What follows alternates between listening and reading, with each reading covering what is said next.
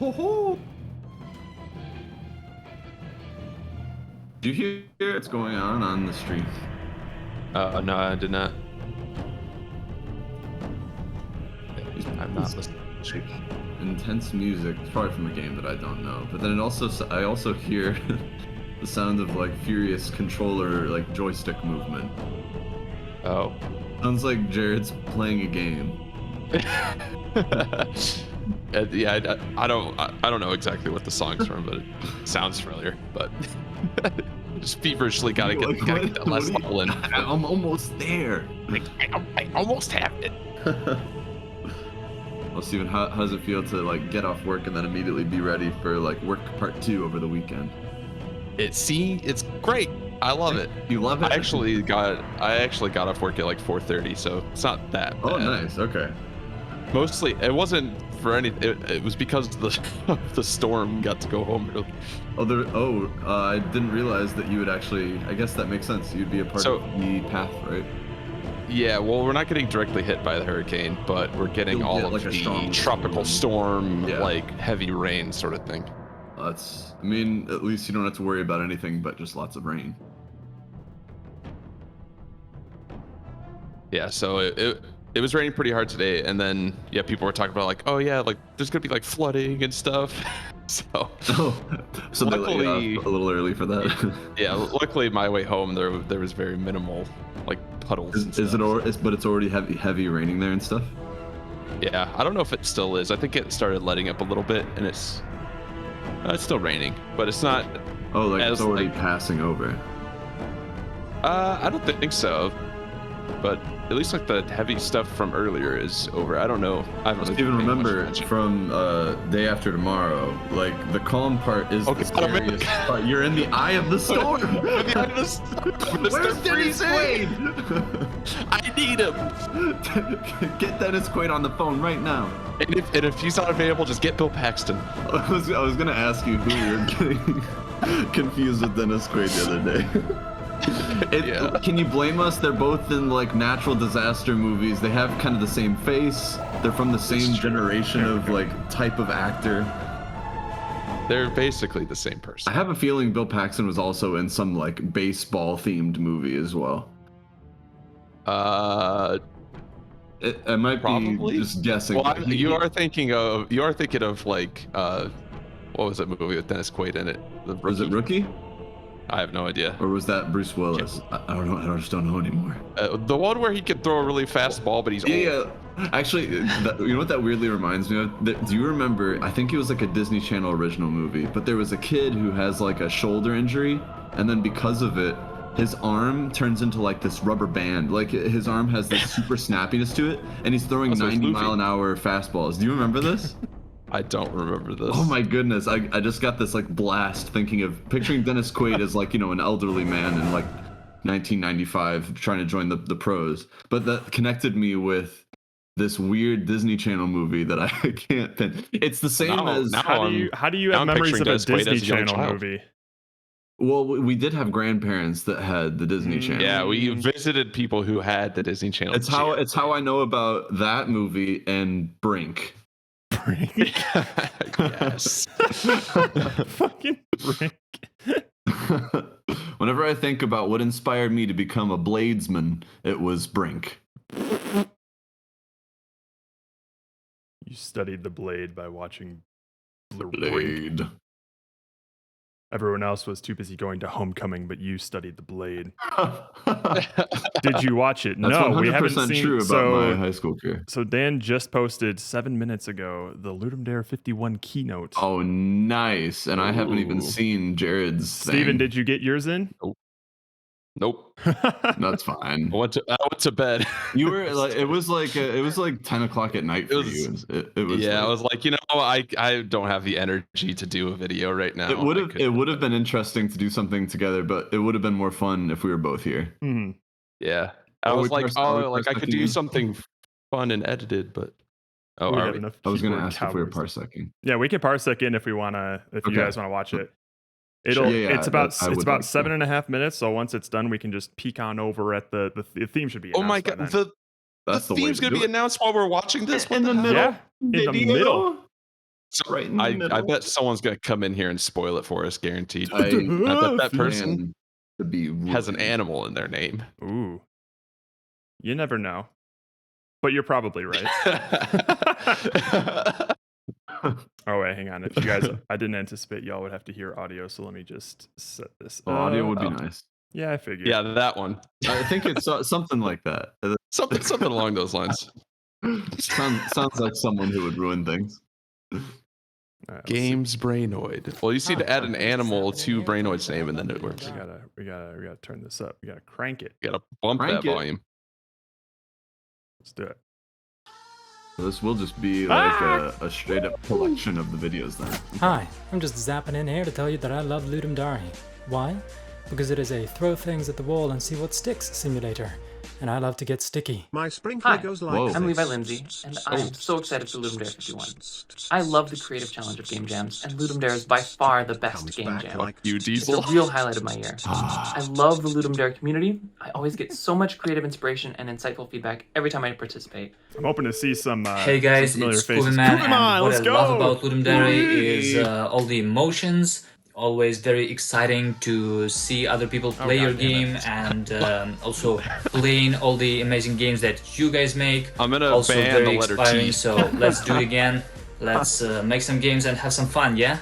Hi, Pomo and Pomo. Oh, who's this Oh, weirdo? one thing I love- Oh, wait, hang on. Oh, just skip gotta- this one. Skip. that allows me to No, It's kind of interesting that I can't hear what Pomo is saying because of Pomo's donation. I wish I could hear. Damn. I wish I could hear what he's saying. we're never gonna know what he's saying now. You know, it dawns on you. Interesting. So like, the idea is like that damn word that he excuse to said. put all that What a bummer. Maybe we'll go back and watch this video later today or something. Maybe, allows it to do something great. But like, probably not, for the though. meantime, unfortunately, it was ruined. Here. Even though I work in the gaming industry, I don't always get to release a game. It's been years since I released a game at Ludum Dare. And everyone's got like these nice cameras. Is he wearing a lav mic? Yeah. What is that blinking on his shirt? Very fun. That does look like a I love There's being that able to boy. start and finish Hey, a Danny game boy. in just one weekend.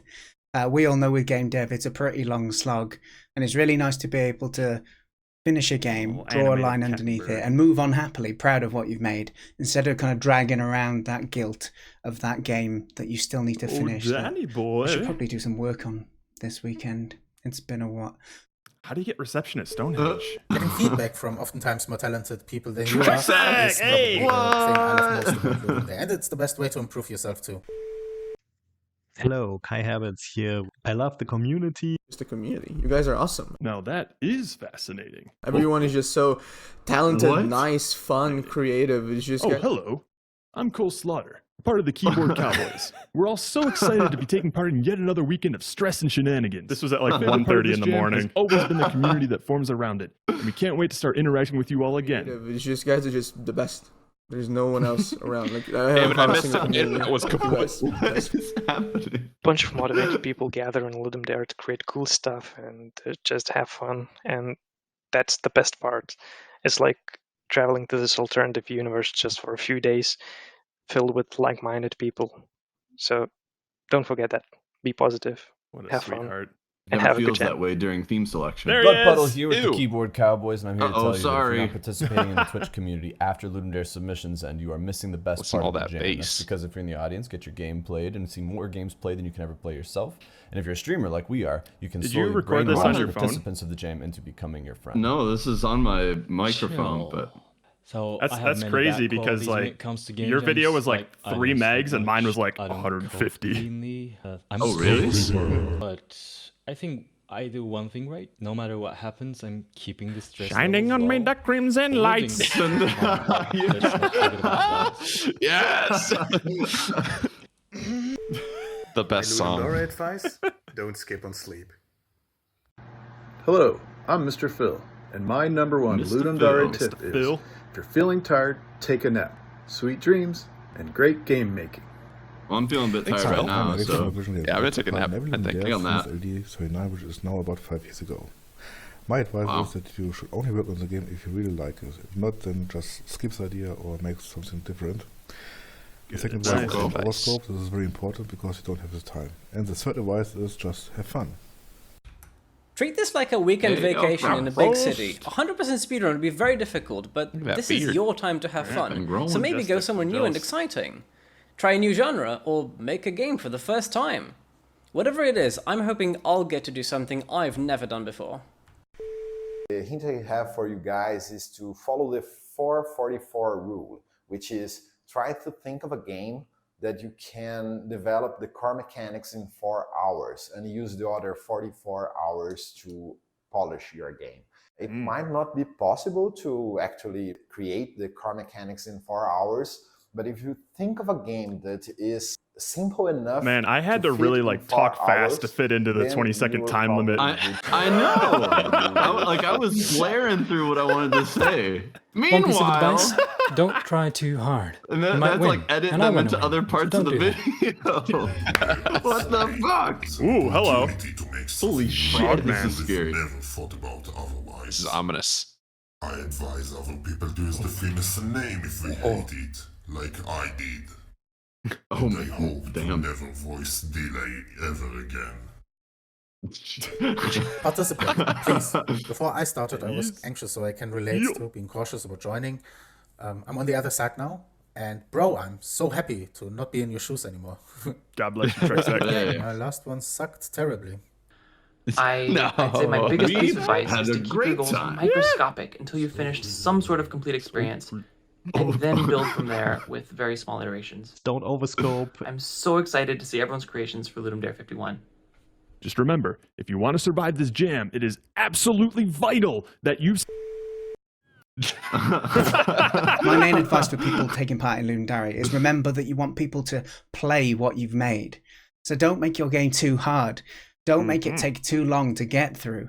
Make sure it's accessible. Make sure it's forgiving. So if someone dies, they don't have to start right from the beginning, and they miss out on the 80% of content that you had after that first Welcome to level. game dev. It's like being surprised when you find somebody in your like CS class that likes anime. One thing I want to achieve this time is It's world it just domination. comes with the territory. Was that 20 seconds? Was that 20? No, it probably wasn't. It wasn't. Uh-oh, text scroll. There we go. I'm not reading this. I refuse to read a damn word. It's up to Dan to read it. Yeah, I want Dan to read it to me. I want the audiobook version of this. Dan's narration voice. Yeah. I did read some of these in the actual post. Oh, Good yeah. advice. Oh yeah. The biggest thing I think is people always try and make Halo in weekends. Something AAA. Yeah. Something AAA, yeah. It's like our territory. That's like our thing. We're going to be the ones making Halo, so step off. You know, that's my only issue with people wanting to make Halo is that we're the only ones capable of doing it. I've already decided on what game I'm going to be making before the theme's even announced. So Yeah, I started working on mine actually a couple of years ago, so I think it's about ready to take off once the theme gets selected. all right. And with that, we probably have a theme. Let's watch it again. Wait, no, Let's it watch looks like there's still a countdown. So the theme is. Oh. what do we got? Every 10 seconds. Are you kidding me? Oh no! I swear people did this as a joke. Oh no! People did this as a joke, right? Like people just memed it into success. Oh, I don't know, man. It is. boy. Per tradition, it is probably my least favorite theme that we could have picked. It was the worst one on there. And Oh it's fuck! not, I forgot to honestly, set up a mirror board. Hang on, I'll get this. Oh, that's started. what I was gonna ask about. Yeah. I set up everything else but that. Oh yeah, everything I forgot that we used a new thing because I sent a link for the draw chat. Oh thing. fuck that thing! I man. saw that. No, we're using that. Miro. I like the old one. I hated the old because one of what could happen. Good God. Because the less than vigilant user of the software could bury A all of mistake our like work. that shouldn't be possible. Listen, you shouldn't. This is all serious time. You're not supposed to be making jokes while we're brainstorming. That was your And first the mistake. price That is of true, the that joke. is true. The The price of the joke is all of our progress. I don't think we really lost Invite the anything team major. We board. ended up being. All right, let's get off my parsec. Invite Bulls. I don't me. need you anymore. I already Please left. invite me. You don't need to. I You will don't need to leave. get rid of me. Oh, you booted Get me. rid of That's myself. okay. You won Booted this you. round. Get that draw chat. You can't link fire me outta because I here. quit. Ah, no severance for me, bitch. We can just drop Give me, the. show me Miro. Show me. I'm pretty sure I already did this. What's going on? Get out of here. Alrighty. I think hopefully I didn't copy the same one. Okay. We in? We in. Yes. We're in. I posted a different one that I think like anyone can like click and view, but not. Oh, okay. I'm just hoping that's not. They don't. Let's be I a hope bit it turns into another form submission. Oh my god. All right, hang on. All right, put something down. Put down the theme to pin us down. Get us started somewhere. Hang on one sec.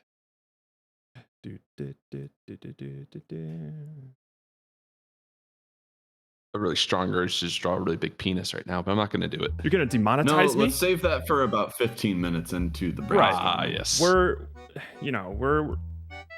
mature people here. I think we're better than that. Yeah. Look at this. 10 seconds. Theme sucks. Good luck, guys. Hang on, let's well, it's great because now I know exactly what kind of game to make. Oh yes, because that's what I really want in a theme. Is I want a theme that tells me exactly what I'm supposed to do. Yeah, that's the fun part, actually. It is. I wouldn't have it any other way. 10 seconds or less. Well, it's not that, because that actually sounds flexible. It's every 10 seconds. No, it's just every 10 seconds. Like it has to be 10 seconds on the dot. It could be relatively 10 seconds. You know, like some sort of time dilation shit. Well, if time is relative, we can make it any time we want. But here's the we just be thing. like, hey, we're near a black hole, and that's fine. The difficult thing about this is that time, as a concept, is the obvious direction.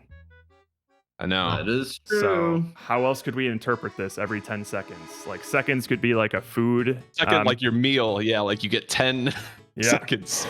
I want to eat 10 times. No, remember, we got to write down all the like stupid what are people going to do with this? Time. I think time and food are going to be the important ones. I am jealous of your guys' fucking tablet text here. I got to type it out like a heathen. I mean, bamboo, Jared. Not like my handwriting is very good anyway, so it doesn't really matter. What is the theme? The theme is every 10 seconds. How about I put that down here? Every 10 seconds. Time loop. I would love to try and do anything that does not involve time, but we'll see where it takes us. You know what?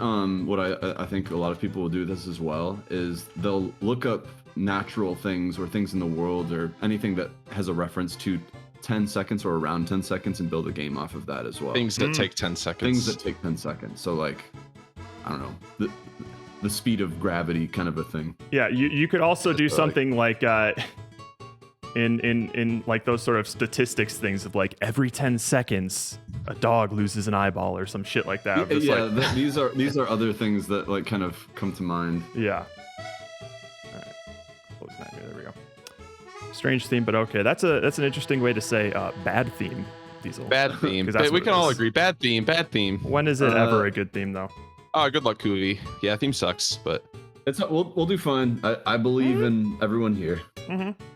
It's not every 10 seconds, if it takes 10 seconds to do. That's true. You can only do an input every 10 seconds, so... Oh, God. Yeah. How do you mess with the pen to make it, like, bigger and stuff? You know, I think there's a pen tool on the left. Click on the pen, and then if you click on the actual, like, little doodad on it, there's, like, a thickness. So click on the pen, and then it'll open a menu. And then there's a dot, like one of the 3 dots at the bottom of that menu. Oh, so you get those 3 choices. Got it. That's the best. You can change once you. That's the best I can write. You can change the thickness and color as much as you want. Look at that. Oh god. Time loop, food stuff. 10-second speed run. It's because I was using my tablet. It was freaking out. It could be like a similar to the speed run thing. It could be something to do with speed, right? Like meters per second kind of thing. Yeah. Let's just do a bunch of speed conversions, and that's it. Oh, let's make a calculator. Yeah. But you can only use the calculator every 10 seconds. I got it. Did you write calculator? Oh yeah, damn it! That's the good stuff. Wait, Jared, did you write like dogs missing eyeballs anywhere? No, but I will. Hang on. That is important. It is important.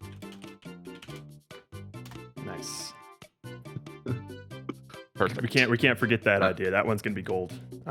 Lest we not forget. Every 10 seconds.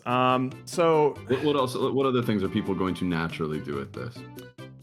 It's definitely going to be like something where there's going to be like a timer or like a bar that depletes every 10 seconds, and once it hits 10 seconds, something happens. 10-second abortions. Ooh, discount. Discount. Wait, it's just a 10-second clinic. You get in, get out. 10 seconds or less. It's like fast food. How tasty can they be in such short amount of time, though? Very tasty. Yeah, they're not quite ripe enough yet, you know? You know, like a mango, how you knock it against a wall just to see? 10-second Taco Bell. Yeah, you only have like 10 seconds to do certain things. Where we could get like most divergent with this is just very loosely basing the theme off of like every 10 seconds this statistic thing happens, and then make a game around that statistic thing happening. That's true. Yeah. So definitely the statistic has. Like, that seems like even looser than we normally do it. That's just like how, dude. This of all the themes I think that we've had before, this is probably the most restrictive we've had. This is 100% the most restrictive because I guess if you want to stick with the theme, it's the most restrictive. So I guess we're just, as usual, we're just gonna figure out where the theme sort of takes us. Every 10 seconds, the game swaps between hard and easy. What's up, Jackal Gamer? So yeah, I think the reason this one is a little more challenging is because it's just telling you what the mechanic is, like right out the gate. And usually that's the thing we like to find naturally through the theme, not like have the theme tell us what the mechanic is. Yeah. Discombobulate every 10 seconds. God damn it, Pomo. All of that is disabled for this weekend. Whoops. What are you writing there? I can't even read that. Fine, I'll write it better. Thank you. I couldn't read it. I couldn't read a damn thing. I found a 20-minute YouTube video called the now you're messing with me. Called the 10-second interval timer with beep every 10 seconds. I can only see everything. Oh, what did I just press? What is this line thing that I did? What did you do? I was just trying to make it bigger. Well, you did a lot more than that. All right. Well, Steven, you gotta stop. You're breaking it. Okay, leave the arrows. They're important. I'm upset with the spelling on this, but you know, it is what it is. You're just gonna have to leave that. I'm adding D. There it is, the D. There's the D.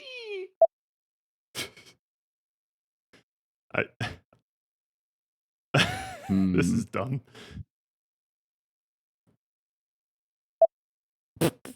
I'm watching a 20-minute YouTube video that beeps every 10 seconds, and that's all it is. Why are you doing this? You're just looking up. You just looked up 10 seconds. I just typed in every 10 seconds to maybe see if okay. If I could find some statistics. It's not a bad idea. I'm also curious, like, what sorts of like scientific principles like are close to being. Oh, you also have something like this of just like people are asking questions like how much data is processed every 10 seconds. There you go. And like big number data statistics. How to execute something every 10 seconds in Java. No, child abuse statistics. Here we go. Oh, that's good. Here we go. Now we're learning. Theme activated. Anyone that opens up this stream right now. It says a report of child abuse is made every 10 seconds in the United States. That's something. We could do something with that. As long as at the end of the game people know that we think that child abuse is bad. Can we also say at the beginning, I wouldn't want to mislead them anywhere in the middle of the game. Well, here's one. Worldhunger.org. Does a child die of hunger every 10 seconds? No. It says every 15 seconds a child dies of hunger. So we can't use that. 15's not as bad. We can't use that. I'm not as worried by that statistic. The 10 seconds got me like flaming, but 15, we can wait on fixing that. Yeah, that's like a whole 30% decrease. So. You know, the fact that we have both foodstuff and child hunger on our list now is troubling. 1 birth every 8 seconds, 1 death every 12 seconds. Oh, split the difference. Split that diff. Split that I'm commish. just gonna write, just to cover all of this, I'm just gonna write children. Okay. Is that it? Yeah. All right. I just want to make sure that you weren't done, that you were done with your thought there. I think I got it out of my system. Papa Burb. What up, Papa? How you doing, Big Papa? Abuse bad. Good. Thank you. It is bad. That's yeah. Question mark? You're making it confusing again. Oh wait. We can do like arrows and stuff, yeah. So I'll just hang on. Yeah, I learned that the hard way. There we go. Bad 10-second abortions? Is there a good 10-second abortion? Well, if child abuse is bad, then we gotta get off this. We gotta get off this one.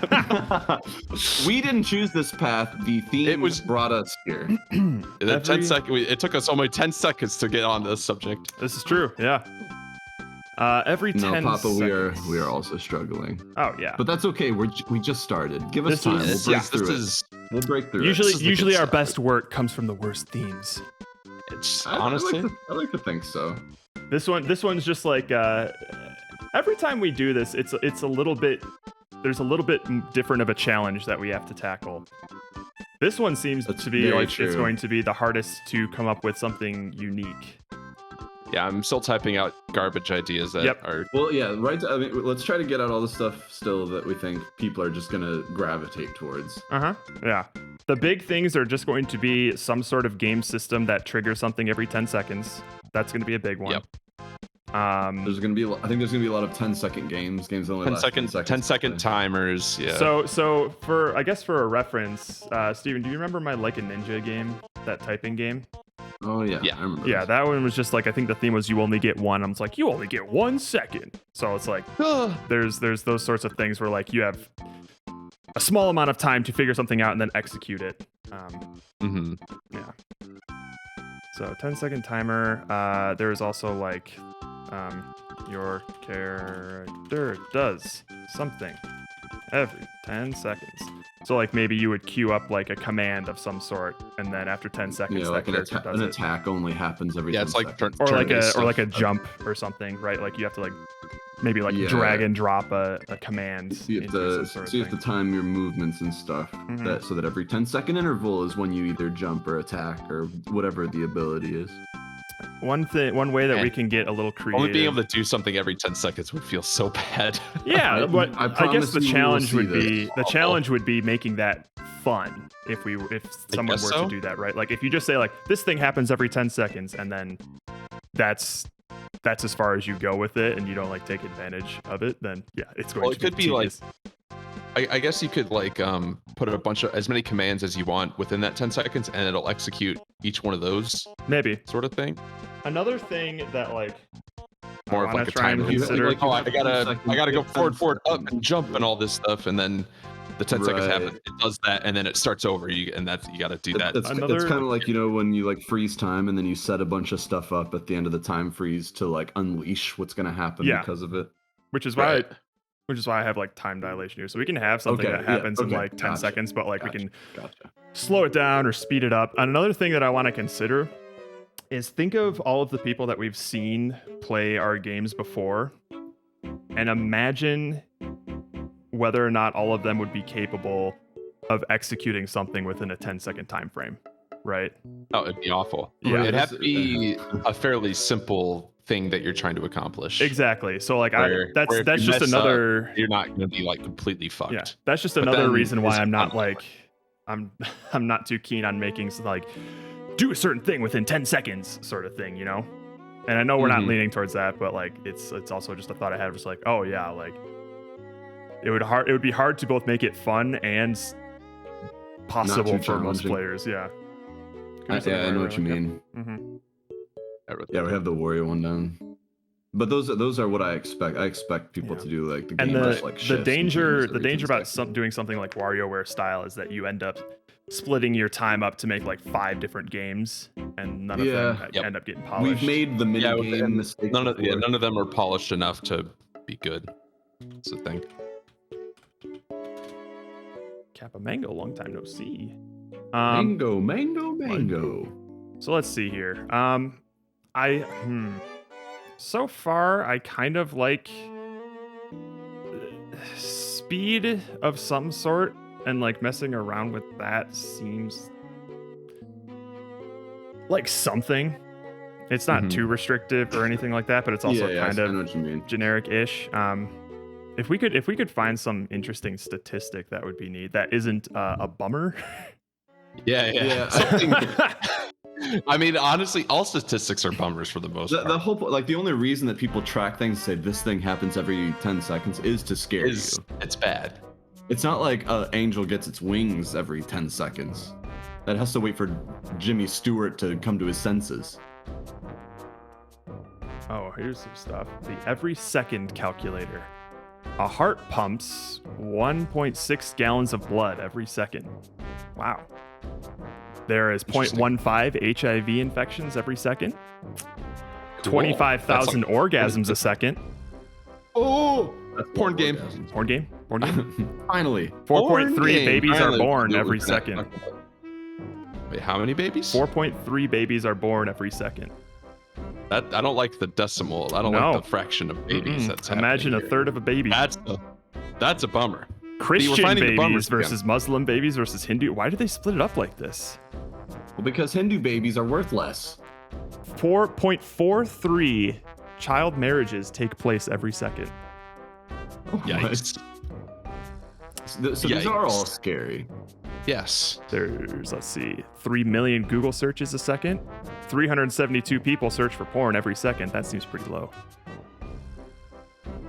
So all I'm hearing is porn. Porn? Are we finally making a porn game? Guys, I've been saying this for like years.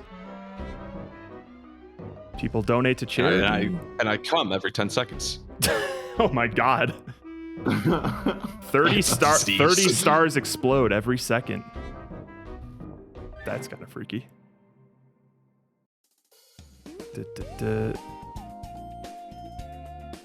Oh, that's sad. Every second there's 3.17 sharks killed by men. And every second there's 0.000000386 men killed by sharks. So we're winning. Oh my god. Listen, we still don't even know where the whale sharks make their babies, so we haven't won the war yet. I don't trust them. Until we can wipe them out at the source, they're still winning, in my opinion. Oh, Gun Nose, Net Safe for Work edition. Oh, hell yeah. Do it. What was going to be NSFW about it? You just going to make him naked? Gun dick. I'd imagine the nose comes into play in some regards. Is it going to be that hardcore? Okay. Very hard. So another thing... It is hard. I found like an article about different, like how far certain animals or things get within 10 seconds. Oh yeah. Like different types of things and what they can do in 10 seconds. That 10 seconds or less.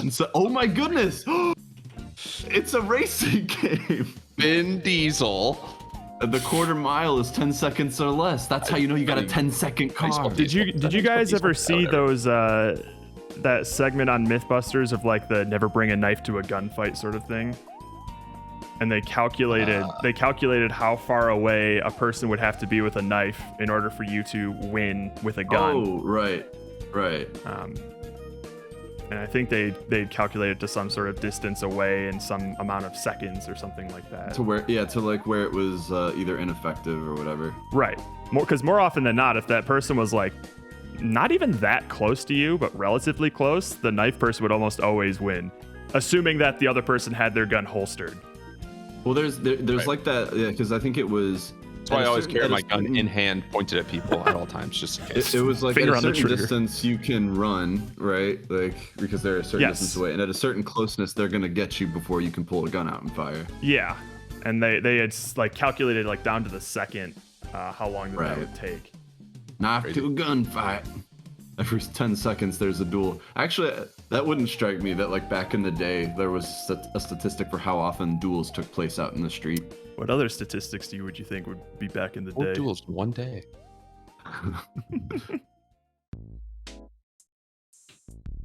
Syphilis deaths every how about this 10 article? seconds. 9 things moms can do in 10 seconds or less. Ooh. To feel good. I don't know where Moms. this is going, by the way. Well, let's just keep going. To feel well, I don't like these things are always. Oh, here we go. Wash your face. This is really bad. Put on tinted moisturizer. It's a really mommy website. Damn it. Damn. 10 seconds to improve your life. Improving your health takes 10 seconds at a time. What the hell? Getting to yes in 10 seconds or less. How to create a first impression that wins them over. Is this like a super seducer tactic? Speed dating. Take a look at stream and see who's what? Vanna Novak. Hello. I say yes. How can you help me get to yes, Vanna? Game on. And game on. For those 10 seconds or less, I'm free. I'm free. What can I do to improve my health in 10 seconds? Oh man, none of this stuff is interesting. How to fall asleep in 10 seconds? I'm just gonna. The game auto saves every 10 seconds. Then we just make whatever the hell we want. I typed in 10 seconds or less, and this popped up, so I'm just gonna post it here. Yeah. Waiter. I'm just gonna put it right here over all of our crucial. Oh my god! Jeez. I like that Jared even is a little shell shocked from the first time he did this. So I know he's doing it. He's going like off to the side just in case. Yes. He's not just like, oh yeah, look at this, it's permanent. I actually did like that idea, Steven, of like something that auto saves every 10 seconds to the point where you could maybe fuck yourself over by overwriting something. Oh yeah, that's true. Get this out of here. Did you write that down? No, let's do that. What the fuck, Richard? Why can't I grab this photo? Why can't I? Uh-oh. Did you lock it, Steven? Get the fuck Oh, Steven. Scared the shit out of me. You actually had Jared shaking for a second. I did. You crafty bastard. Ooh. What's going on? I thought I tried some hero. Wait a minute. I thought this would be funny. Oh, you don't understand. You don't get it. It was a joke. I didn't mean it. I didn't mean to. What is are you finishing this? Oh, sorry. I thought you were trying to draw something. So I moved it to get out of the way. Oh, he's driving the car. I see. 10 seconds. Every 10 seconds. Every 10 seconds, somebody thinks of a bad theme. Ooh. It's Ludum Dare Simulator. Is he driving a fucking like big wheel? It's like a little go-kart. We need his other hand on the wheel too. All right. Now can you draw Paul Walker? Hands.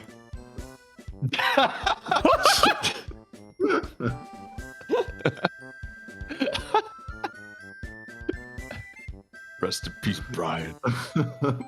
Still owe me that 10-second card.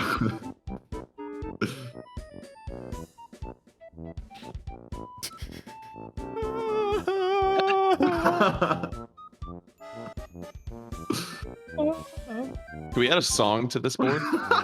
Can Miro have audio? I have no idea. Maybe that's in Miro Pro. Who knows? We gotta pay for it. We gotta pay for that. But you can have audio? I honestly don't know. All right.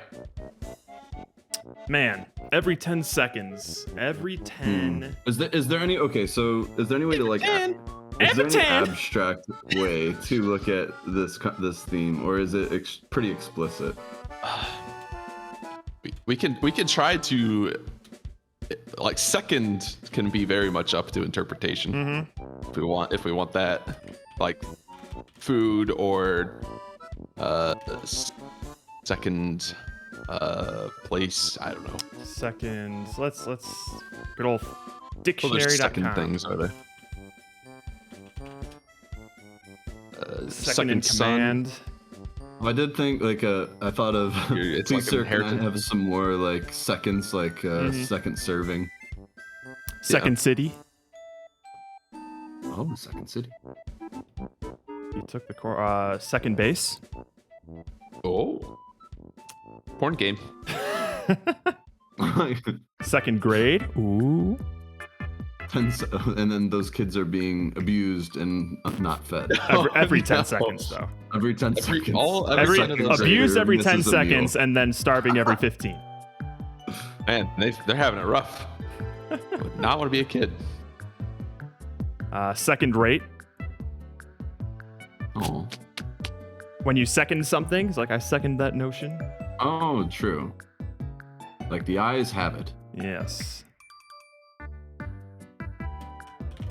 Every 10 like affirmative votes, you get to do something. You gotta get 10 seconds to the motion. You need 10 people on your side. Yeah. 60th of a minute of time. Wow.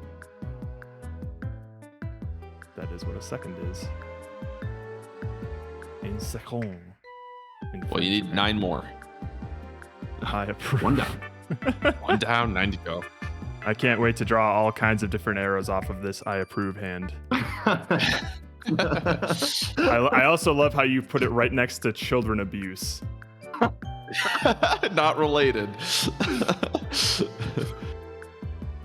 just a happy accident. How is it happy? Every 10 seconds. Like, oh, it's the hamburger helper character. Like, it's just the problem is that there's no like specific word that you could branch off of, you know?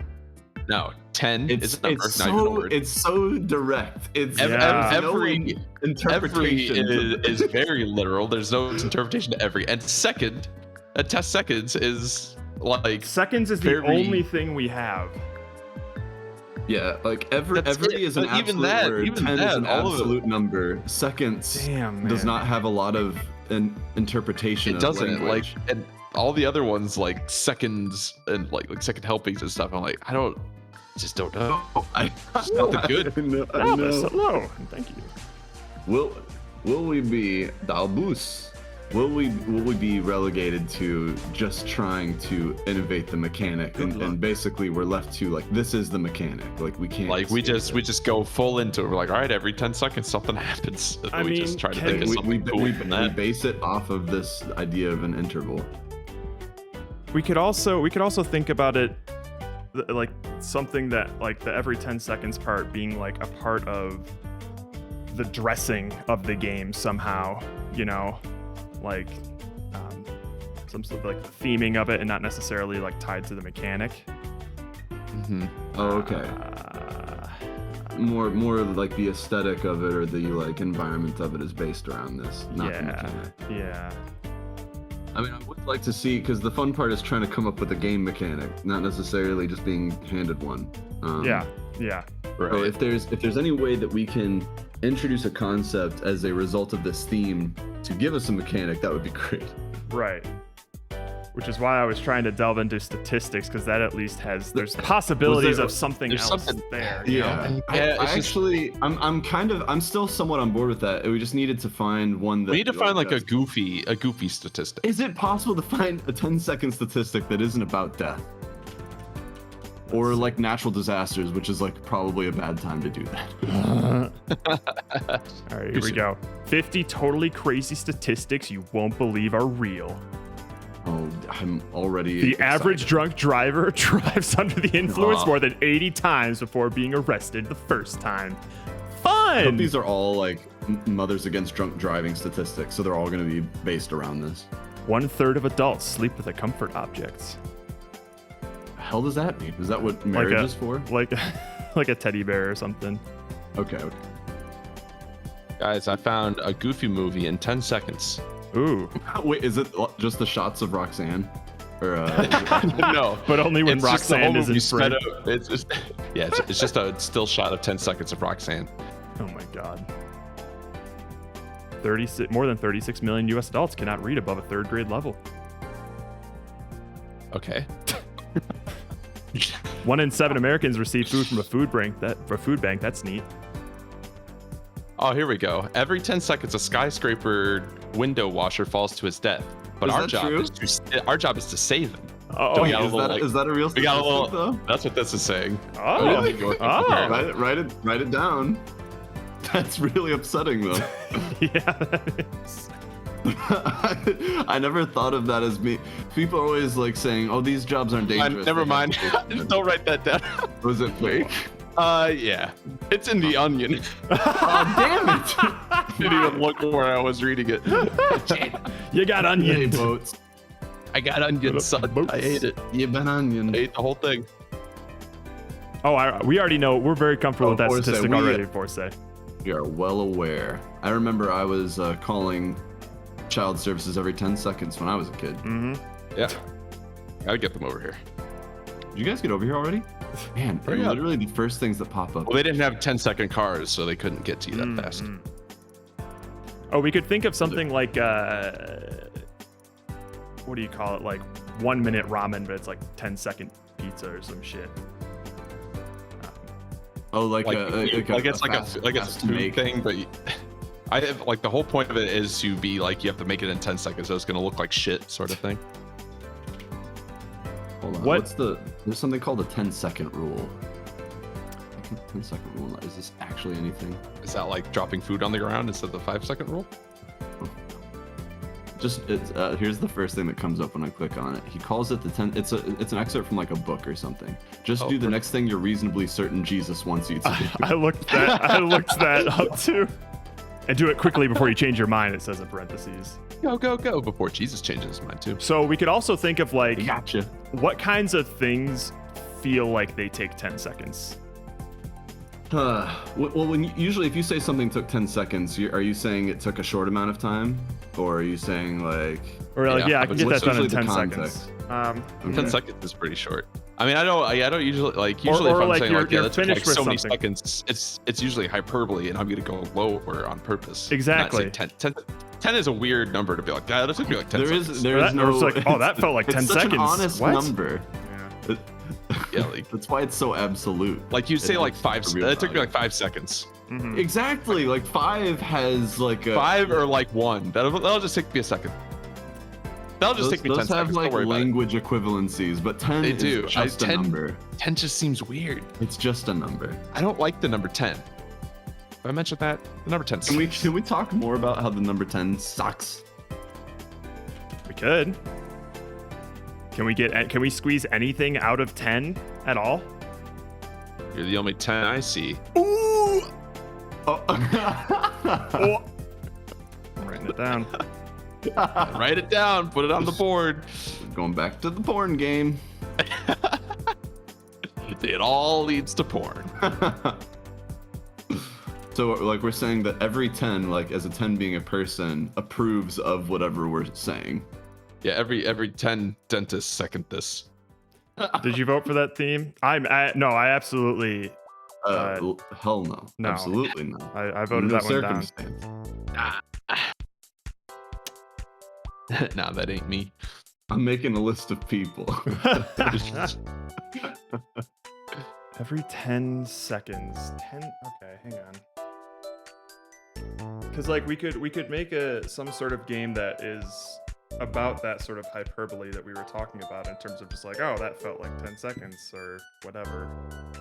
Or it'll just be 10 seconds and then your mom goes in to get something out of the house as you're trying to leave, and then 5 minutes later you have to go in and get her. Even though she'll just be 10 seconds. The timer is only counting up to 10 seconds, but it's slowed down so much that it takes 5 minutes. You're just sitting there. It counts up logarithmically. So like the closer you get to 10, the longer it takes between seconds. You never actually reach 10 seconds. Asymptotically. Oh, god damn it. 10-second car. This is another food thing, but like the 10-second rule, like you have 10 seconds to pick it up off the ground. Yeah. Yeah.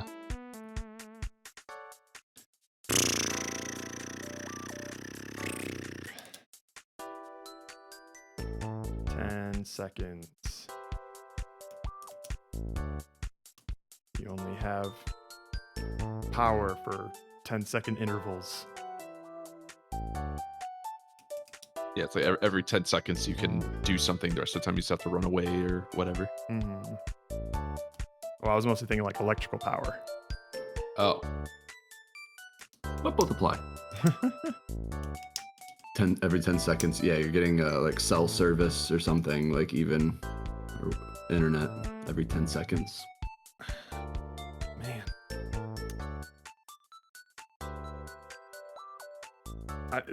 I'm desperately trying to avoid making a game where every 10 seconds something happens. I know, because that is like... That is a game that everyone's gonna make. And I don't like that all the games, the only thing that makes them different is just some, like, the aesthetic of it. Yeah. Boats already has an idea. Does he? He's fine. He always has an idea. He's one of those idea people. Every 10 seconds. Fuck.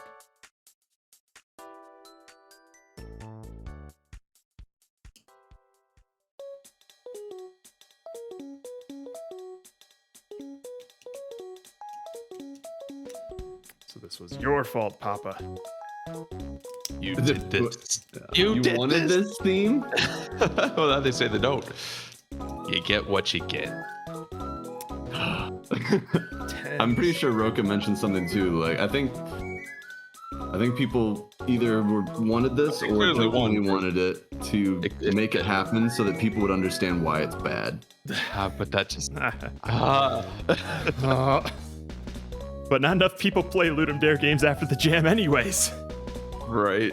But the game has a 10-second countdown time before the rounds begin, and the game is hide-and-seek based. Yeah, so we could make it like not an interval thing, but then it's not happening every 10 seconds, Dalvis. Right. I mean, we could just be like, fuck it. Fuck the every. I don't like the. I know we can always do the like. You don't. If it was just honestly, if it was just 10 seconds, that would immediately like. Yeah. There is a lot of things you can do, but the every part I think is it's too specific. Damn it. Because it implies interval. It does, yeah. And 10, like we said, is a very absolute number. 10, the number 10 sucks.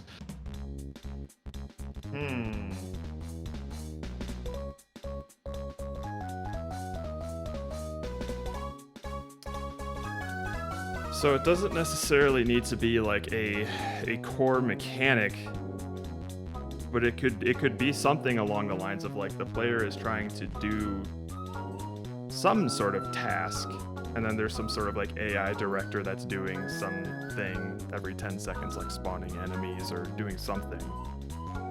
Yeah. Yeah, it could just be like a background thing. Like it's not, you can only do stuff every time. I think it's just something like in the level or whatever happens. Yeah. An event happens. Something is available or changing somewhere every 10 seconds, but it still always falls back to the idea of there's an interval of 10 seconds involved. Yeah. So you can't see or lose it.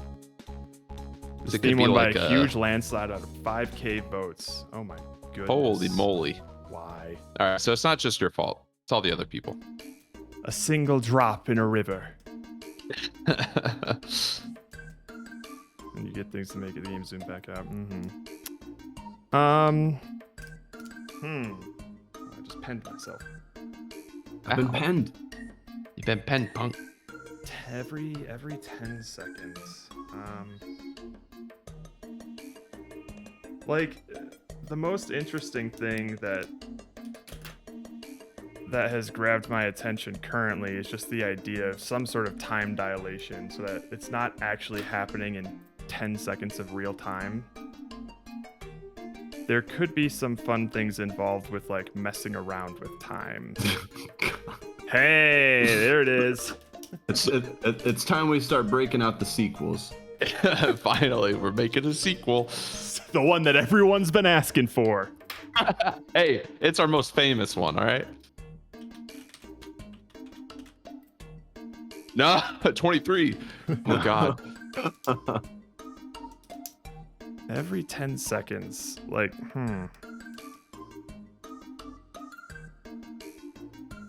One massage every 10 seconds. So another thing that we could do is like, you could have something where,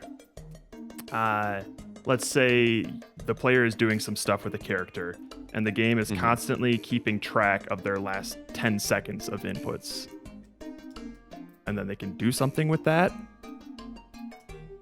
So like not necessarily like a rewind thing, but maybe even something along the lines of like you can have like a clone. Yeah, you can have like a clone do something that constantly replays the same 10-second interval, and you could do something with that. Or like you have a clone that's like 10 seconds behind you or something like that. So every 10 seconds it does what you did 10 seconds ago. It's trying to like get you and your clone through without hitting something. I don't know. Because like Braid did something similar, where when you would rewind, there was a level where you would rewind yourself, and then when you stop back, it would just replay. There would be like a shadow clone that replays what you had just done up to the point where you rewound, and that thing could like interact with the environment and stuff like that. Gotcha. So that's something that it's at least not like thing happens every 10 seconds, but takes advantage of the interval and incorporates the number 10. This theme is brought to you by the number 10. Fuck you, 10. I hate you. If it was every 5 seconds, then it would be a good theme.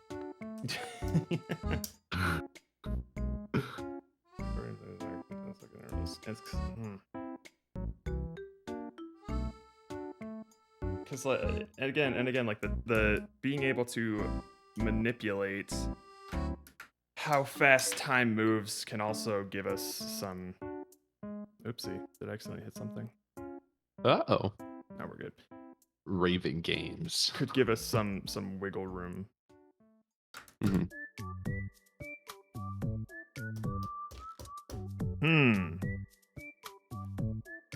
Every 10 seconds. God damn it, man. Hate the theme. Don't we always? Don't we always? This one feels like a unique kind of hatred, though. I feel like even if we hate the other themes, we're like coming up with stuff. This one is just hitting a wall like so early. Damn. Every 10 seconds. Yeah, Need an angle here. We do. Need an angle.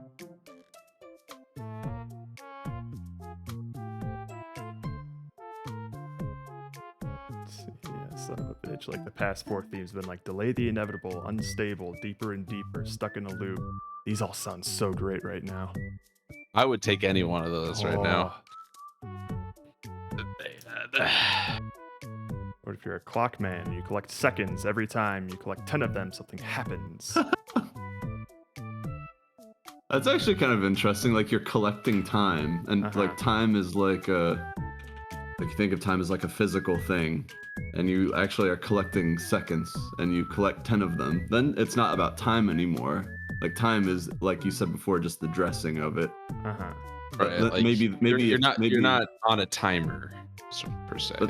But that's kind of interesting. And like you think of like Pac-Man collecting like those little pills, and those are all seconds. And if you get 10 of them, like I don't know, something happens. But it's not dependent on time. It's dependent on when you collect the thing. Right. Justin Timberlake. I thought you were gonna write Justin Timberlake. Just in time.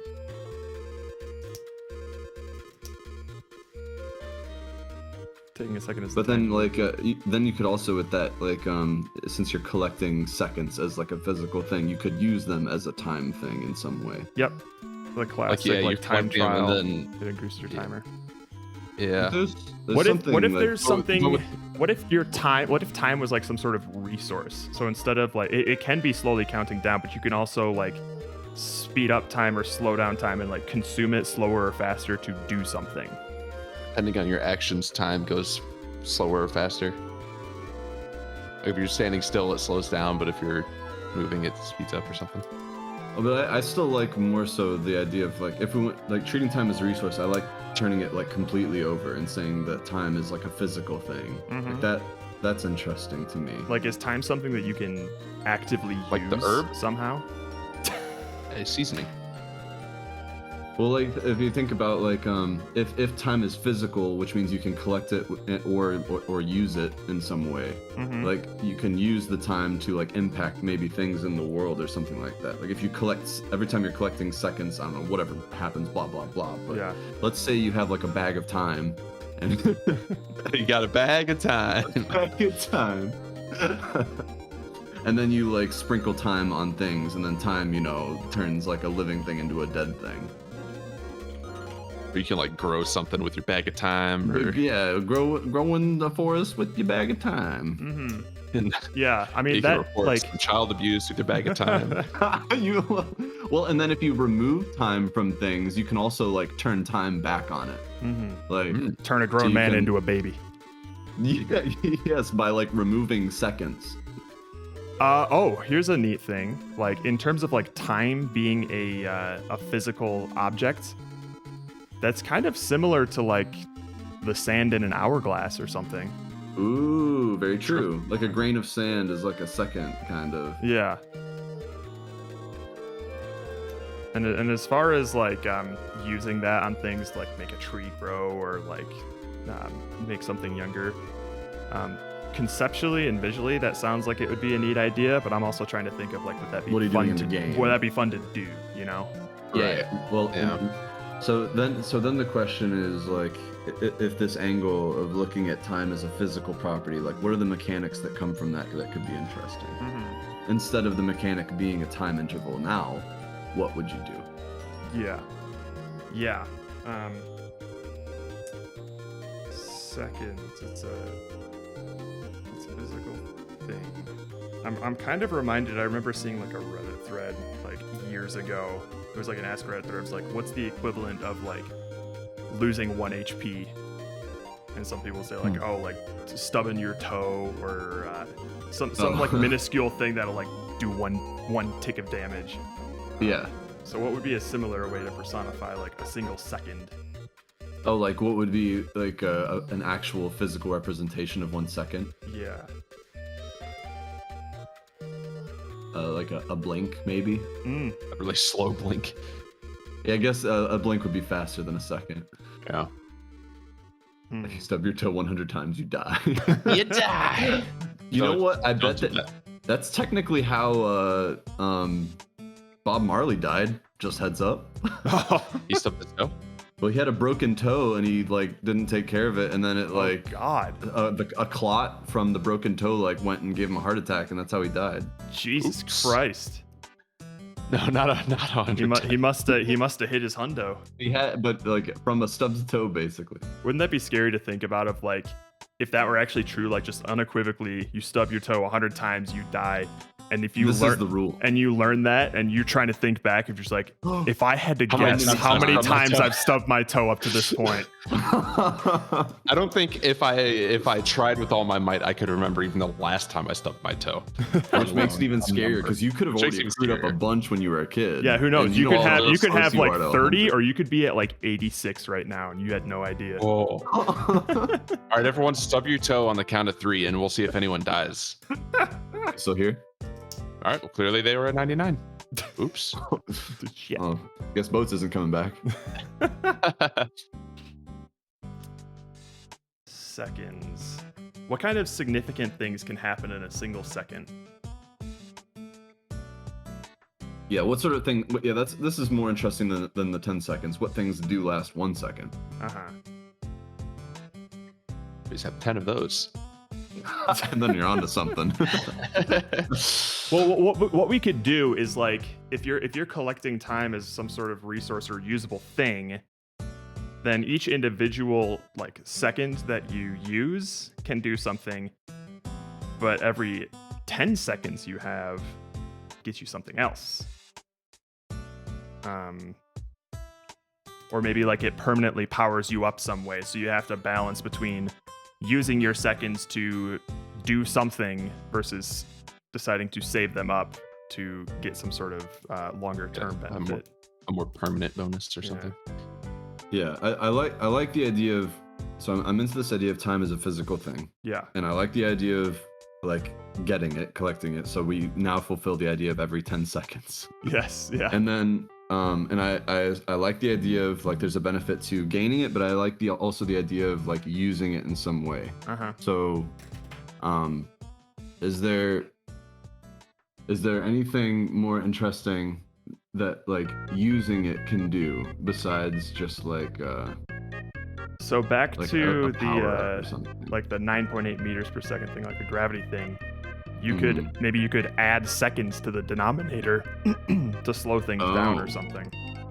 That's kind of interesting. Like you change the properties of it. See, I like that idea of like things change as you like use time on them. Like you said though, like, you know, how can we make it so that it's not just like an aesthetic appeal? Right. But I like the idea that things behave differently because of the time. Because you're putting more seconds into them. Or we're taking it away. So oh, here's some things that last 1 second, just like a cursory look. And 1 second light can cover 3 billion meters or whatever. But in 1 second, sound can travel 330 meters. In 1 second, you can change your... Okay, I'm not reading that one. 1 second, Earth... Well, it's like in 1 second you can change your mind to be successful. Shut up. Oh my God. Oh, it's a motivational website. And in 1 second, Earth travels 18.5 miles. In 1 second, 20,000 cans of Coca-Cola are sold. In 1 second, 4,000 stars are born and 1,000 others blow up. Nice. In 1 second, 9 iPhones are bought. So there's definitely gonna be a lot of space things, I feel like, with seconds. Stars blowing up is exciting. Yeah, that's an intriguing visual. Stars and space stuff. Yeah.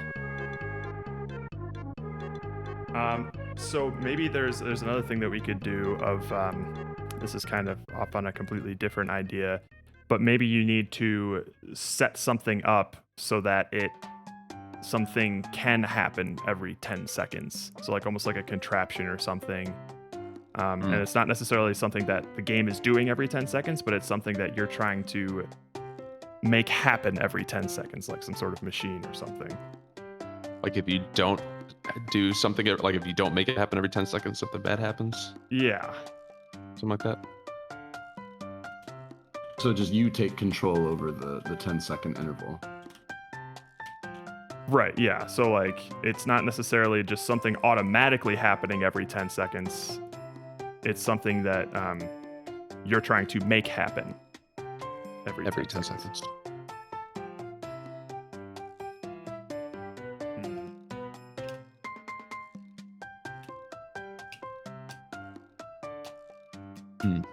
That just kind of feels like a timer thing. It does. Yeah, it does. I was kind of feeling like that direction of what you said with the like affecting speed or whatever, because you're adding or removing seconds. Yeah. Because like in a really simple way, like you're just like changing the speed of things in the world by changing the amount of time it takes to go that distance. Right. So instead of 9.8 meters per second, it's 9.8 meters every 2 seconds. Yeah. So it actually makes it faster. Slow down, or you collect seconds from it. But also, to make it if you add a second to the denominator of acceleration, which is meters per second squared, it has a bigger impact. Oh. Yeah, like that sort of thing is kind of interesting to me. Like I'm not sure exactly where we take it, but it feels like it's on a path that feels a little bit more ingenious than the 10-second interval. Yeah, I just like something. I just like something that if we're gonna do something with time, I'd like to be able to fuck with it rather than just being a slave to it. Yeah, so being like, all right, I have to do this every 10 seconds, or every 10 seconds my body changes or whatever. I like us idea. manipulating time is what will be interesting. So we need to find some mechanic that does that instead every of 10 seconds you have to make a window cleaner fall to their death. Oh. You have to make them die. The statistic has to be true. Yeah, you're the reaper that's responsible for that statistics. Like somebody's gonna notice my hard work someday. We just know we work at the building that comes up with all of these statistics, and one of your you work in a cubicle, and your job was the window washers, and it's you have to make sure a 10-second statistic happens. It's your job. Yeah, so we're off just murdering. I never watched this movie, but do you guys remember? I feel like the movie is called like the Adjustment Bureau. Yeah. Matt Damon. So you're like some sort of shadowy figure behind the scenes trying to make sure that this 10-second statistic stays 10 seconds. And you're graded by like how far it deviates from that 10 seconds. So it's like, damn it, now it's happening every like 11.1 seconds or like 10.7 seconds. Fuck. Mm-hmm. That doesn't sound as catchy or punchy. It's got to be every 10. 10. And 5 sounds too good because it needs to be as mediocre sounding as 10 seconds. Everyone knows that 5 is a cool number. Mm-hmm. 5 seconds, like that's badass. 10 seconds though, lame. How fast is 3 shakes of a grasshopper's leg? At least 8. Okay, so we can't use that.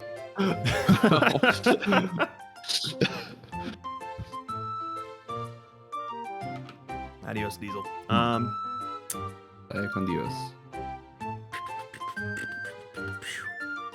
10 seconds. Grain of sand is a second.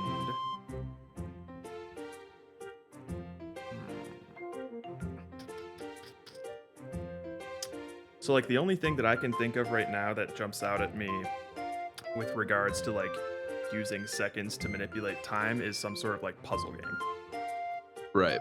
So you're like stealing seconds to like slow something down. So in the giving them seconds. If we were to go that route, the fun of the game would be in the process of figuring something out rather than the actual action that the player is doing. Right.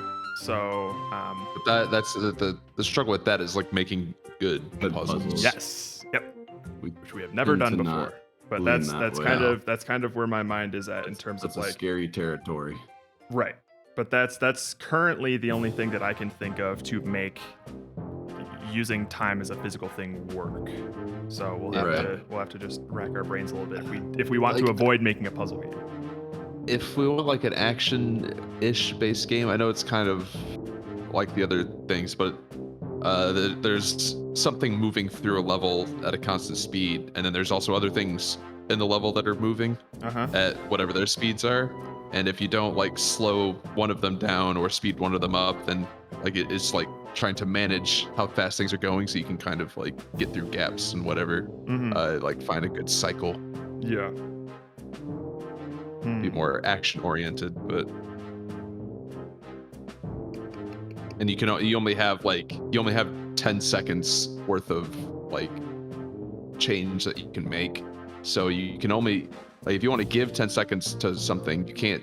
They have to come from somewhere else. Like that, you have to conserve those 10 seconds throughout whatever you're giving and taking away. Well, you can almost picture like a really rudimentary. I'm not saying this should be the game or whatever, but like you can almost picture like a really rudimentary like platform, and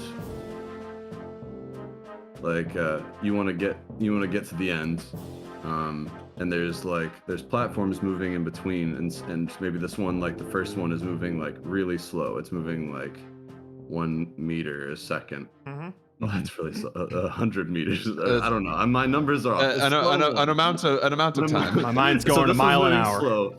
And then there's the second one is moving like crazy, like super fast. Yeah. So like you want to be able to use both of them, but to be able to use both of them, like you need to collect to be able to use the second one, you need to be able to slow it down. So you need to collect time from the first platform, which speeds it up. So it's making it harder to use that platform as you take time from it. But as you get time from it, then you give it to this guy, which slows it down, so that you can get to it and then like complete the level. So it's a little puzzly, I guess. Yeah, with like trying to. Yeah.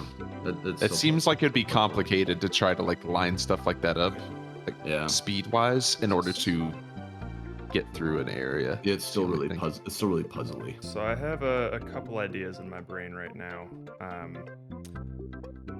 The first one is like there's this predetermined sequence of events that happens, and the player is only able to explore like discrete 10-second intervals of that sequence. And when they go to one interval, they can't use the things that they had in the previous interval. So like there's some sort of like, I don't know, maybe this apple that was here 10 seconds ago isn't anymore for some reason, and you needed that apple to be there to do something else. Another idea that I just had is basically just a rip-off of a Braid mechanic, but time moves when you do. So one of the neat things that Braid did was like, maybe you have like 10 seconds to complete a level, but moving right moves time forward, and moving back not rewinds time, but essentially gives you time back. Okay. So you have to try to manage to get to whatever goal there is within quote-unquote 10 seconds, but you're manipulating how long that 10 seconds actually takes with your movements.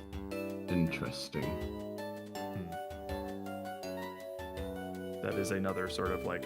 So the only thing that I'm not as keen about that is it would have to be more than just manipulating a timer in the top left corner or something. Like other things should happen when time rewinds, because otherwise you're just playing a puzzle platformer with no unique mechanics to it. Exactly. Yeah.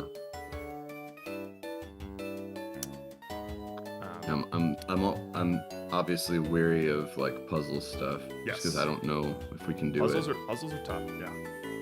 And I don't want to underestimate what it would take to make that good. Oh yeah, feel free to come in here anytime, Pomo, and just scream your woes out. Bad guys. What about what if we just take like the every 10 seconds as like a time lapse sort of thing, where we just take screenshots every 10 seconds of whatever gameplay we want to do. Oh, and then at the end play you get like a little like flipbook animation of like what you did. The end of it. Well, that could be interesting though. Oh, dude, it's kind of like that scene in Chef, the 1 second videos. Yeah, that every 10 second video. 10 seconds. Write that down. Write it down, Chef. Write it down, Chef, please. 1 second video. From Chef. Gotta give it credit. Credit where credit's due.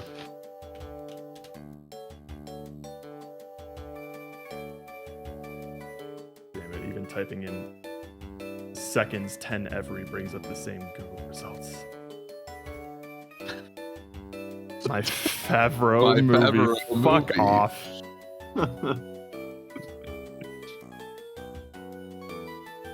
What? Alright, I have to see this. What are you looking at? New Shrek every 0.5 seconds for 10 seconds. What the fuck have I made? What? Oh my. I did something really stupid the other day where I watched like a Beatty Shrek thing where it was like the entire Shrek movie, but every step he takes, the movie speeds up 5% or whatever. Oh yeah, those and classic I things. sat and I watched the whole damn thing. The whole thing. I've done similarly. Well, that's the thing that you watch at night when you're like, okay, I'm definitely going to bed after this. Yes. Yep. This is gonna put me to sleep. Because you know that you've reached the bottom. You gotta watch the one where it's Lord of the Rings, but every time Sam takes a step, he says, "It's the farthest he's ever. It's the farthest I've ever been from home." It's and 9 it takes hours long. Hours long. Oh my god. It's so crazy. That takes so much effort. To literally edit that whole movie and add that in. Yeah. Too good. We use that. How do we use that? This is the longest second. of my life. So I've ever been from home.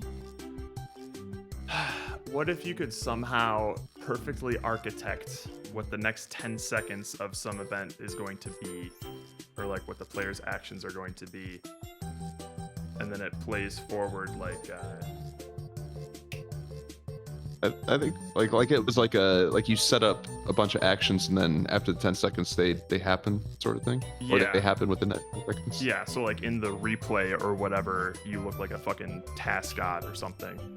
Yeah, it could be like you have like 10 seconds of resources. It's like paused, and each action costs however long, whatever the animation or whatever it costs. So like something like a jump costs like 2 seconds or something. Yeah. And you have to use all of that, and you have to in under 10 seconds you got to get from point A to B, or you got to complete a task or something. Mm-hmm.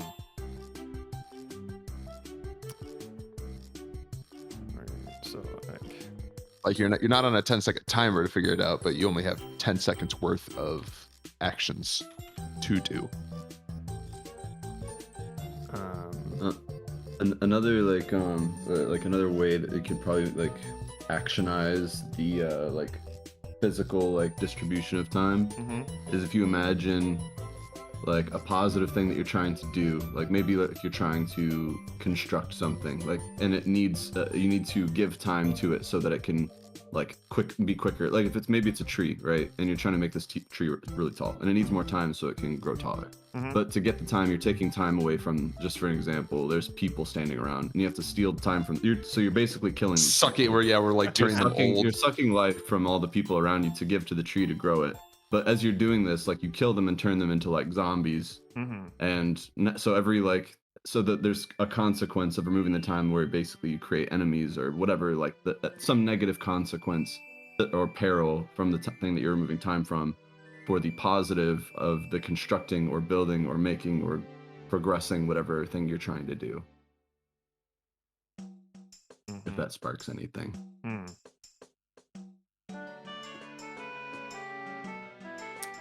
Oh, you know what else we could do? Robin Hood of time.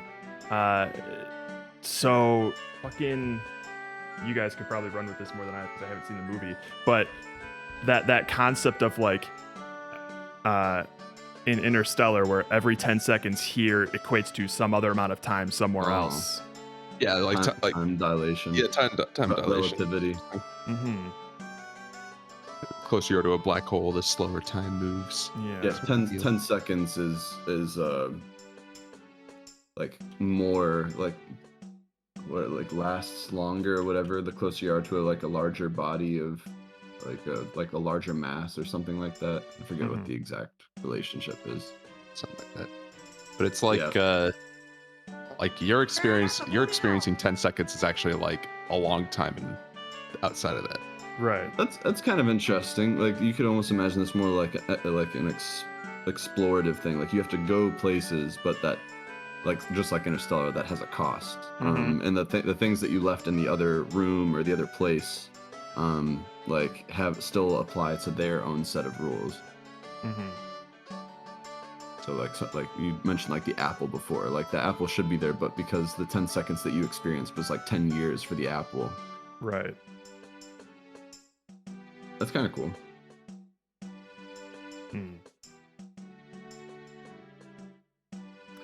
It reminds me of like, I think it was like a Stephen King short story. I think it was called The Jaunt, if you had heard of that. I don't know this one. I've heard the name. I don't know what it's about though. It was basically a story about like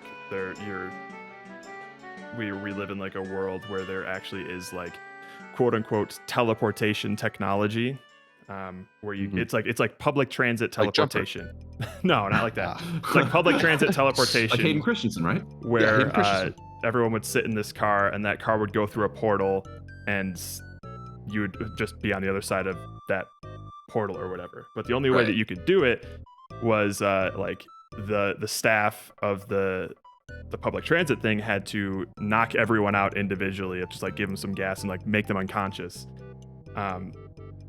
Because like the twist is like one of the kids gets curious, like, oh, why do I need to like get knocked out or whatever? So he like pretends to knock out with the gas and he stays awake. And it turns out that like when you go through that portal, there's like a massive time dilation where it takes like tens of thousands of years to get to the other side. But if you're unconscious, you don't experience that. And then you wake up and you're already on the other side, and that kid was fucked up when his parents woke up, and he was just like, you know, obviously like raving mad. 10,000. Anything where you're trapped somewhere and like you can't die is a horrifying concept. Fuck. I don't think it's a movie. I mean, it's just a short story. I think it's I a guess short it could story. be, but the story started with this guy like testing on rats or something, and he was putting them through this portal, and every time he did, like they would just be like fucking crazy by the end of it. But like if he, knocked one, if one was unconscious and he put it through, it was totally fine, and like that was how it sort of like foreshadowed or developed it and stuff like that. But interesting. That's the scary thing about like time dilation taken to the extreme. Yeah. Well, it just reminds me of like the Black Mirror episode for those of you who don't want to read and just want to watch that Christmas one. The Christmas one. Oh, yeah. That one gave me bad feelings. That one was my favorite, I think. Okay, so I'm into this idea of time dilation. I think that's neat. Yeah. But is there any way? Because I still am kind of into the idea of time as being like a physical thing as well. Yeah. Is there any? This starts to be like a harvest thing. But is there a way to like use them almost together, like going in between like two rooms with different times, and like you can like if it's like a mass thing, like if it's two planets even, like as you remove mass from the planet, like you're basically collecting time, and you can take it back to the other planet and change the time there.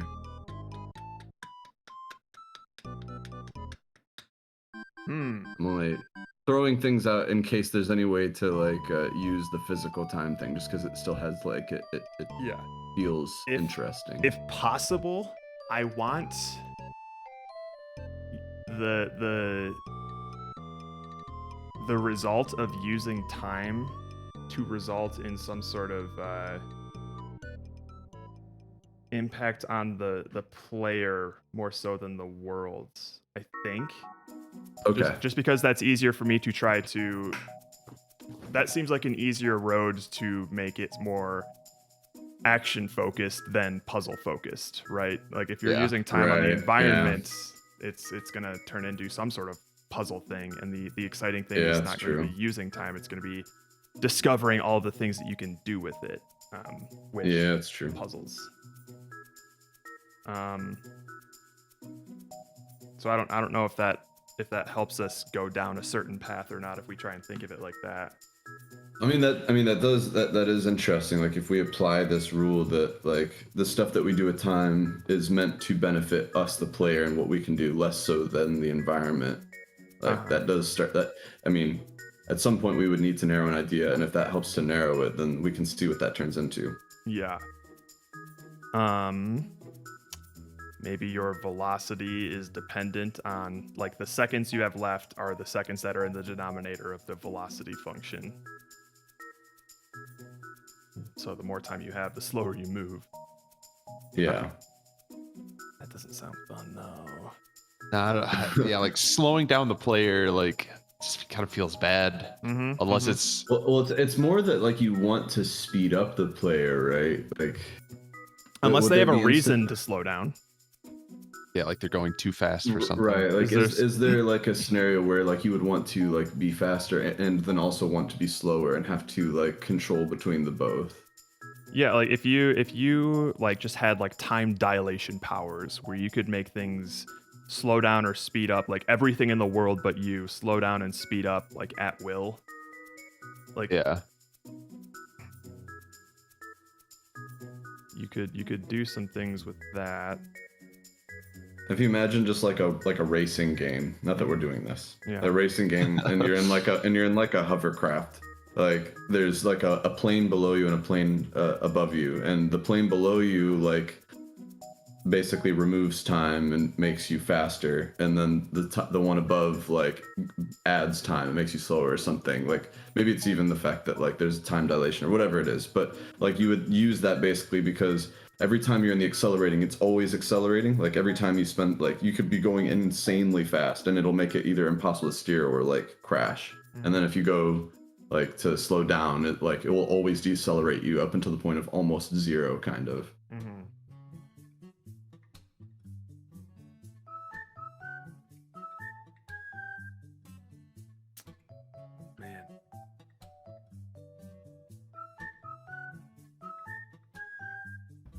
I gotta say, like, the more I think about it, the less I'm feeling like inspired by just like the concept of a time-centric game. Same. Yeah.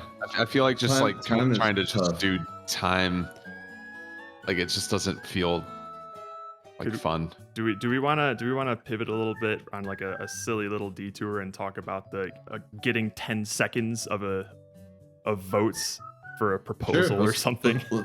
Let's jam through it. Like just something that is like distinctly divorced from the concept of time, I think would be a good way to dislodge my brain a little bit. Well, I've been watching House of Cards, so when I think about votes, I second. I think about the president. I think about Mr. President. Like you're trying to. I mean, yeah. Like, is it something to do with like physical votes? Like, is it in like a chamber, or is it like with a bunch of people and you're trying to convince them? Is it like a jury that you're trying to get eyes from? Or maybe like people are seconding all of these notions, and every 10th second gets killed. Or something, I don't know. So like everyone's trying to raise their hands as quickly as possible. Yeah, like you have to raise your hand. If you don't raise your hand in 10 seconds, you die. If you're the 10th person to raise your hand, you also die. It's like those riddles, like the prisoner's dilemma type of a thing. Yeah. I'll kill you all, or just the 10th person. Yeah, like it could just be like a game of chicken thing where we got a big like multiplayer where it's just a multiplayer. It's a Kuvimon style game where you just see who all can. It just quickly becomes a game of like everyone tries to hit the space bar as fast as they can, and whoever has the highest latency loses. Yeah. I mean, we could also pivot to the concept of food as well. Seconds, some every more. 10-second meal. About second breakfast. Second breakfast. What about 10-second breakfast? What about 10 seconds? So it's just us getting fat. Like every day we eat 10 seconds for every meal, and it's just seeing how large we can get. It's like a what was that game? I'm blanking on the name, but the one Katamari. Oh yeah, Katamari like Damacy. rolling around. Yeah, but you're just like you're like a guy. And you're just walking around. You're just getting fat until you start eating the world. Just Katamari. Yeah. It's funny. Like then the opposite of Katamari is that like donut county or whatever. Oh yeah, where you yeah. just inhale things. Yeah. Into a void.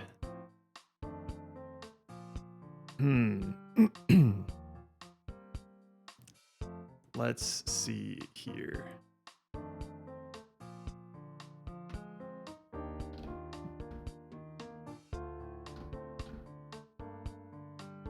God, I really need to find some way to just get the concept of time out of my head. It's a hard thing to do when the theme is. It's 90% of the theme is time. Yeah. So it's just infecting ironically, all of my thoughts. If the theme was just the word time, it would have more interpretation to it than it really would. There's no time. No Goodbye. Let's just sell out. Just make the exact game that everyone else is gonna make. Dude, I cannot. I would not be able to dedicate a weekend to do that, man. No. It would be the most joyless game we've ever made, and people would be able to tell, no doubt. We can't do it. Let me think here.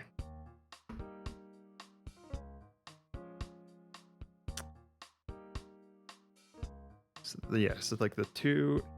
Let me just write this down so I can look at it and it'll yell at me every time I start going down this path. Perfect. Don't list. No. X happens every 10 seconds. Look at that text box. God damn it. Beautiful. Come on, Miro. Help me out.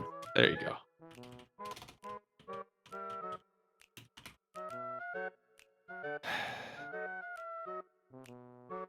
Time trial. Probably another one that we don't want to do. Basically, anything where time is the mechanic. Where like The it's just like, only- oh, you got 10 seconds to do this. The only exception that I can think of is some that thing that I mentioned earlier, just like something is capturing the last 10 seconds of gameplay, and you could somehow utilize that. Yeah. But mostly, like when I think of like X happens every 10 seconds, that's just that does not spark joy for me. I'm not getting anything. And the stuff that I imagine is pretty generic, and then it just comes down to like how well polished that game is, and I just don't see us having fun doing that. And then my issue with manipulate time is that either implies like some sort of puzzle game. Like the only things that you could do with that are like impact a world that we build, or make something like faster or slower. Yeah. And it's just not a lot. Unless I can think of something else to do with that. So yeah, that's kind of like where all of my ideas are filtering right now, and I want to try to avoid that. So let me Get away from those for a second, at least. All right, let's find a new angle. Do we want to play around with this idea of like the voting or anything anymore? Voting or food, I'm fine with either to bounce off of. Yeah. I feel like the food is sounds more action oriented. I feel like the voting is like how are we getting these hands raised sort of thing. I guess we could talk about that. You physically have to go over and raise. You have to go hands. and just put their hand up. You're running around like the jury and raising their hands. So the whole point of the game is you gotta or each level or whatever the hell it is, you gotta collect 10 seconds every time, and you need to force people to second something. Or are you still there, Steven? Yes. Okay, cool. He's just like flinging him up. He's like, you second it, and you second it. Yo. You're holding their hands up for them. Yeah.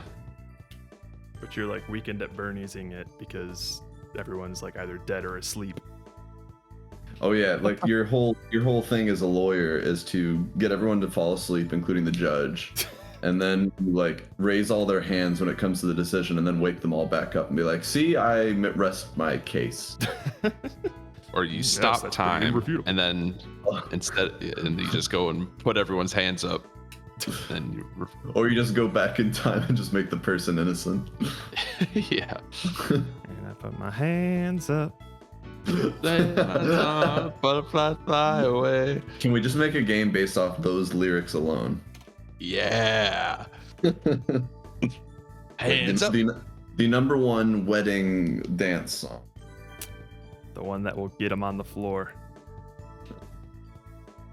Sorry, I take that back. It's not a Cupid Shuffle or one of the other one would be. If you ain't getting drunk, get the fuck out the club. That's the #1 wedding dance song.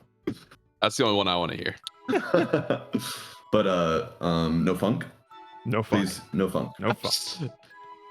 Not a fan of funk. I do not want Pharrell Williams anywhere near this dance floor. All right. I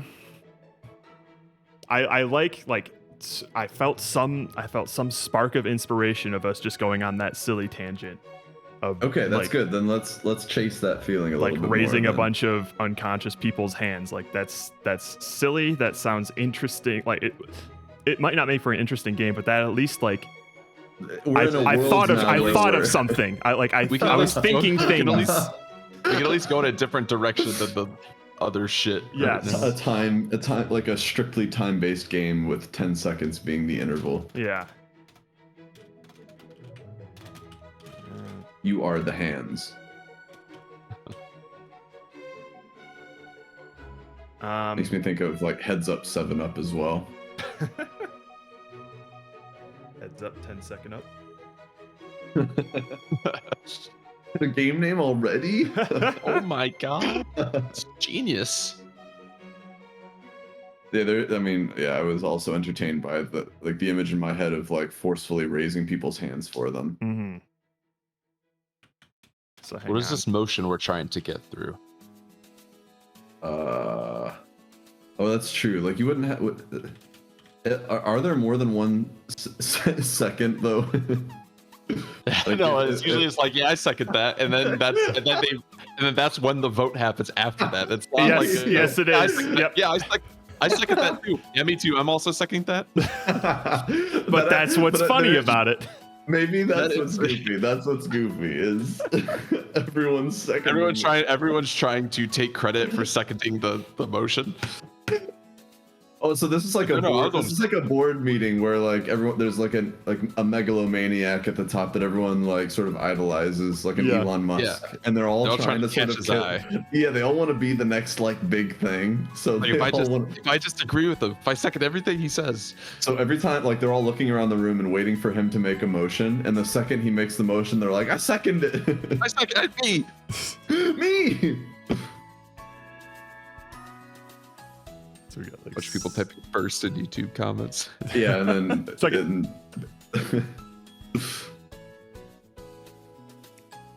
we do it like that, like we could do something to where we're trying to be the first one to like second something, and we have 9 other people who are also trying to do that sort of thing.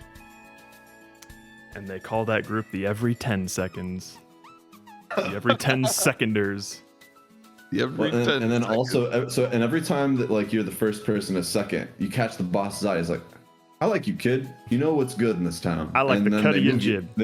They move you up, and then in the next level, it's harder because everyone's really good at being the first to second things. You just gotta second it first, not second. We want to think second. Actually, no.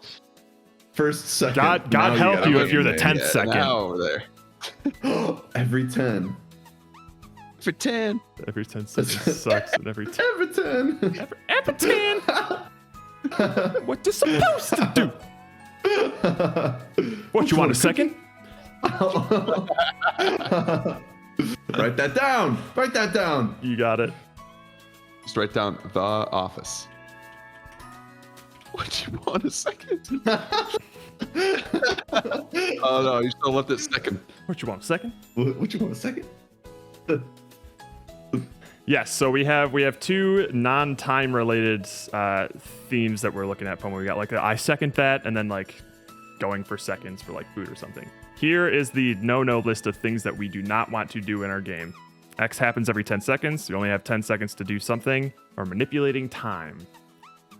Yeah, I don't like they're too on the nose, and they're not getting me. They're not getting my. I'm not excited thinking. No, I've never been more flaccid looking at those ideas. And trust me, I'm never flaccid. Then don't do it, Pomo. Think of something else. You don't have to start working like right now. Yeah. It's only been an hour and a half. Like, it's okay. Take a page from our book and just spend all of the first night brainstorming for the most part. What we do. I mean, if you like your idea, we're not saying that they're going to be bad ideas. We just can't think of anything that we like. Yeah. And if we're going to work on something for a weekend, we want to be excited about it. So if you came up with something that's like cool and you want to do it, more power to you. We just can't think of anything right now. Yeah.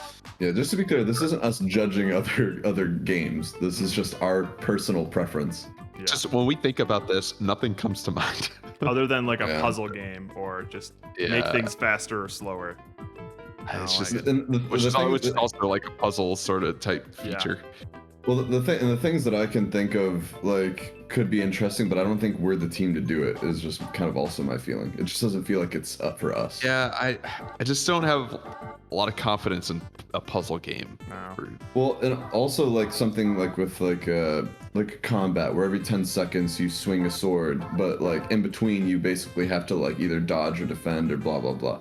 Like, yeah, I can see a lot of things that you can do. Like I'm not gonna lie, you can do a lot of things with every 10 seconds, but everything is every 10 seconds, and that to me just isn't that interesting. I second that. I was gonna second that first, but you beat me to it. Beat me to it.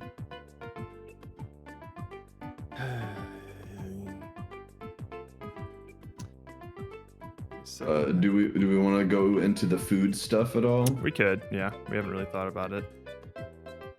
Let me just jot this one down because I don't think we wrote it down. The hand raising and seconding is still funny to me. Like there's still something interesting to it. Yeah. There. Like the next level with that would be thinking of like mechanics then, of like gamey mechanics that could go along with that. But if we want to entertain the food a little bit and just see if they could come up with anything. Yeah, I'll allow see what we got here. Going for seconds. So you can... Hang on. So let me actually change this. So when it comes to seconds of food, you can either go for seconds or ask for seconds. So there's something there. Never ask, you just do. Just take. Take and ask take. for forgiveness, not for permission. Exactly.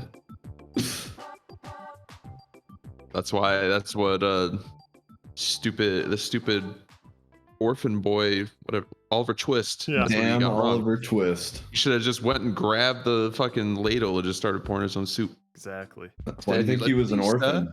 I have some seconds. Like, no. Fuck you. Damn it. Take it, Oliver. Just like your parents.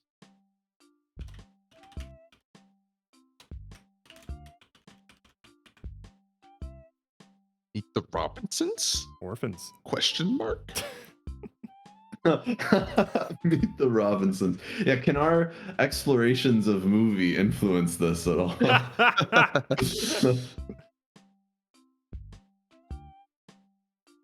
Many good soundtracks synchronized with gameplay. We'll see. We'll see.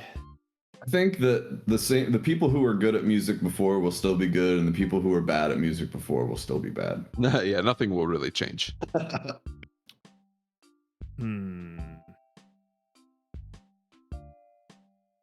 What can Meet the Robinsons teach us about seconds?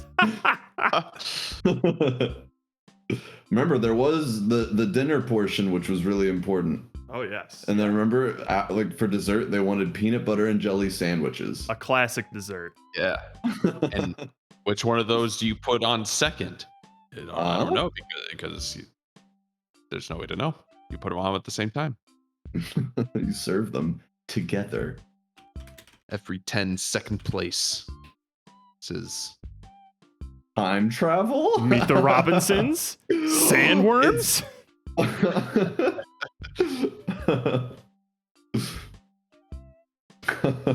getting rid of this. This is triggering me. Time travel. But you were the one who didn't even have a problem with time travel in Meet the Robinsons. Yeah. I do if it's part of a game. Seconds of food. Do you have to like sneak seconds? Yeah, like are you just gluttonous, or was it not enough? And are you eating at home? Is it a buffet? Is it a nice restaurant? Maybe you're at like a French restaurant and you give like little tiny portions. So you're sneaking to other people's tables to steal their food so you can actually get full. This sounds like a Mr. Bean sketch. Well, there you go. We just draw inspiration from Mr. Bean. We're off to the races. Sneaking seconds. What if you're like a homeless guy and like you've been given food, but you're like, I want seconds. You want to steal more food from a soup kitchen? Well, you just go. Someone gives you food on the street, and then you follow them home and ask for seconds. Oh my god! So it's a stealth game. Hey, that was really good. That was really good. I would love another plate. You just show up with a cleaned plate. You're like, I would love some more. Yeah, and they're just like, where the fuck did you get that plate? I gave you a leftovers box. Give you a plate. I gave you a foam to-go box. You come with like the finest china this person has ever seen. And every time a hobo can eat seconds 10 times, they get a house. It's like some fucking like Squid Game thing of like all these hobos trying to fight for a prize. It's a game show that abuses homeless men. We send all these homeless men out, and you gotta get someone to give you seconds 10 times. Hang on. I already got a name. I already got a name. Hobo Royale. Don't you dare say Hobo Royale. All right, the name's taken. Legally, we're not allowed to call it that. if we do this and we don't have robots or sandworms, then we failed. You know what? We're in on the hobo thing. I feel like at this point. Oh God. I feel connected with the hobos now. One with the hobo. I am more hobo than man now. Let me just real quick Google some hobo statistics. Something about the game show made me laugh too. That like these guys are just either knowing or unknowing participants in a game show. I would love to be an unknowing participant in a game show. Like Candid Camera. Yeah, yeah. Like hobos having to, they're following people to their homes. Yeah. Like it seems really scary. I'm playing the game in my mind, and I'm playing it, of course, in like a really detailed AAA 3D quality. Oh yeah, yeah. And I'm following people in the dark to their homes where their families are to ask for more food. It's gonna be Last of Us levels of stealth. Mm-hmm. And Last of Us levels of combat. Just breaking bricks also over that. people's heads. My goodness. If you're hobos, you have to fight for seconds. So like you're actually trying to compete to get that second serving. In a sort It's of a battle hobo royale. fighting simulator. Oh, hobo royale, where if you kill 10 people, you get seconds. And every 10 seconds you get out. That's what we did. It's every 10 you get seconds. Yeah, every 10, seconds. Yeah, though, hang on. That's actually a good idea of just like injecting words into this theme of every 10 seconds. Yeah. So like, yeah, every 10 blank, you get seconds. Every 10 hobos, you get seconds. Oh God, we're getting raided. Who is this? Honest Dan! No, oh Daniel. no, what have you Honest done? Dan. You've Are you caught raiding us because you're done already? You've caught us in Clearly, our they're most done. unhinged brainstorming sessions. We started Done off with their brainstorming, I guess. We started off with a bunch of time-related things. Here's Vin Diesel. I forgot what that said. Let me just move away from that. Oh yeah, no. You can show us whole. Here's the things that we don't want to do with the game. These are at least things that like they don't. We spent a lot of time on them and nothing was really inspiring to us. So anything that has to do with X happening every 10 seconds, something to do with manipulating time, and you only have 10 seconds to do X. We couldn't come up with any good ideas for these, and they've turned into like black holes where we've just been sinking a bunch of time into them without getting really inspired by them. So now we have, we're trying to pivot our thoughts here. So we have stuff like, oh, I second that, in terms of like, that's something to do with seconds, and seconds of food. Really reaching here. So right now you have, we have an idea of a hobo following someone home for seconds. Yeah. You know, like, if I was a homeless person and someone gave me food and I was still hungry, I would want seconds, so I gotta. But then every 10 seconds that you get, you earn a house. That's so fucking dumb. It's so dumb. You earn a house. A hobo gets his keys. Every 10 seconds, a hobo gets his keys. God damn it. So the houses exist, we just don't have access to them. Oh, that's the thing. The buildings are already there. They're vacant, but we are not allowed to live there until we get our seconds. But 10 seconds. Every 10 hobos, we gotta follow 10 people home and get them to seconds of their meal. Every 10 home invasions, you get your own house. That's like it's like that rule. Like if you spend 7 years on a plot of land, it's yours. But this time, you're the hobo taking it by force. Are you playing Billy the Orphan from your wrestling game career? We could sneak Billiam Hiddington into this. Billiam Hiddington, Hobo Royale champion. Hobo. Why is William Hiddington fighting the homeless? Walking around the streets just beating up people who don't have houses. He really did come up from nothing. He's jealous because all of those homeless people have dads. Yeah. He was never upset Billy about not having a Armstrong. home. A father was what he truly wanted. Home is where the father is. But not for Billiam. How many seconds do I have to eat before I get a new dad? Keep eating, Billiam. I wish I had a dad that served me seconds. Oh, this is why we're making it so sad. God damn it. Yeah. No. Okay, so Hobo Royale. So Hobo Royale. That's what we're now, doing. Are the hobos fighting each other for the seconds? Or is it the stealthy I'm following you home activity? Well, you're following them home, but other homeless people are also. Oh my god! So it's like a side scroller beat 'em up. This is actually I mean, the visuals in my head are horrifying. Yes. There's a bunch of homeless people following this poor person, and you can't get too close to them, but you also have to take out all the homeless people without getting too close or making too You much have noise. to be the one to get there. It's like, well, it's kind of, you could do the same thing with raccoons, but we want to dehumanize the people. You know what? I would almost be better with going something on the raccoon side of things. We could just raccoons are the homeless of the animal kingdom. They are, yeah. All animals are homeless. And we can either make them look adorable or Birds fucking have horrific. houses. Well, if I was gonna draw this idea right now, it would be raccoons that look like homeless people. Like, so they have like the torn up beanie and shit. Oh yeah, they would be rocking the hobo look. Nice. And they probably have a lot of human features as well. They'd be very anthropomorphized. A bunch of raccoons just huddled over like a trash can on fire or something. Yeah, they would live a very human-esque hobo life, but they would just have some sort of like ears and stuff that make them kind of look like raccoons. Oh. No, they're just hobos wearing like furry raccoon items. Yeah, it's just a homeless man with like a raccoon. That's actually what I started thinking about when I said raccoon. You're stealing seconds from a family that feeds you.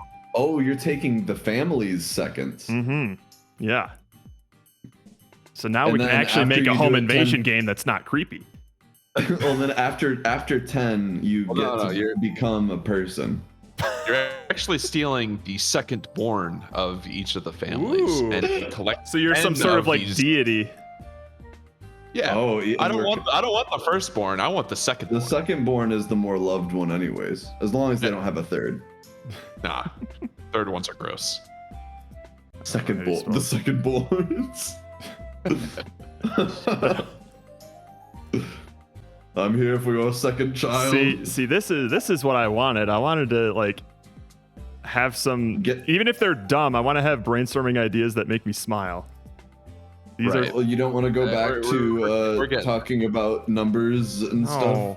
Oh, 9.8 meters per second. If you add second, it makes it slower. I was constantly pushing my glasses up the bridge of my nose. Or 10 is 1,000, base 1,000.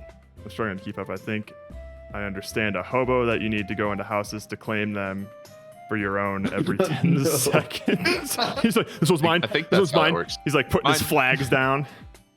Well, there's a loophole in the squatters' rights like law where it turns out that you only need to spend 10 seconds in the house with them before you own it. It's a crazy new law meant to just end the housing crisis. Oh my yeah, like if you can hold it for 10 seconds. Like This sounds like this would just immediately cause like a purge scenario. Oh yeah, absolutely. Like every home is open for grabs now. Yeah, Don't you dare go grocery shopping. Everyone's gonna go for the big house. You gotta go for the small one, and then you're guaranteed a house. Wait, hang on. This is true. Like you can't be greedy. You have to. Greed is not the name of the game in this sort of royale situation. It's not a hobo royale anymore because you already have a home, I assume. But a hobo could take your house. You never know. At any minute, a hobo could be outside your door, waiting to. There might be a hobo outside your foyer. door right now. There's just no way to know. I'm confused about Dan's current. I'm confused about the logic that Dan's presenting here. Is like I think. Okay, so it's like you have to be in the home for exactly 10 seconds. Any less, any more, and you forfeit the house. So, what then? When you leave the house in exactly 10 seconds, can you go back in if you own it? Well, no, no, that's what it takes to secure it. That's what From it takes the to time you like have enter. it. You can only be. You have to like. It's like trying to stop a timer on the exact time. But you gotta be in the house. Gotcha. Oh, at 10 seconds, you have to yell the keyword, like Yahtzee or Uno. Yeah. Second it. Second. I second. Horse hold racing a second simulator this. where you win the You just jackpot go when every you 10 correctly bet seconds. in second place. Every 30 Bingo! seconds. Bingo! This house is Bingo! mine. Bingo! It's time to limbo. It's bingo. All right, so collecting the babies now. Yes. There's some sort of deity collecting second-borns. What Obviously, do you get for every what do you get for every 10, every 10 babies? second- every 10th baby, you finally can, it's what are we kind of doing like with these babies? it's kind of like the Aztecs like sacrificing people so that the sun will rise. It's like you do something that requires them to survive, but you need 10 second-borns every time to do it. Hope you guys are having kids.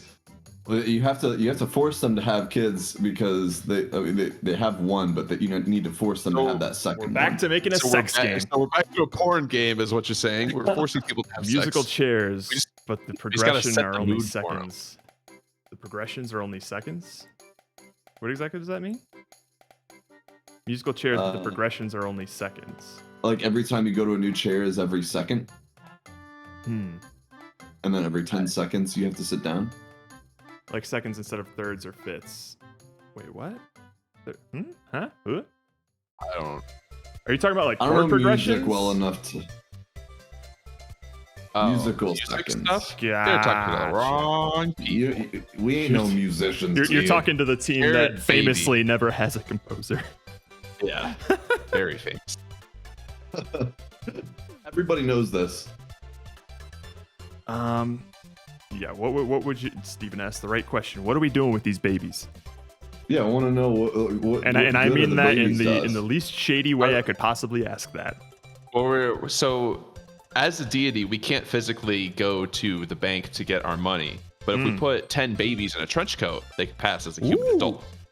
Oh, so we as the god. Okay, that's the issue. Is we can't. We're physically go to the bank. making this like giant morphed baby thing. We're just Can you explain why that's better than just like taking like a grown man and being like, "Can you go to the bank for me?"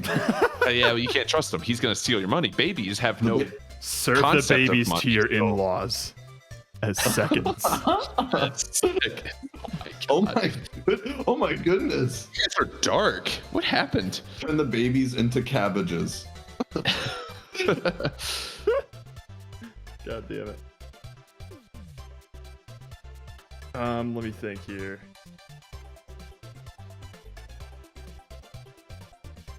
But yeah, so I still like the idea of, for the theme, just adding some blanks in between the words to see what comes out of it. Yeah, somehow just adding into it without deleting things. Mm-hmm.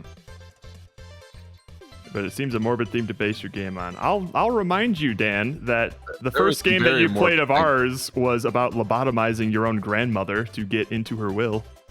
That was a little dark. But we made it cheerful with cartoons and stuff. Yeah, we almost didn't. It looked pretty dark. The first art was pretty frightening. I'll be honest. I don't think no one has seen. I want to go. There's no way to dig it up because I don't even know if it exists. But the original eye holes. Oh my goodness! Yeah. I bet I still have. I'm sure there's a screenshot somewhere. It has to exist somewhere. Speed dating, change table. Are we making Serial Dater 2, boys? It's literally been written down. Where was it? Oh yeah, there it Steven is. did write it down. It's Dater there. 2. Yeah, it's next to the clock guy. And Higher Nice Desire clock. 2. See how they're all raising their hands because they want to make it as well. They second that. Says I approve. I second that. I seconded it first. Well, no, you seconded it second. I seconded it third. Boss, first which the one was worst, second the first? best. If you only make Serial Dater 2. Get that 4-year-old review together. Hey, that was the best review we've ever had on that game, or any game for that matter. Yeah. Sure.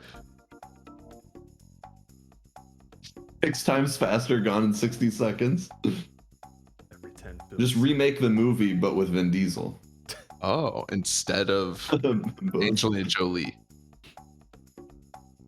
Oh yeah. You don't even. It's you Vin don't even Diesel place and the Nicolas Cage instead of Nicolas Cage. Yeah, it's and Angelina very, Jolie. very sexually charged. There's actually no cars involved. No, The 60 seconds is in reference to something else. It's just how passionate these men are for each other. All right, Like I fell for you in 60 seconds. No, 6 times faster. For that 6 times 60 seconds, I was free. For that 60 It seconds turns into like a 500 I days feels of good diesel. enough. Like there's really, they have to go through a bad breakup together. So here's a random thought that could. I just want to say something real quick and then we can move past it. You just say it. You just say it. Just You a real get it quick out. thing. So Say it and it'll become concrete. So here, like, imagine like somebody going up to a buffet or whatever context with food that you go up Somewhere for the seconds. food is. You go up for Yes. seconds, but you don't play as the person that's doing that. You play as their digestive system that has to handle all this shit.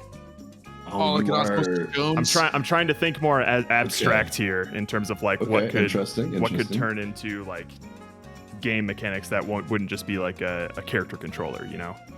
Right. So that is body as far taking as in the food. Yeah, that is as far as I've developed that. It was just Okay, a thought in my but- head that could potentially splinter off to go somewhere. You No, got it, Dan. That's Thanks for the interesting, raid. though. Later. Danny boy. Play as someone's. The And then in the same sort of universe as that, based on the second borns, you could play as someone's uterus making the second baby.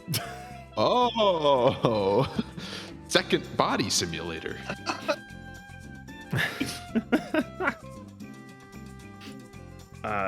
You also there's like I remember there was some sort of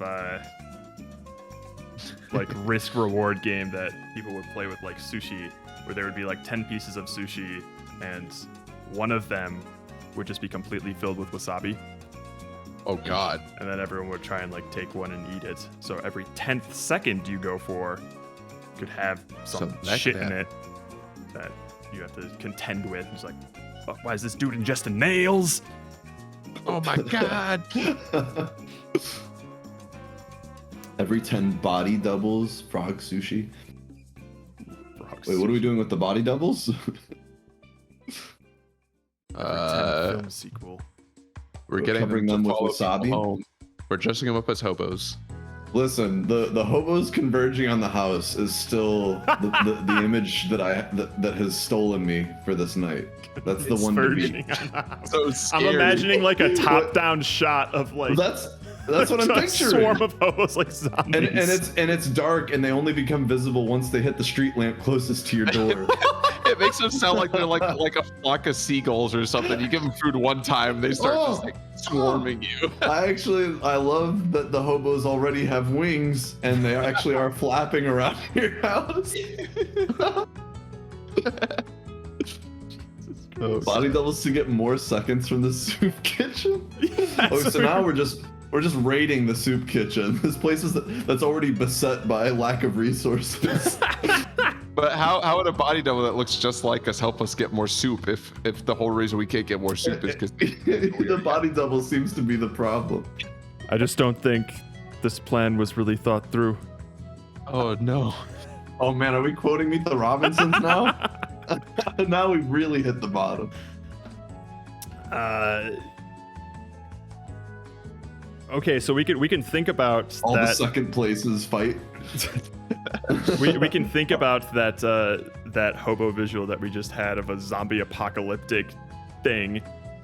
Are we controlling the hobos or are we surviving against them? Are we the family? Are we the poor soul who accidentally gave the wrong hobo a treat, and now he's gonna follow us? Give a home? hobo a we seconds. It's like giving us a cookie. Yeah, like if we're the people, are we aware that like us handing out the food is attracting more hobos, or are we one hobo trying to fight off the others to get? You want hobos because that's how you're gonna get hobos. You should dress up your Oh doubles. look, carpenter ants, but they're hobos. I do, if we go for like the sort of hobo route, I do personally like the idea of making them more like animals that look like hobos than actual brain. hobos. Instead of just night, all. actual solution. Bye bye. And Brainoid. Peace. Who's going to sleep? Good night. See y'all. We're gonna be up for a while. Yes, we are. But we're getting somewhere. I haven't thought about manipulating time in like 20 minutes. Jared, you just fuck. All that matters. That was a no. Damn it. God damn it. I like the perspective of like inside the house, noticing that like it's an infestation, like an ant, where like you see like like one got in. they're like coming out of the cracks of your floorboards. But sometimes they're not like attacking you or anything. They're just like in your house now. You know, similar to like an ant. Mm-hmm. They just like kind of live there now. Can you hire like Terminex, but for like hobos, where they'll come spray your house, make sure none of them want to come in there. They're like hanging on your water pipes and shit. Oh, so you're actually like, you are the exterminator, but the thing you're exterminating is hobos. Is homeless people. Homeless people that are just trying to find something to eat. Animals that look like hobos, for the love of God.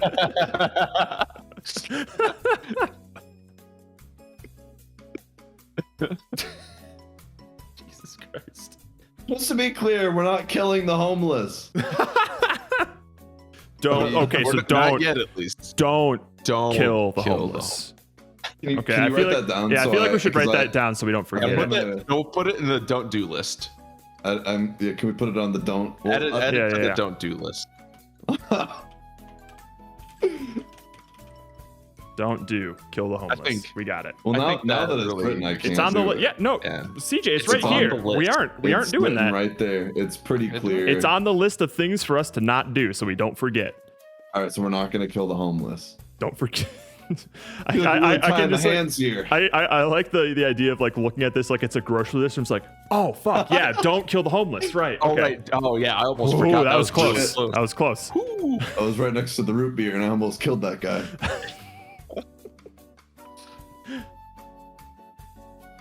Jesus. But I do like that idea of like you're some sort of like hang on let me just you'll find the right word for it because you're about to say exterminator. No, it's not a word. It's just a picture I'm looking for. Oh.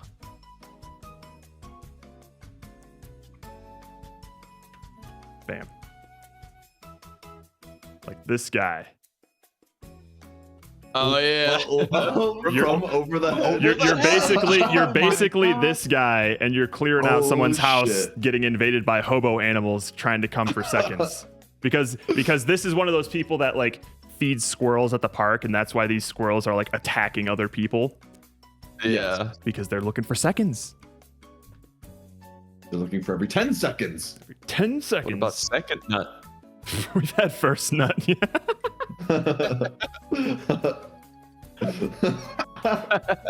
Take it out of context. Isn't that a line from the Gone in 60 Seconds remake? Oh yeah, when Vin Diesel says it, I think. I think Vin Diesel says that to Nick Cage. Yeah.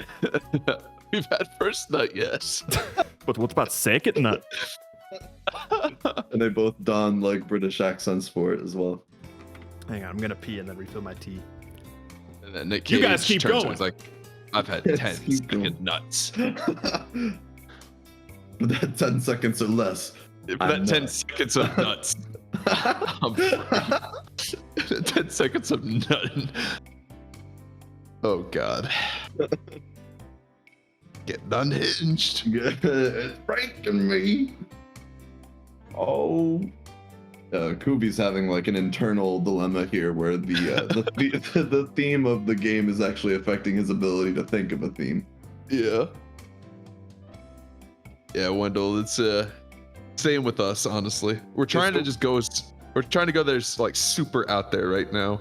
It's just beyond the problem is the theme is basically telling you the game to make.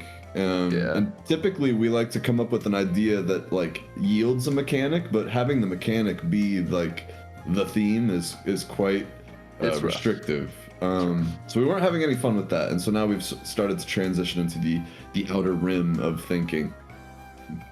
We don't know exactly what it's gonna make, but at least we're beyond the boundaries that we should have stayed inside. But you know, I'm here for it.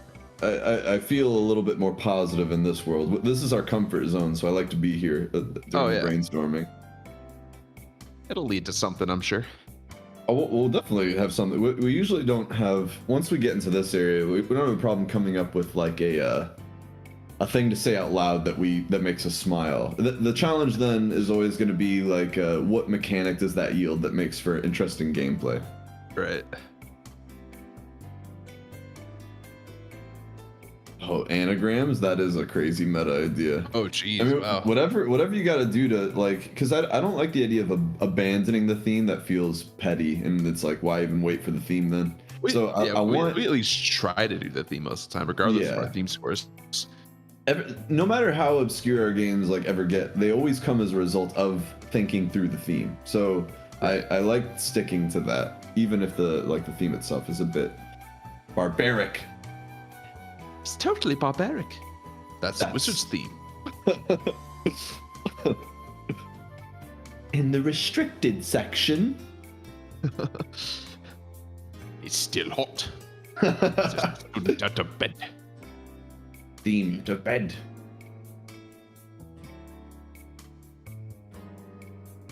Looking at all of our movie references, we've referenced Chef, Over the Hedge, Meet the Robinsons, Gone in 60 Seconds. Had a lot of movie references. Fast and Furious.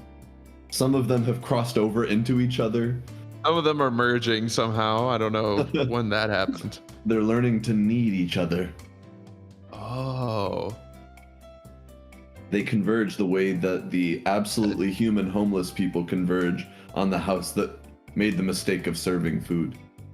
Lord almighty, I fill this thing to the brim. The brim! The brim? So hang on, let me just write this down for posterity's sake. I feel like... Get it out of your system.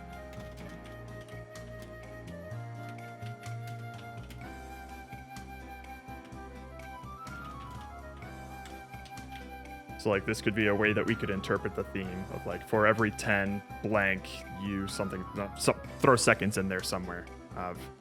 I like the idea of adding words to the theme.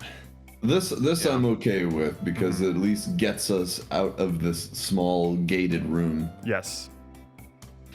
Did y'all talk about anything interesting? Oh, nothing productive, Jared. Nothing it was productive. very unproductive.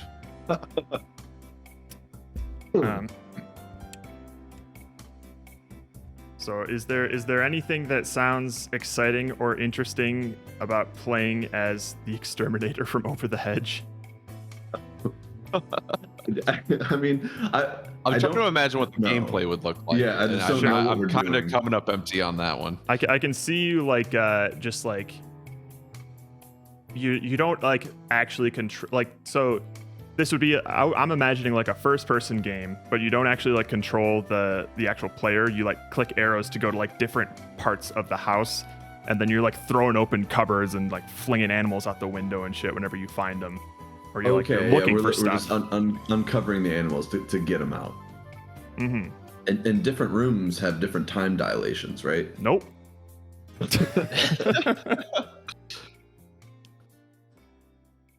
So we got a visual of. I just. Where'd you go, No? Steven? No, I was just saying something and Andrew started talking, so I stopped. Oh, well, damn it. Now the thing that I'm going to say is stupid, so you go ahead. I was just going to say, we're back to just like, I think if we just do like an exterminator getting rid of raccoons and stuff, it very much has nothing to do with 10 seconds. Oh, sure. Absolutely, it does not. So let's see, like, the stuff that we're talking about. How does it fit into the for every 10 blank you blank blankety seconds blank blank? You could have like for every 10, I don't know. So this is not necessarily referring to this sexy boy, but oh yeah, for every 10, like say, homeless people you kill. Of course. You add just for instance, you add seconds to your life. For instance. Oh. It doesn't have to be homeless people. It could be anybody. But no, it should specifically be homeless people. I want it to be. I want it to be. I want it to be. Oh wait, hang on. Let me check something. I'd like to direct your attention. Oh fuck! Never mind. Yeah, list. sorry, I forgot. Yeah, I forgot. Sadly, we can't do that. As much we can't even entertain the idea. That's why we have the list. Oh. See, that was. That was close. You were literally in the process of killing a homeless man. Oh God! If you wanna like, I'm put so forward a embarrassed. motion to reevaluate the list, then so be it. I don't know if anyone will second it though. But I could be the first to second it. I won't be the first to second it. I may be second. So third. So for every 10 hobos, not killed. Let's just say sure. 10 hobos. You feed. For every 10 hobos, you feed seconds, and then you would have to put something after. They die. They die. But we don't kill them. They just die mysteriously. Who knows what could have happened to them? That is true. Okay, Yeah, we're not killing the hobos. It's purely. We're natural. not killing the hobos. We have an alibi. So I just thought of like, okay, hang on. Let me just write this out. Wait, didn't the rules say we can't kill homeless people? We're talking about hobos. That's different. That is different. So look at this sentence down here. Is a hobo an acronym for? What does a hobo like stand for? That's a good question. Is it like a shortened thing for a word? Hobunculus. Oh, we're not killing the hobos. So look at this sentence here, and just we're not killing hobos. Picture any one of these words italicized, and think of how the meaning changes. We're not killing hobos. We're not killing hobos. We're not killing hobos. We're not killing hobos. This is the dilemma of the game now. Is where do we place the hobo dilemma? Hobo's dilemma. Hobo's dilemma. If we could come up with like one of those types of like prisoner's dilemma riddles based on homeless people, that would be great. No. We're not killing the hobos. Read. Thank you. So he's the one saying it. I never said that. This is true. That's just a quote from the movie. That was a very famous quote from Over the Hedge. That's my favorite part of the movie is when he's like, we're not killing hobos. We're killing raccoons. He's talking to one of the like well-to-do families at their front door right now. For every... All right, let me think of some other sentences here.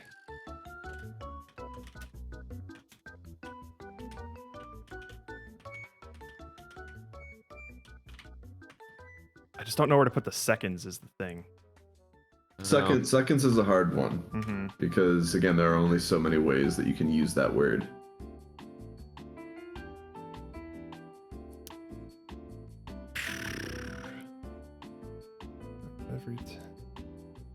Papa, every brainstorm needs rules, and this is a sort of key one for us at the moment.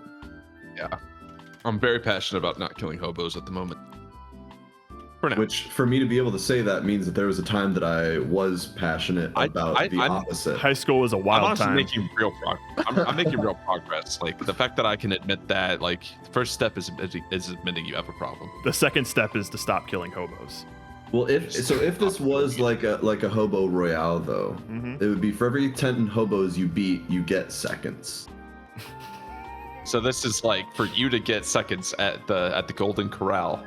You have to force homeless people to fight each other, and if yours wins, the hobos are actually just in the parking lot. They have nothing like a to do hobo with fight it. club, but you have it's like get your second steak from Golden Corral. Yeah, it's like a cockfight or something. You just kind of train your hobo, and you're just dude, can we have a hobo customizer with like stats and shit? Yeah, Customize your hobo. Customize your hobo and then battle them for seconds. Hobomon, like we catch hobos in the street. Pocket hobos. I love Hobomon dress up.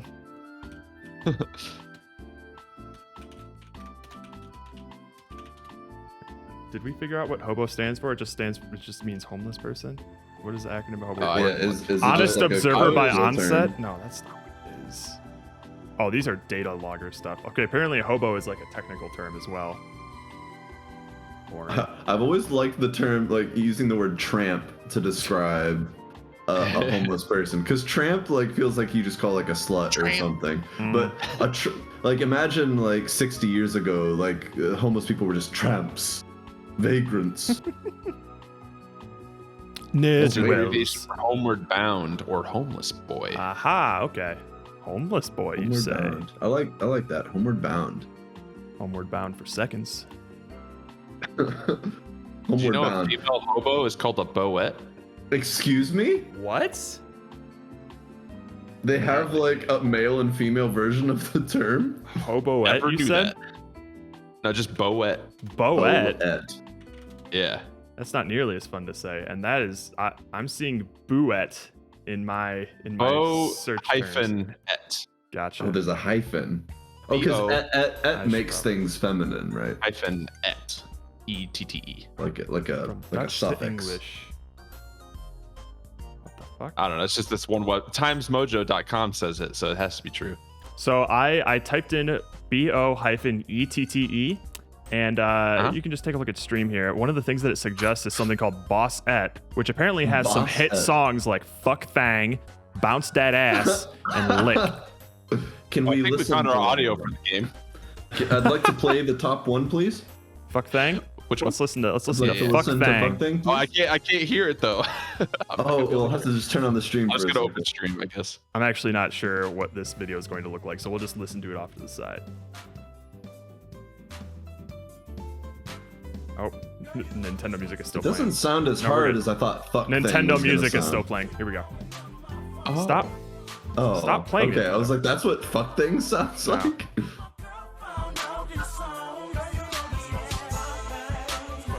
Fuck Thang. I don't even know if this is. I don't even know if this is the same people.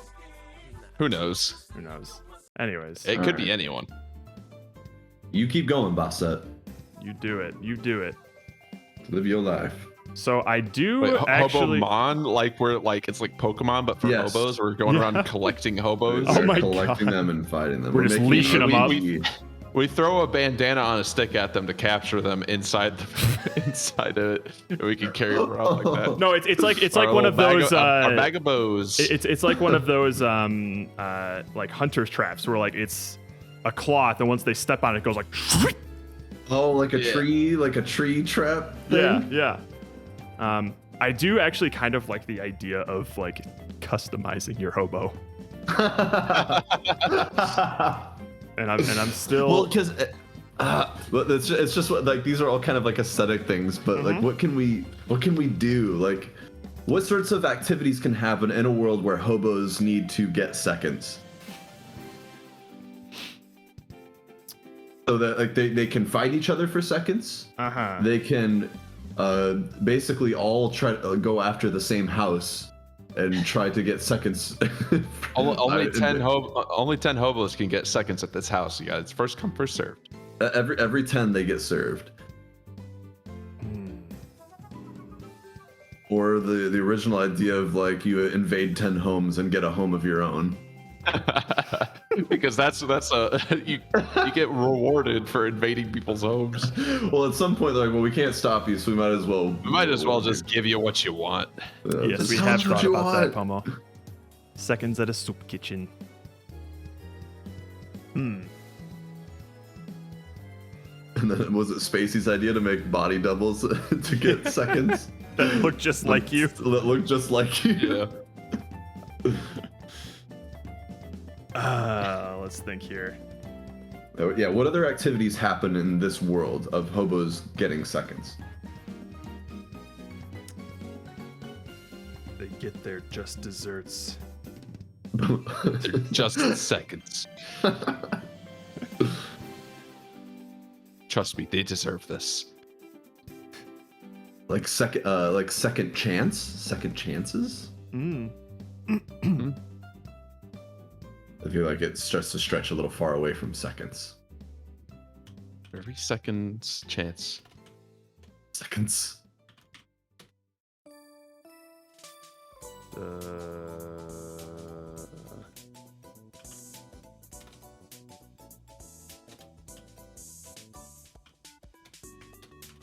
just typing out a bunch of stuff.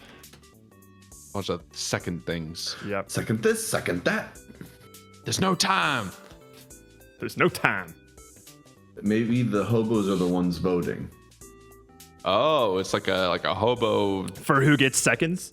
The first ever hobo corporation, and their biggest product is just getting themselves seconds. That's their entire business model at their giant multi-billion-dollar corporation.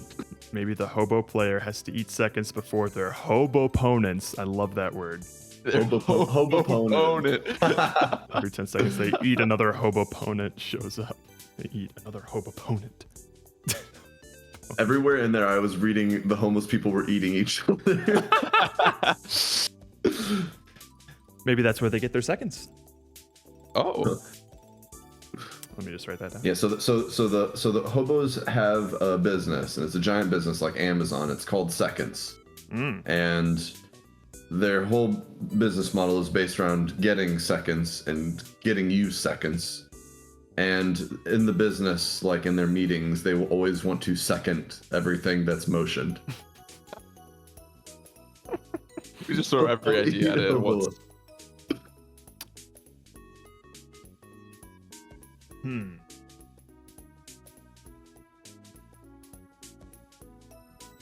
Hang on here. Every 10.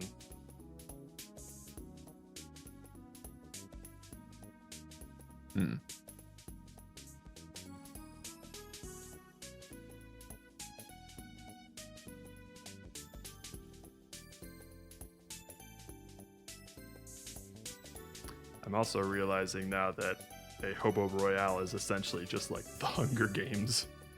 Well, yeah. The last hobo standing. How about for every 10 seconds, you get 10 seconds? Ooh. Now so that I can make a game out of. Every 10 second votes, you get 10 seconds foods. Oh my god. 10 seconds food.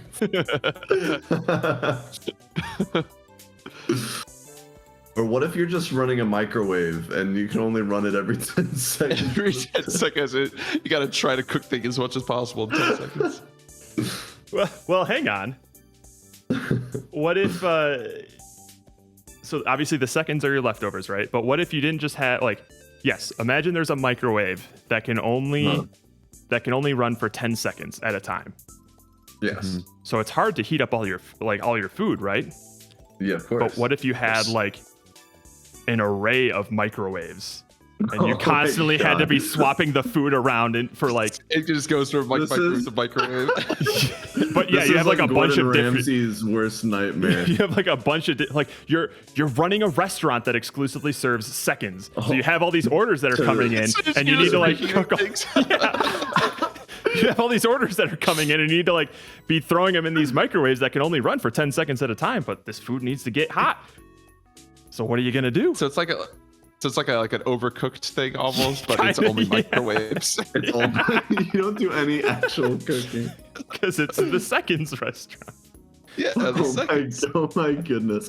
We just get the food from the other restaurant. Well, and we can detect if you've already eaten or not. If you haven't eaten already, you're not allowed in. You have to come here for seconds. It's called seconds. It's called seconds, not first. And in that way, it does make sense to have a body double, because then they get seconds. Yeah. You get firsts and they get seconds. And I'll get seconds. Then we call it the Hunger Games. Perfect. No, I feel like whatever game we make, owned by homeless people. it's the seconds of all the stuff that they've scrounged out of the dumpsters. Oh yes. Actually, that would be an interesting thing where homeless people are dumpster diving, but they try to make really high quality food out of it by microwaving it. By microwaving it. I do think, just as a little side note, whatever game that we decide to make, whatever it's about, we should call it Just in Time. With no explanation, it's just called Just in Time. Just in time. But like the name. The name Justin in time. and whatever, and no matter what the game is, no matter what the concept of the mechanic is, we could have a game Justin about Timberlake's face. we could make it a game about voting, but it's still going to be called Just in Time. Just don't care. It's called Just in Time. I wasn't kidding about the microwaved overcooked. Oh no, I actually there's I think that something would be about the fun. microwave that was pretty good actually. There's something. I also just like the absurdity of a restaurant that only serves leftovers. And once you start to question where those leftovers come from, it starts to get dicey. Well, there should be a wall, and on one side you have hobos that are collecting food from trash cans and things and bringing it in, and then they go into microwaves, and then it goes from microwaves into like a really fancy restaurant. Oh yeah, so like the cooking is actually done in like a back alley, but like the presentation of the restaurant is like it's like super high Michelin class. star. It's super nice. And it's called like seconds in French, so like the American people are like, ooh, oh, oui. Deux.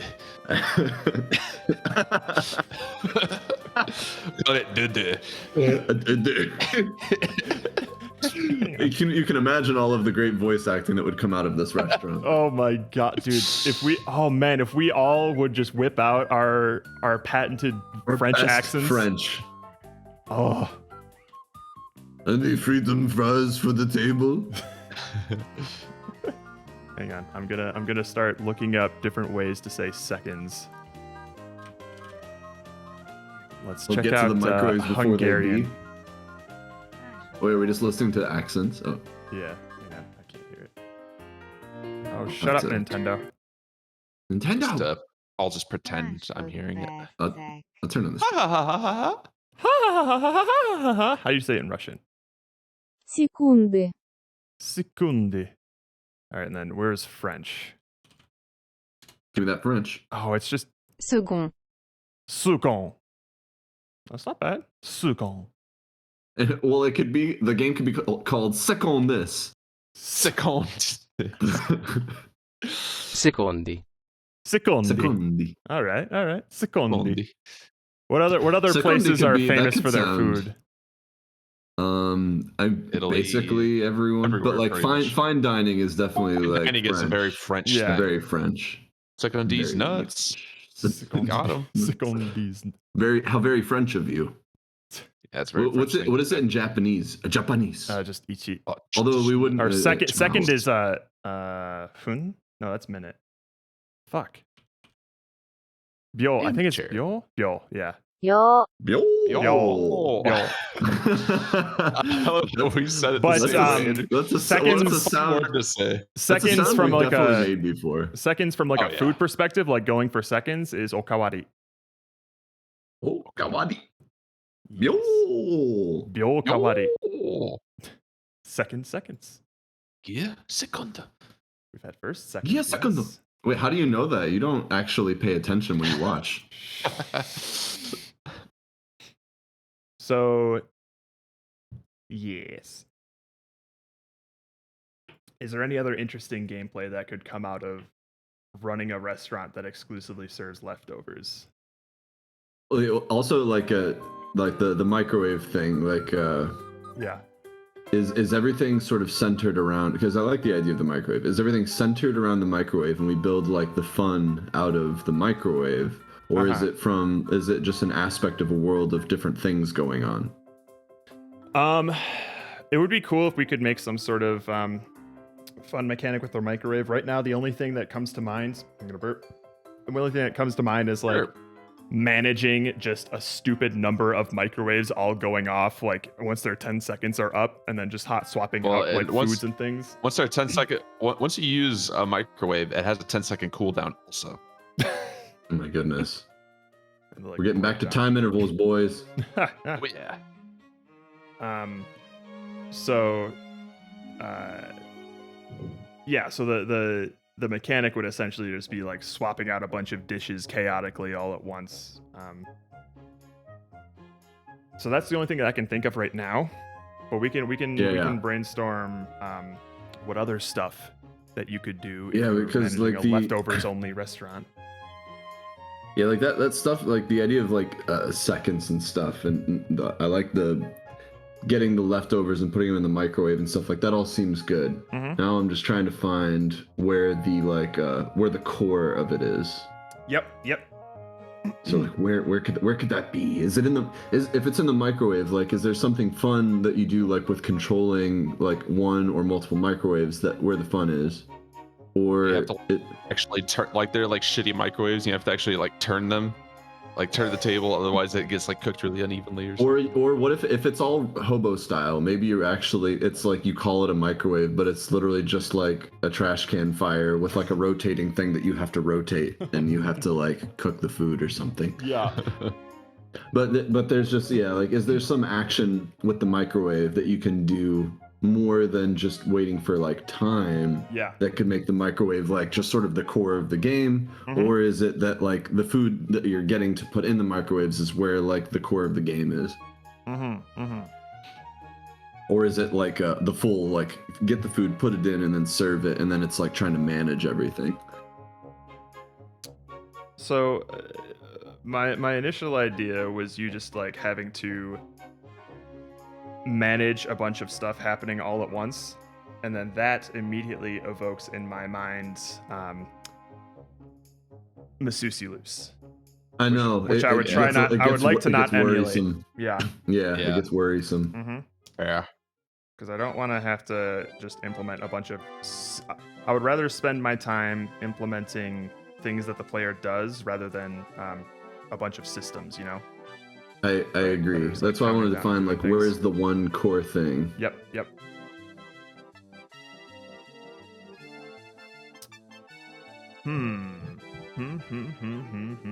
Hobo microwave.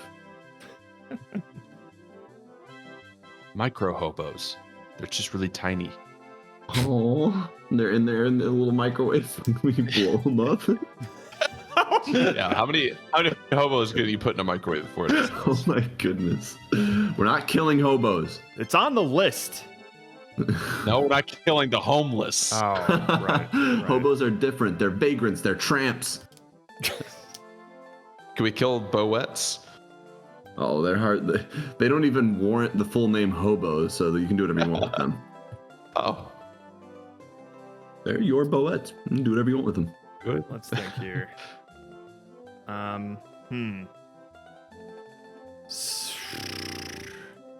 Like we're in a world. Yes. So like we just need to find something in this world, and there's definitely things that we like. Do you want to list down the things that you like right now? Sure. Just so we can start to focus some of the thinking.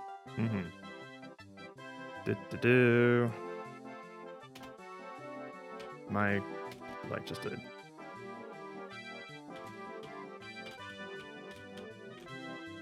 I just like the idea of a kitchen that has like dozens of microwaves. Yeah. Is there any other like considered like low class way to cook food? I mean, microwave's like pretty universal, just like a shitty way to cook something. Yeah. Yeah, I think it's like the bottom of the bottom. Okay.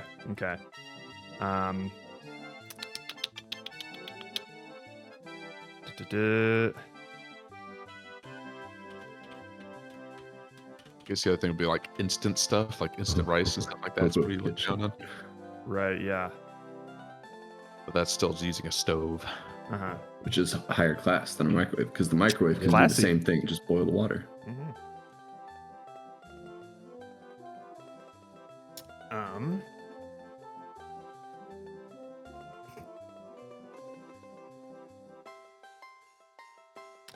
This is off tangent, but you know what it could also be considered seconds is the way that a mama bird feeds their babies. Oh, gross. because we're in the mindset of hobos, I'm only picturing hobos feeding other hobos this way. Little baby hobo. Yeah, a little baby hobo just came out of the like a garbage mess. Yeah, but it's like definitely a grown man. He's just got less clothing on. So there's just like to incubate the hobo egg. You have to sit on top of the trash can while the other hobos get inside it. Hobo eggs is a disgusting thing. Hobos leaving eggs. And it's not Easter, I promise you that. There was that one year these got mixed up with the White House egg hunt, and that was a big that was a big misunderstanding. Real swing and a miss for the White House that year.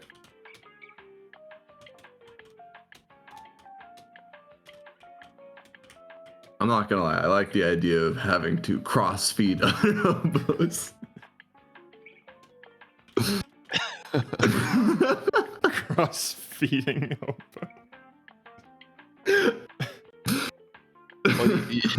All right, so you're the mama hobo, and you have to collect enough. You have to collect enough food in your jowls to feed 10 of your baby hobos. For 10 seconds. You need to collect enough for 10 seconds. of your second hobos. You spit in their mouth.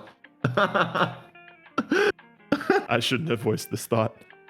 Crossbreeding hobos? Oh, we're back to like Pokemon now, where we're gonna just like put them in the daycare. Maybe they have sex or something. You can get like a cool attribute from one hobo to like show up in the baby. But you gotta like walk around a lot to get them to hatch. Can we just make it like Chow Gardens, but it's hobo gardens, and you're just raising your hobos? Just raising hobos. That was the best part. They're free range hobos. Wait, they're free range. Perfect IVs. Kitchen, fine dining, restaurant. Yeah,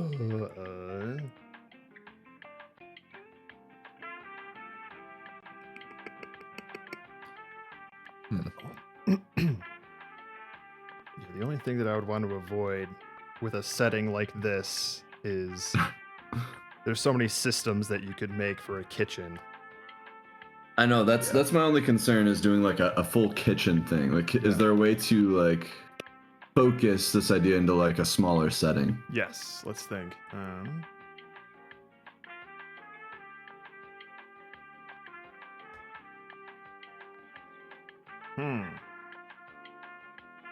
Like the first thing, like when we started talking about microwaves, was I was focused on like just like one microwave. Okay.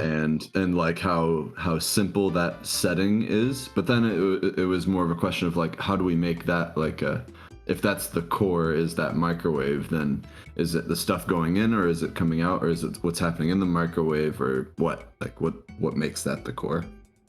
I just had this image of like a full size kitchen, but it's like completely empty, and just in the very center there's just a microwave. It's a super nice kitchen too. Super nice kitchen, but like there's nothing there. Like the room is big, no guts, but there's just one single microwave. There's no guts in it. Yeah. And Jon Favreau is just sitting there. It's definitely, oh man, we're going back to chef. This is definitely Jon Favreau living out his dream.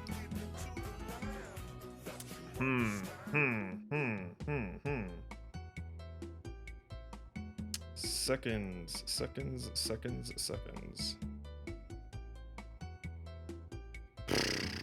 Fuck. Yeah, I don't know on this one. Is there anything that you could do as a microwave? Yeah, is it manipulate, like, if you're controlling the microwave, are you controlling the way things are cooking inside or something like that? So yeah, like what if the food's inside you and doing stuff loses time on the food, and you're trying to make sure the food gets cooked while also completing some other task or something like that? Wait, the food's in you and you're getting in the microwave? You're the microwave. No, you are the microwave, and the food's you are the microwave. So you're the microwave, the food's inside you, and then what, Steven? Like doing actions or something reduces the time that you have like in your microwave, so you can't cook the food as well. But like the whole goal is to make sure like the thing inside you is cooked all the way through. Oh, as you're completing other tasks. You're a hobo who, while eating in the garbage, swallowed a microwave, but this unlocked the ability for you to feed seconds to all of your friends. Oh, Are you like You're a just some a sort of you're like just a microwave? microwave in your stomach? So you are the Man. baby. You are the mama bird. Like you eat all this food so that it can be microwaved and cooked again. So then you can like spit it down into other hobos' mouths. Well, yeah, I was It's just thinking, I was microwave like, yeah, Teletubby. imagine a Teletubby with instead of a TV, it's a microwave, and they're homeless. I like that. And homeless. Don't forget homeless. That's the most important part.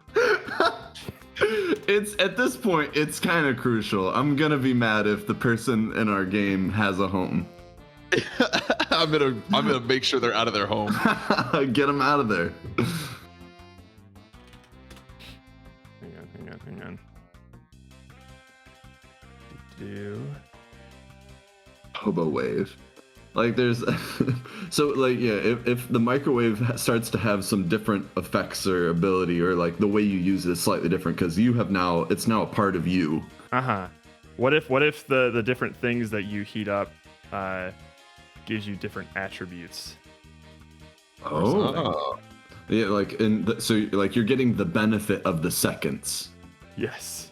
The seconds have powered you. while you're serving them to your comrades. Yeah, like you are actually like you are mama birding these other hobos, like 100%. But is there like an ultimate goal here? Like you now have the microwave is your ability, but what is the goal? Is it because every 10 of your friends their seconds? So like what let's ask like what happens every 10 of your friends that get served seconds? Another friend grows a microwave. So it increases your production. An army of microwaved hobos.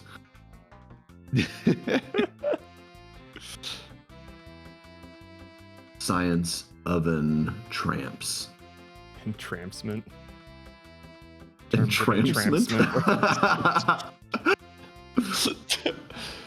Like, are we? Yeah, like, is our goal to like get a house or like to? Are we opening a restaurant? I thought you didn't want the homeless man to get a house. Well, it should be dangled in front of him. Oh, like the old carrot on a. Yeah, it's the carrot. Less the stick, more the carrot. Oh, it's going. We've gone through quite a path here. There's I couldn't tell you how we got here. Oh, it's beautiful. I like how this is just in our toolbox now. Thank you for putting the beanie on him and making it like a nice beanie. He just looks like a hip Teletubby. With a microwave. So Roka, what do you think of the theme? There's no way Roka has enjoyed this. Amazing, right? 4 LDs ago. Don't remind us of how much time it's been. Long time. My goodness. Quite a long time, my friend. Pretty okay with it. Okay. What the fuck? Okay. Jealous. All right. Well, like it was either something you were going to be into. I don't think there was much middle ground on the theme, so. Is there ever? Yeah,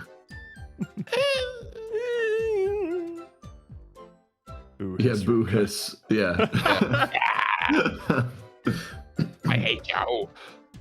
Yeah. So what is our goal here? Like, is it numbers? Like, are we trying to like serve seconds to a lot of hobos?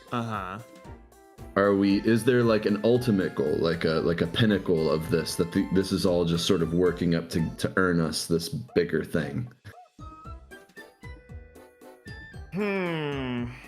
Or are we doing it to stop something from happening?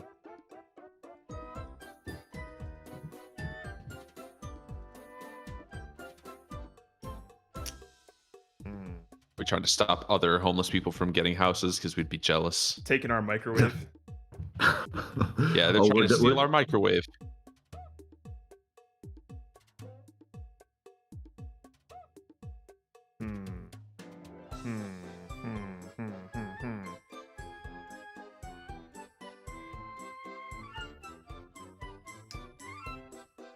demons. Oh, that's why Roka likes the theme, because it's his idea. Oh.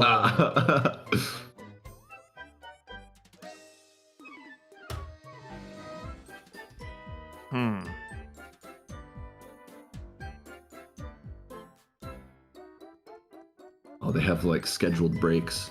Oh, wow. I guess you got it when you have a team of 37. Oh, 1,000,000%. Jesus.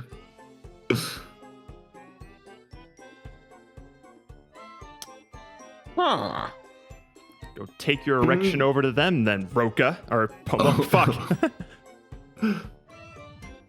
Listen, we can all share each other's erections. That's fine. 30 there's enough to go around. A tight schedule.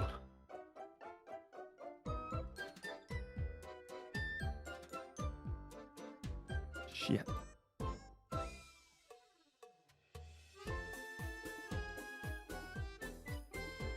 Microwave hobo Pokemon. Yikes.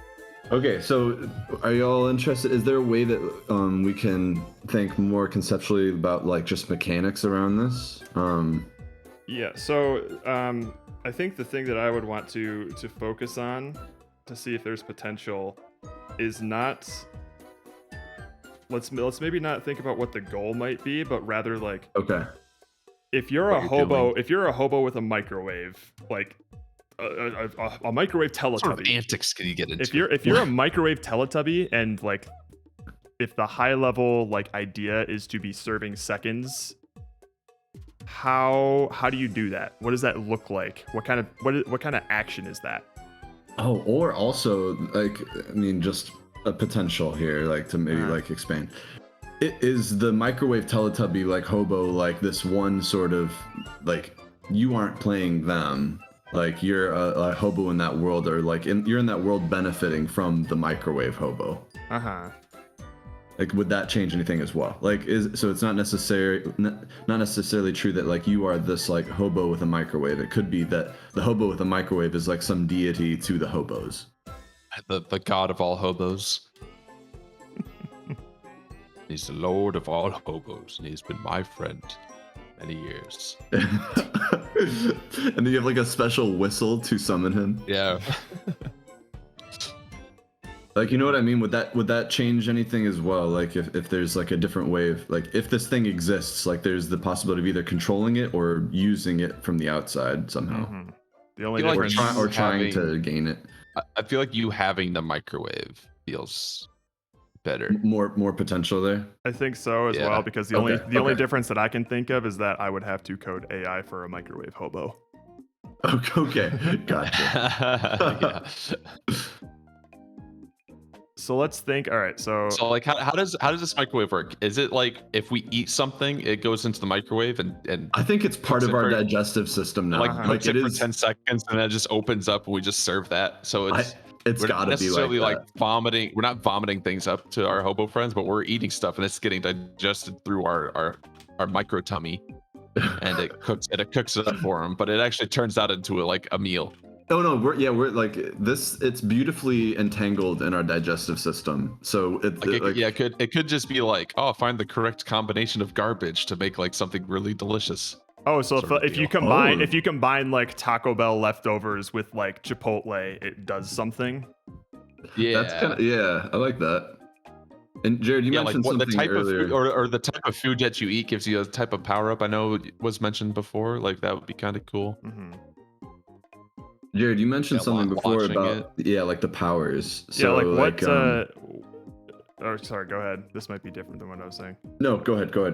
Basically, I'm just like, if we want this sort of thing, I think if we figure out what the player is going to be like, what actions the player is going to be taking, and if we can find something that sounds like it would be fun in a vacuum, we could find a goal to attach to it, and then we have a game. Okay. So that's what I'm kind of trying to figure out now. Okay. It's like if you're using your hobo microwave stomach to give out seconds or make seconds or whatever, what does that look like from a buttons on a keyboard perspective? Like what you doing and what happens? So you could fire it out like a projectile. Well, there's also just the act of like getting the things is like part of it as well, right? Like you getting things to microwave is part of the experience, and that needs to be interesting. Oh, dude, and if you put say like leftover Arby's in the microwave and it still has the tinfoil on it, what does that do? Oh yeah, right. Yeah, you don't put metal on the sides of it. Yeah, like tinfoil will fuck you up, so you gotta like make sure you're not eating anything that's got a wrapper on it. It'll either fuck you up or maybe it does something crazy cool. Oh yeah, like what if it actually like powers? Gives you like a little like flamethrower stomach for a little while. Oh, flamethrower stomach! Go! There's that thing like if you microwave grapes, you actually create like plasma. Oh really? Oh yeah, something like that. Something about like if you microwave like 2 grapes next to each other, they like explode and create plasma. I don't know. Things you shouldn't microwave. Eggs. People. Oh, sorry, not eggs, grapes. Did I say eggs? Well, I was also thinking eggs. Eggs will actually explode. Do they really? Okay. Oh yeah. Fish. Don't microwave fish. Live. Listen, mostly for the smell. So if you microwave it too long, then the cheese gets hard. Oh no. So okay. Gameplay actions with a microwave stomach. I mean, I can obviously, if this is about like a character controller, you can see the character like having different abilities because of the food. What I want to try and focus on is like, rather than coming up with a bunch of like unique abilities, I want we can try and do that as well, but I also just want the action of the player collecting and processing food to be fun. Right. Yeah. And then whatever abilities, if we want to have those, should reward the player for doing this fun thing and make it more fun. Yeah. So in typical fashion, we just want to see, like, we want to narrow this down to like one thing, and that thing should be good. Yeah. Okay. Some sort of engaging action that the player does. So if they're collecting all of like this food. Yeah, like so there's the finding it is like step 1 is like go and like get a thing. So like is it something you're just gonna walk up to? So is it just movement to get the thing, or is there something more involved to like acquire it? And then I feel like our movement should be an interesting thing. I agree. Okay. Otherwise, we're just walking around collecting food and then doing what with it, sort of thing. Things. Yeah, it doesn't seem like how could the microwave change our movement?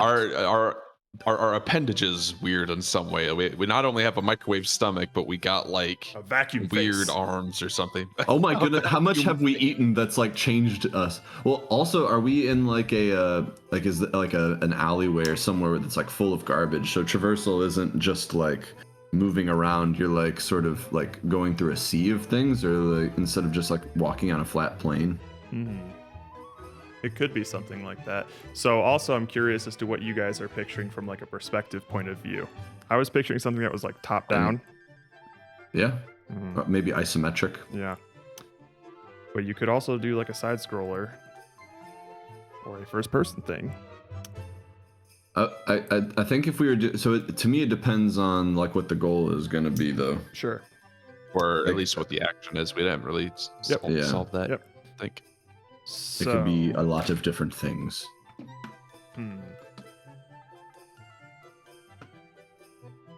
Like crawling in and out of like garbage cans and stuff seems like interesting stuff to do, potentially.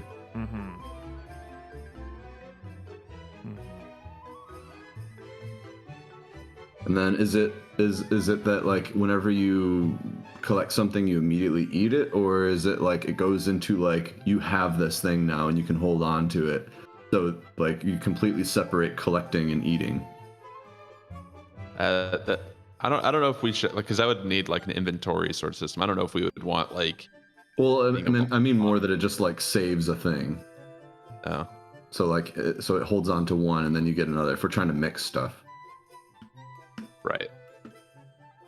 But we don't necessarily have to mix things either. Like, it's probably better to say, like, let's keep it really simple and say that you just collect food. We'll say generic food. And then what does that do?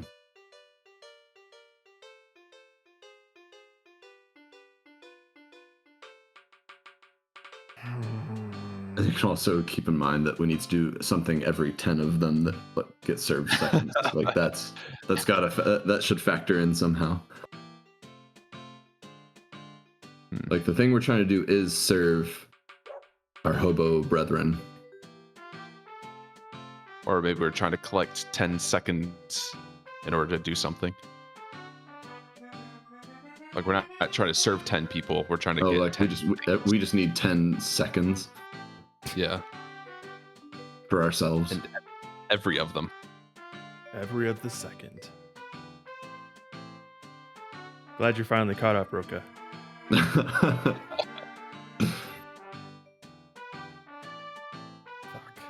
Go grab more Gatorade. Yeah. Is it the blue stuff? What do you fucking think? He's gone. Oh, fuck. Like, are we getting hung up on, like, the character's abilities, or is that where we should be right now? I'm currently hung up on, I can't currently think of a way to make the process of just collecting something interesting or engaging. Yeah.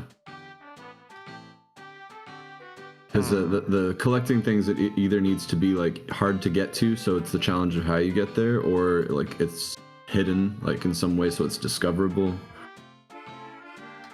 Yeah, and both of those, rather, that doesn't necessarily make like collecting engaging, but it could make like player movement engaging, and that's not exactly what we're trying to do. No. That's not at the core.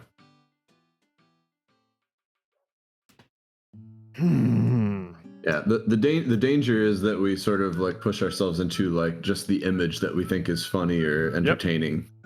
Yep. We higher desire ourselves. Yeah, so like we'll be aware that is where it could be heading right now. Yes, yeah. Scary word you just said there. I know. It's a good nuclear You know how option. We react when you say things like that. All right, can it all. Can it all. Restart. Oh man. It's okay that we have found like a thing that's aesthetically pleasing to us. But, yeah. But if that's all it is, then we need to be honest about it. Right. Because all I'm seeing right now is like a top-down wave-based shooter with a hobo microwave aesthetic, you know? That's all I can... Yes. The ideas that I'm having, they all, like, if I strip away all the aesthetic, it's just a generic, like, grab resource and shoot it out at thing. Yeah, totally. That's exactly where it is right now. And that's the wall that I'm kind of hitting. I don't know about that. Yeah. So... God damn it. Go back to the hobo sneaking simulator, trying to get into people's houses again. Well, okay, so the thing is, we need to. I mean, normally, like, we would try to get this from the theme. Yes. But we need some interesting mechanic, like some interesting behavior, like as a result of the mechanic, and we don't have anything to pull that from. Oh, you know what else? Like, conveniently, I think I've said this to the past to some of my cohort members when it comes to like a core mechanic. Like, a core mechanic is something that the player will be doing roughly every 10 seconds. Yeah. Oh my god. And that has to be fun. He does say that. He does say so that. we just need all we need is a core mechanic, and then that's the theme. There we go. Yeah, there we go. Perfect. That was some random thought that I had. Theme fulfilled. Yeah. So, yeah, we need some sort of fun action, and we need to pull it from the ether because the theme gives us nothing to work with. That's the challenge. We really are pulling it from nowhere. And so I thought maybe let's go down the aesthetic route and see if that then use that to inspire a mechanic. Yeah. That seems like the only way that we can really sort of move forward. I mean, that's how we went down like the whole hobo path. And even though it was like a dead end, we at least went somewhere, you know? I firmly believe it's not for nothing. Oh yeah, of course.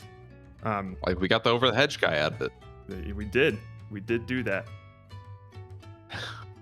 I'm also still a fan of like raccoon hobos. Yeah, so like what I'd like to do if possible is like latch on to one of these visuals or concepts that are mostly aesthetic. Like let's latch on to one of those and then use that as like now a theme. Like if we can like simplify that to just a word or two. Yeah. We kind of make our own theme now, and then we use that to base, and then we use that to sort of come up with like interesting game mechanics that come from that. Yeah. So is there like which of these like would we want to like play around with? Which one like still has a lot of resonance? I mean, is there even still something with the like hobos or the microwave? Like, is there anything that you could turn into a theme that we could then try to draw mechanics from? Mm-hmm. Like orphans. Yeah. Like if orphan is the theme. if orphan was the theme, it would have so many ideas.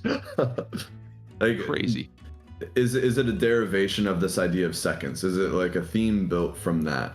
And then that's like our new springboard. Yeah.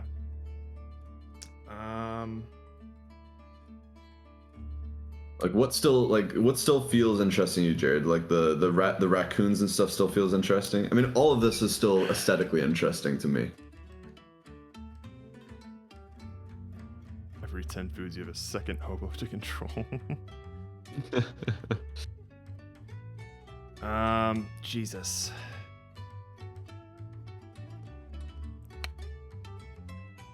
Like, Steven, is there anything aesthetically that you're still really attracted to? I feel like we kind of talked our way out of a lot of the stuff that I originally was. Yeah, which makes it less palatable to go back. I know it's tough. It is hard to do.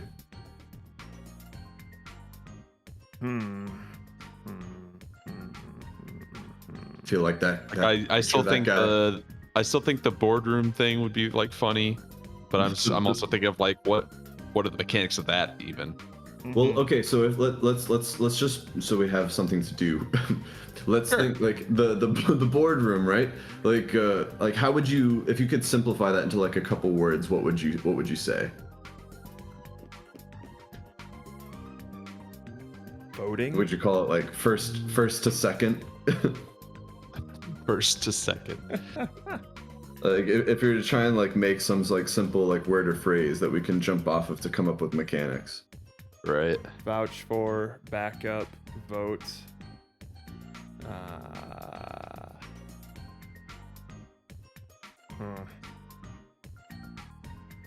Yeah. Because I think we all should be able to like say in a couple words something that feels exciting. I second that. Like even that is fine. Like if that's where you jump off, like do you feel like we can come up with mechanics from that, or do you want to try and brainstorm that way and see if we find something?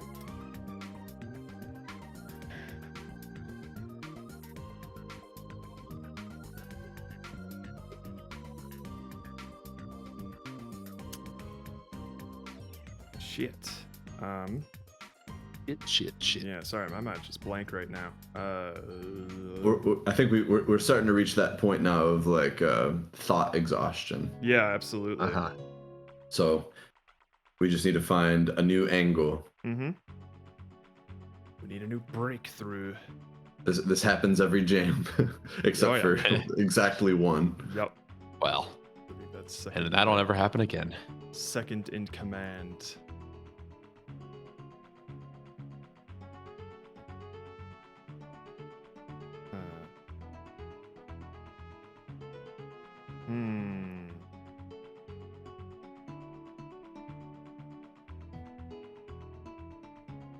Like, let's use the voting thing as a for instance. If you were going to come up with game mechanics for voting, like, what are the first ones that come to your mind? Like a deception game where everyone votes and you're trying to vote for something secretly. I've done something like that before though, and it was not great. But yeah. I'm just stream of consciousness. No, just throw it out. Like if you're gonna make a voting game, let's write them down as well. Just so we get it all. Almost, like, so you're mentioning like Weekend at Bernie. It could be some sort of like weird like Rube Goldberg contraption almost to lift people's arms up to like force them, because we were talking about them being asleep at one point. Yeah. Okay, so like setting up either traps or devices to raise hands. Yeah, like a pulley system or whatnot. Stuff the ballot box. Mm-hmm.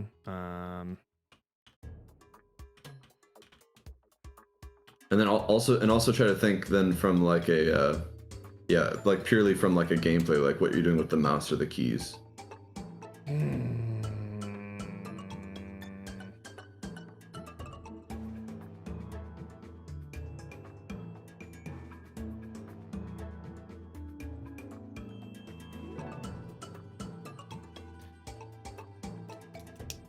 can't say I'm as excited about like a voting aesthetic right now, or at least no real like it's definitely spring out. It's not drawn anything at the moment. No, I probably feel the same way.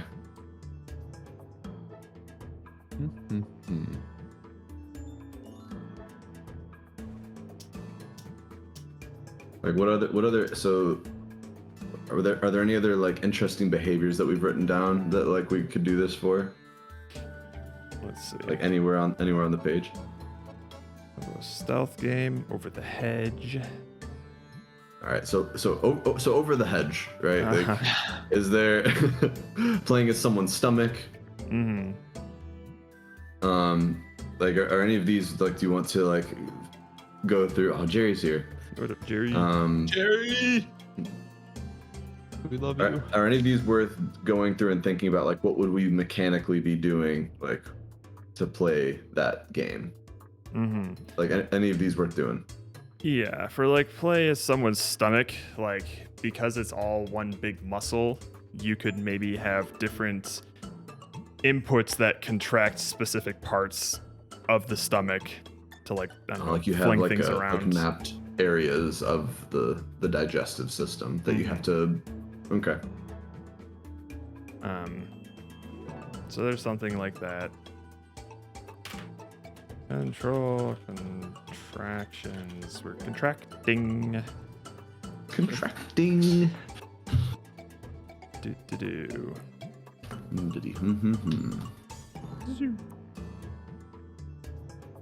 So playing as someone's stomach, that at least like, I think I tend to prefer, unless we come up with like some sort of banger idea, like Aloft Wayward or Dude Ranch.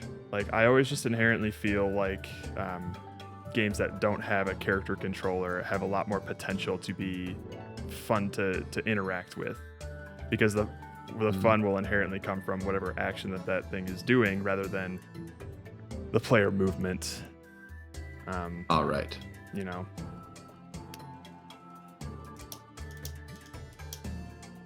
So that's the only reason that like controlling a stomach sounds appealing to me, just because like more of the environment instead of it's more of like an instinct of mine of just like, oh yeah, like this, we could probably do some weird key combinations with this thing, because it's not something that people will expect to just put their fingers on WASD for, you know. Right.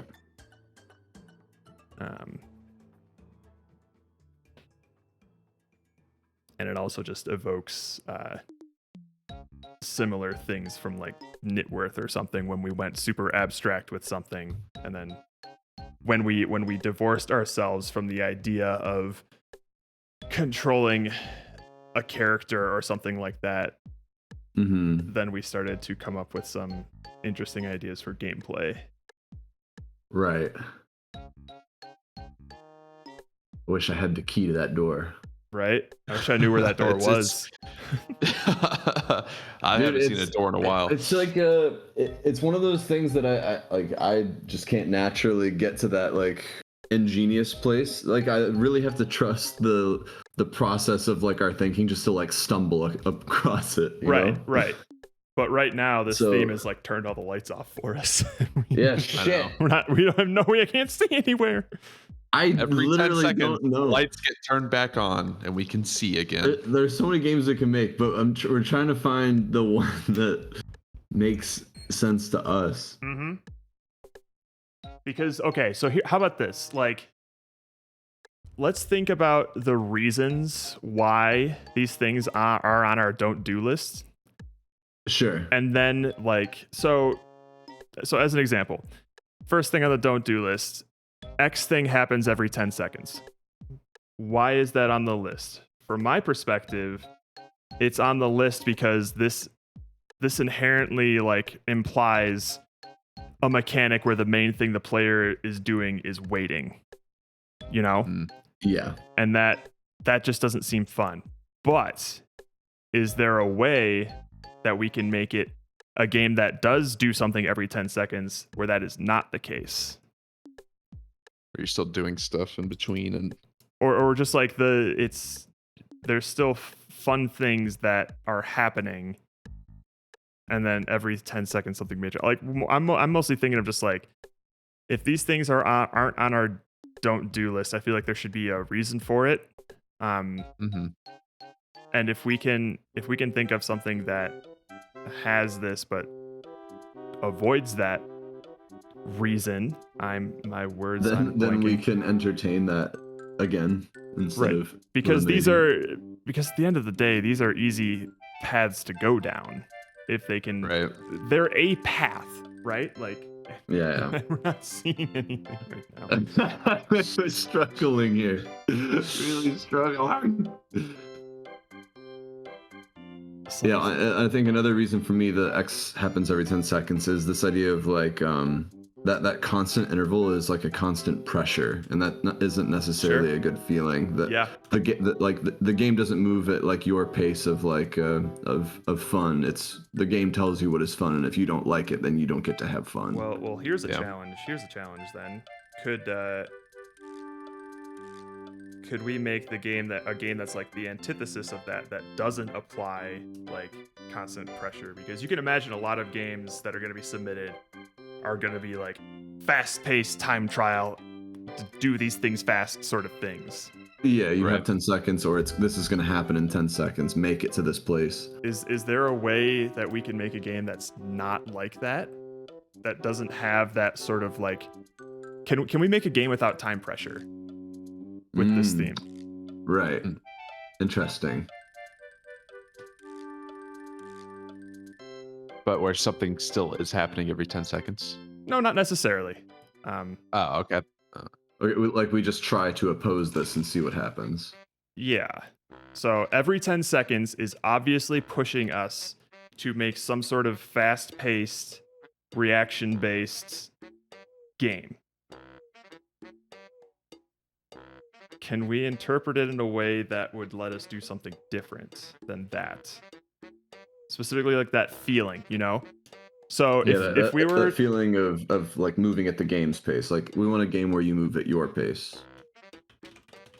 So if we were to think about the emotion or feelings that like this theme is trying to push us towards, it's like pressure, stress, speed, and like organization or like tactics, like having to like plan out your moves, things like that.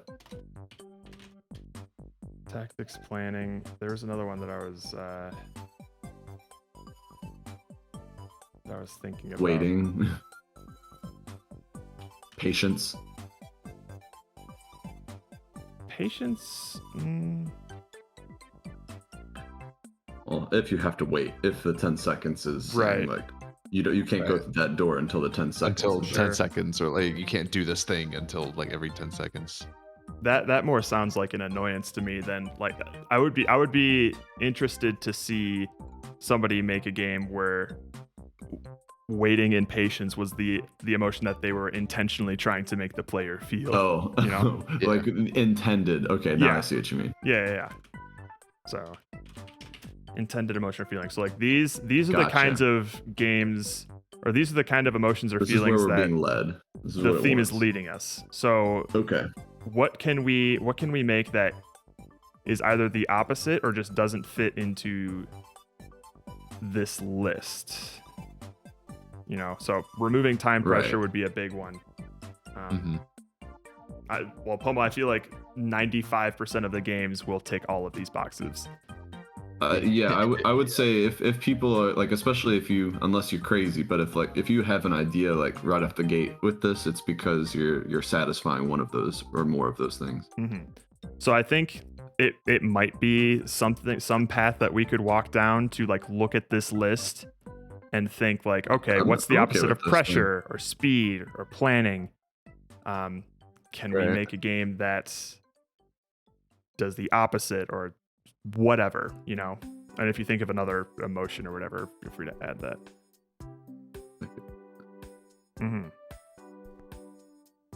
Ambiguous pace, yeah. So like, I was thinking that that one idea that I pitched of just like time moves when you move, it goes forward when you go right and backwards when you go left is like, I was gonna say that goes against the emotion or feeling, but I think that might be tactics and planning. Right, you have to know what you're gonna be doing. Or how about it would be something like tactics / plan ahead. How about that? Or let's do like anticipate / plan ahead. 10 seconds is such a hard, awkward time. Yeah. Yes. Yes. The 10 really bites us in the ass. Like, I would prefer any other number than 10. I say that, but I'd probably still be upset if it was like. If it was like 30 seconds. I'd probably still not. I just don't like 30 minutes. It's just it's because of how explicit it is. So yes. I actually, for no other reason, I'm interested in this like line of thinking because like now we're thinking abstractly about the concept of gameplay instead of, because we're obviously we can come up with all sorts of crazy fun stuff to use it with, but like finding some like behavior that we want is going to be really crucial. Yeah. So like, yeah, when I see the opposite, definitely like randomness, because there's nothing random about every 10 seconds unless the thing because even you saying something random happens every 10 seconds is not random, you know, to expect you can it. still know that in 10 seconds the thing is going to happen. So like if we want to see what like the absolute diametric opposite is. Yeah. So I'm reminded of so here's a thing. Maybe. I would say that on average, what up, demon? On average, typically human beings have a poor perception of time if they don't have like a clock in front of them. So to go off on a little tangent here, I was playing a game, Rhythm Heaven, and one of the here, I can actually show you this. They're 10, but they like the theme every 10 seconds. Get rid of them. They're not worth it. Okay. So you can do better. Do you want to parsec in real quick? Oh, parsec? Yeah. Certainly. Parsec all the way down. All the way down. Connect me, Dad. You got it. Oh, Dad. I'm assuming you're seeing the wrong Dad. screen, so oops. So there was a game in Rhythm Heaven called the Coin Toss. And basically the whole idea of it was that it was a super simple game where you just had to hit after 3 seconds. And the way that this is made easier for people is they have this music that's playing in the background, right? But if you listen, it's like the way it gets harder is it like adds pauses and distractions into the music that make it hard for you to focus. Oh. I thought that was just your internet. No. Like, oh. I thought so too. So it shows you the clock to give you an idea of how long approximately 3 seconds is, and then it takes away the clock and it does it with music instead, and then at certain points it'll turn off the music or it'll slow down the music. So around now is when it's like really slow, so you can't. Yikes. But the point I'm trying to make here is that like it can be an inherent challenge for a human being to estimate time. Yeah. And so if we had something where like it's interesting. It's not necessarily something is happening every 10 seconds, but like the player is tasked with thinking, like trying to think when 10 seconds it passes. Right, yeah. So like a 10-second thing is something that happens in the background and it's not explicitly shown. And then the player has to sort of, I don't know, make a decision or estimate how long it has been since the last 10 seconds or something. I don't know. There's like a 10-second fuse on a grenade. Sure. But you got to throw it so it explodes at the right time or something along those lines. Well, that's actually kind of interesting. Like, I mean, if you imagine like throwing like too long, you blow up. If you grenade, you throw it too early, it goes past your mark or something. You can only throw it at one power. At least from like a skill and like trying to like play something, like throwing it down, like you imagine throwing it like through a space where it has to even bounce around a couple of times or something. Yeah. But whenever it reaches the thing that it's supposed to blow up, like it needs to blow up right when it hits it. And then imagine, like, not necessarily like a part of that grenade idea or whatever, but if the player does have to estimate when 10 times passes or 10 seconds passes, imagine how much harder that would be if you had a fake stopwatch that counted at a different rate. Man. What? That's just mean.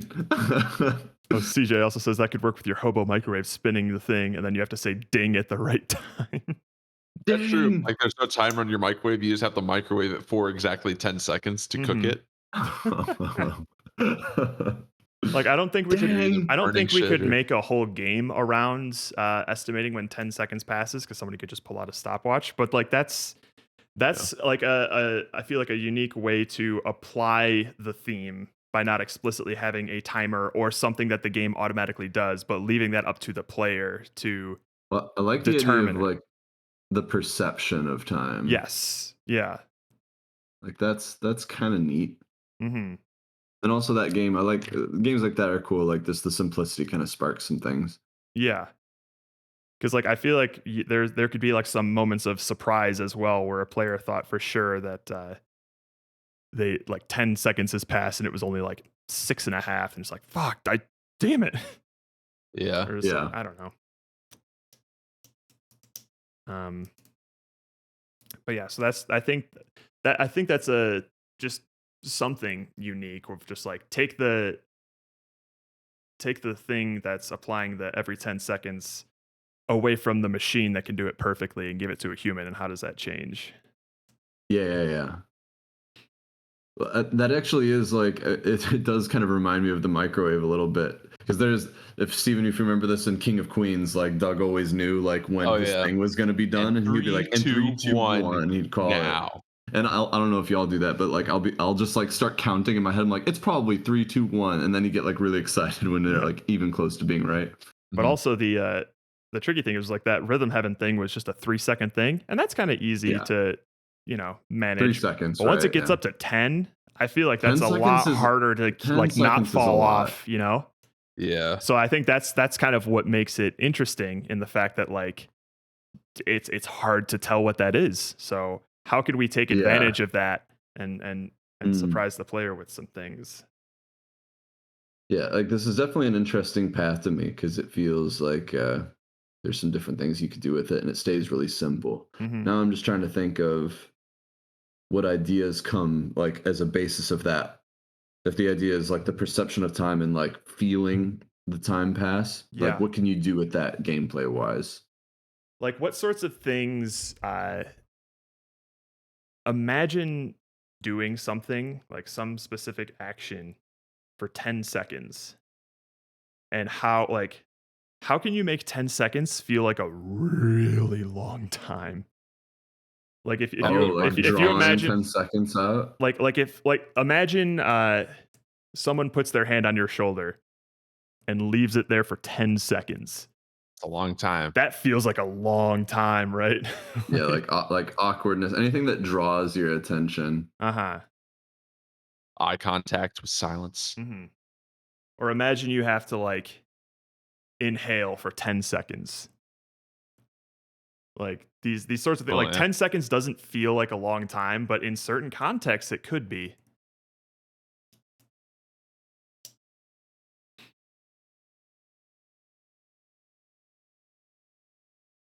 So I think that's also an interesting route in terms of like, I feel like a lot of people are going to be using 10 seconds as you only have 10 seconds, hurry up, do this thing. And if we were to make a game that's like, you don't know what 10 seconds is. Yeah.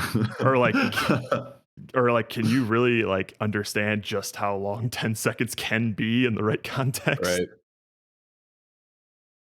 A moment of silence while we all try to inhale slowly for 10 seconds.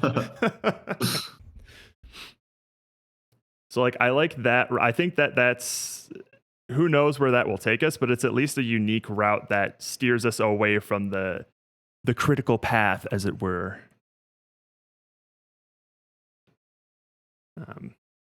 10 seconds microwave versus 10 seconds so and so is typing. Oh, you just see Stephen Rudd is typing in the Discord. Just waiting. What a classic. Could be done. Or... Writing a novel over there? What are you typing? And then you just long. And then it's just like LOL. Yeah. Or okay. Just forget to send. Yeah. Oops. It's the worst when you're trying to court someone. They're seeing how not clever you are. Fucking Christ. You hit something instinctual in me, Papa. Whoa. Whoa. As you took Jared to a dark place. It really cornered me here. Yeah, I like the perception of time thing. It's a really interesting feeling that we would go for. Yeah, and it's something that's what I think that's most interesting about it is it's almost something that we don't even necessarily need to program in to make somebody feel a perception of time. We can take advantage of some sort of innate human thing, and just fuck with it in a game somehow, you know? Right.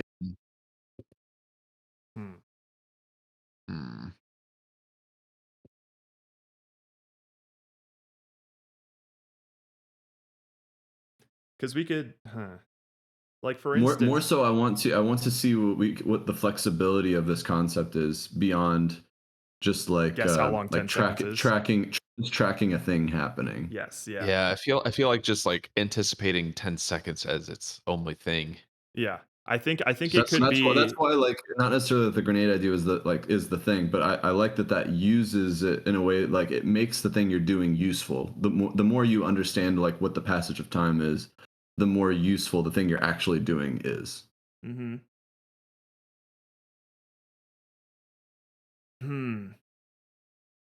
So this could stray a little bit into the critical path emotions here, but if you say had to do this simple task that takes up a relative amount of time, and you had to do it as many times as you could within 10 seconds, but you didn't know when your 10 seconds was going to be up, and the game wouldn't stop you from going over 10 seconds, and you're going to be evaluated based on how many of those like folding paper airplanes or something. You'd be evaluated on how many planes you were able to fold and be docked. Like you'll be penalized for how much you go over. For every second over. Yeah. Yeah. For if you go over 10 seconds, but if you stop too soon, you probably could have folded another airplane and you just didn't know it. So that was just something that I was thinking of in terms of like incorporating the perception of time without just making it the sole thing that they focus on. Yeah. No, you're free to suggest things, Demon, feel free to just throw out anything you want. If you never know, it might spark an idea with us. If microwave hobo Teletubby is on the table, anything is. Yeah, anything anyone says on here is right on the do not list. Do not listen to CJ. 10-second maze. Mm. I think we're trying to avoid like timed like things where you're trying to the- do something in 10 seconds. Yeah. And that's why I like the perception of time is a useful tool for the player, but it's not necessarily that like time is the game. Yes. It's just that a thing that you're doing like takes this amount of time. Mm-hmm. Mm-hmm.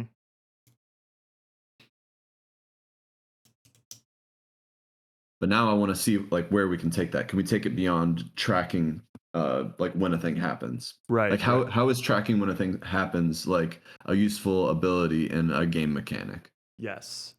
Maybe it's like at exactly 10 seconds or not, or like close to 10 seconds. I don't know, because obviously no one's gonna be able to do exactly 10 seconds. Mm-hmm. You can like you can always like do an action, but it's more effective the closer you are to 10 seconds. So if you're too soon or too late, it's not going to work as well or something like that. Mm-hmm. But the closer you are to 10 seconds, like the better you can do it. Mm-hmm. Like jumping, I guess, for instance, you can do some little short jumps, but if you want to get up to a higher place, you need to do it on the 10-second mark. Yeah.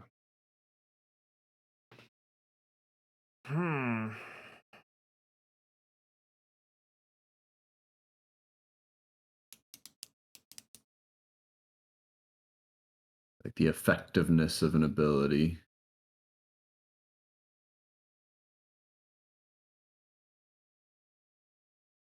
Quality of your microwaving. Like you might have a burnt thing, you might have a frozen thing still. You don't know. Gotta get that 10 seconds. Yeah, because I like the Like what sorts of things, like if you could list them off, what sorts of things like are like you got to do it at the right time, like, or like this thing is gonna either go off or it's gonna like you're gonna go over, like Price is Right style, like you want to get close to the thing to have it done right. Like what sorts of things would apply? cooking a souffle. A souffle. Yeah, it's like mostly cooking. Like there's plenty of things where like if you go over time, it's Steeping bad. tea Like is anything another with a thing. fuse.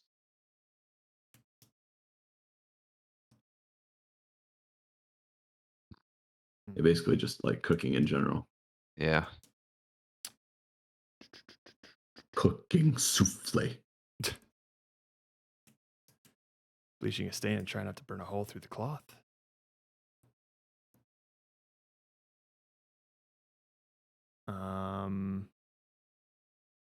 Yeah. Ironing. Basically, yeah, anything cooking, anything with like heat. You know what else I'm remembering is that puzzle from Song of Horror, where people were having to try and guess how many seconds they needed to hold that thing open. Yeah. What if you needed to do that when you were like administering anesthesia or something? Yeah, like time plus like fluid. Like imagine a world with no volume measurements and you could only pour count things out the based on Gotta count how you can only it's like, well, it takes this long to pour it at that amount that I need. So I gotta pour it for 10 seconds. I need or 10 else. I need 10 seconds worth of cooking oil, please. Sounds like a good candidate for just in time. Just in time, the famous chef. You need to drive down Pontiac Trail for 35 minutes and then take a right and drive for another 15 seconds.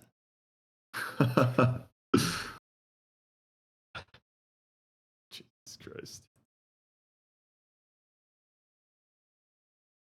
You could also break the 10 seconds down into like other pieces in between. It could be like at the 2 second, the 4 second, the 8 second, and the 10 second mark. Yeah. And then we could split it up into multiple different second intervals and just make like the 10-second one like the final boss thing or whatever. So also like imagine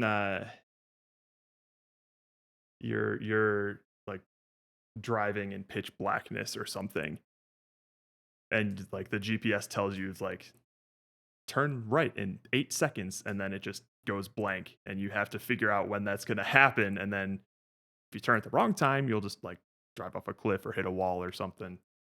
Yeah. That's getting directions while you're driving. That could be interesting.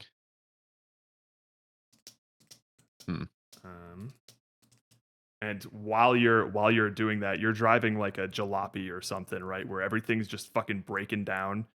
So you have to like manage a couple of things to keep your car in shape enough to drive, while also something to thinking distract about you when from the you're time. thinking about when you're supposed to turn next, you know? Yeah. Well, I still want to try to keep whatever we do to the one simple thing. So like if we end up doing something like separate, it shouldn't be necessarily separate, but like it's like the perception of time is like an aspect of the tool and not like a thing that I'm tracking separately. Okay. Because then it starts to be like higher desire, like where it's a breathing and shooting kind of a thing. Mm-hmm. So like when I thought of the driving directions, I was thinking like there's potential fun in just like I'm driving and like I'm just driving, but I also like I'm paying attention to the directions to know when to turn. Mm-hmm. There's just like a bunch of roads, and you need to know the exact 10-second road to turn down. Otherwise, you'll go to some weird hobo brothel or something that you don't want to be in. I contest that any idea we have ends with hobos. I will not budge on this. So like if you're driving, right? And we're meant to like, it says like, you know, take a right in 10 seconds. What do you imagine the player is doing in the meantime of those 10 seconds? You said driving, but what does that entail?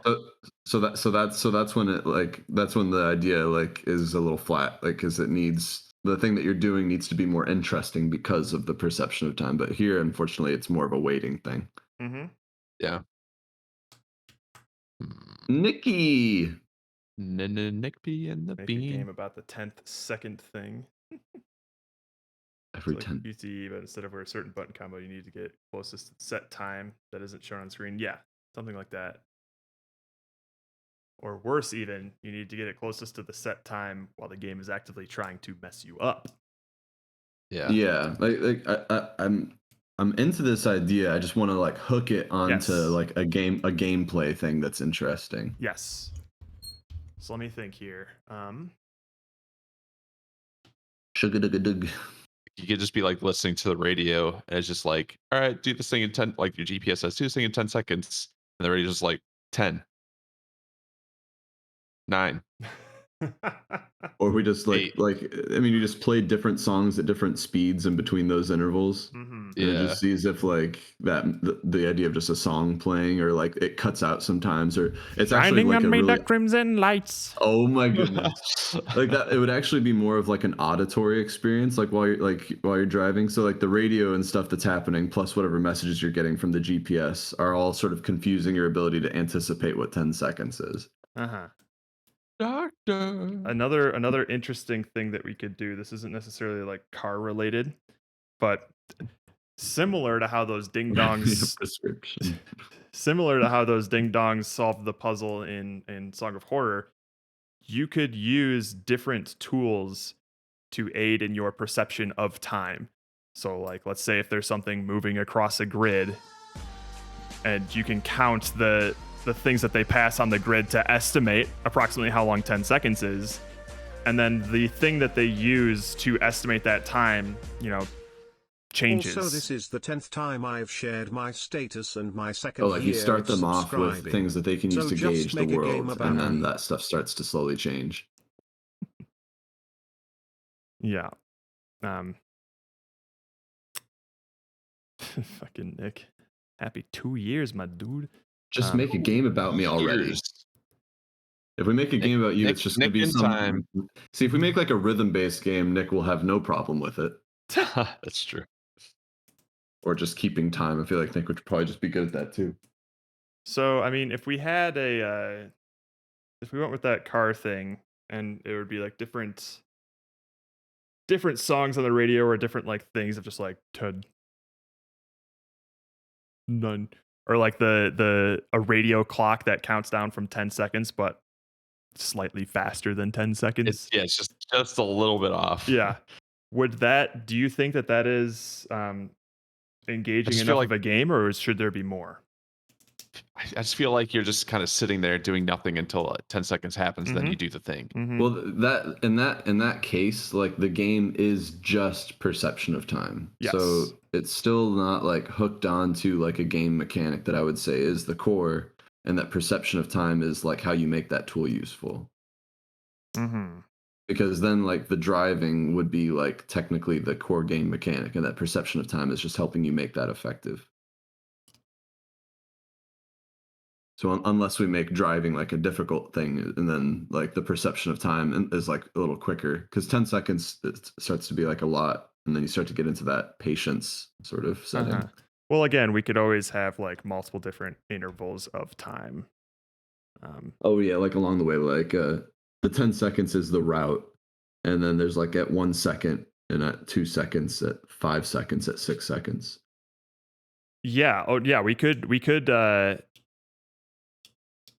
try to give them like a list of instructions, and then they have to every 10 seconds you get a new list, but it takes longer than 10 seconds for you to complete that list of driving instructions. So you have to remember the last 10 seconds that happened.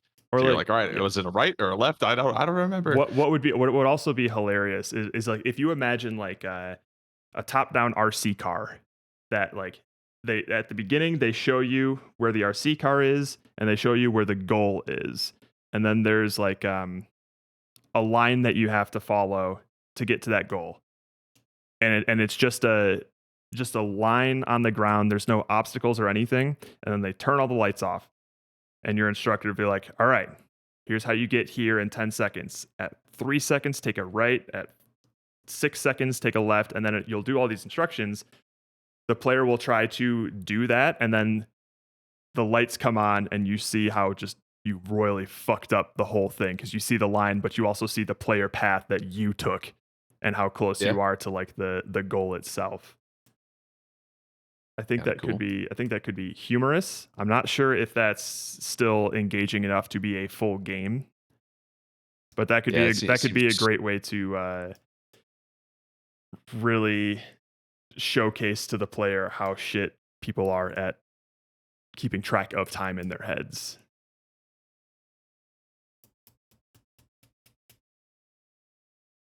I don't know. Yeah, I think my struggle with just the car thing in general is like it feels inherently slow. Sure. Yeah. And that the world of it and the play of it is like actually like complex somehow. Because like with the coin flipping game, like it was like the simplicity of the game matched like the simplicity of what you were doing, and like the slowness of it. Yes. So I'd still like to find some way to, because like if we want to avoid that like bad list, yep, that feeling of either pressure, but also like it's not on the list, but the idea of waiting for things. Yeah. Even if the waiting is part of the game of like perception. Yeah, just I just can't imagine just only being the perception of time being like the goal. So if the most fun thing in my head using the perception of time right now, and it's not the game that I think we want to make, is just like Steven's idea of the grenade. Like that concept makes sense to me of like I'm doing a thing like constantly, like my ability is to throw these grenades or do whatever, and they go off after a certain amount of time, and my ability to know how long that is affects my usefulness of that tool. So like finding something in that vein, so like would feel fun. Like if you had like a play field of, you see where the player is, and they have a target somewhere ahead of the player, and that target's position will, kind of be randomly selected, and based on that position, the player needs to think about how long they need to cook that grenade before they toss it so that it explodes when it's over that target. Does that make sense? Yeah, it's that, and then Like also you're trying to explode it like next to it instead of like hit it or like bounce on the ground or something. It's got to be like midair or something like that. Yeah. Well, it's also the idea of like there could be moving things. Like if an object is moving towards you and you put a grenade even on the ground, like the time that it takes, like perception of time that you think that it takes for that thing to get to you and then run over that grenade when it goes off. It's just like seeing things moving in the world, and like you're about to introduce a new moving thing, and because of your perception of time, you are either effective or ineffective. But that's mostly just as a for instance of what I expect this would make this thing fun, is that I have a tool, and the fun of the tool is that I'm good at it because of my perception of time. I'm not. Yeah, from my perspective, I'm not sure if it seems like it would be very difficult to make a game that focuses heavily on the perception of time, because in my mind it can go either one of two ways of like you're trying to wait to feel when a certain amount of time has passed, or you're doing things that distract you from trying to keep track of that in your head. And I think we have some reservations about both of those approaches.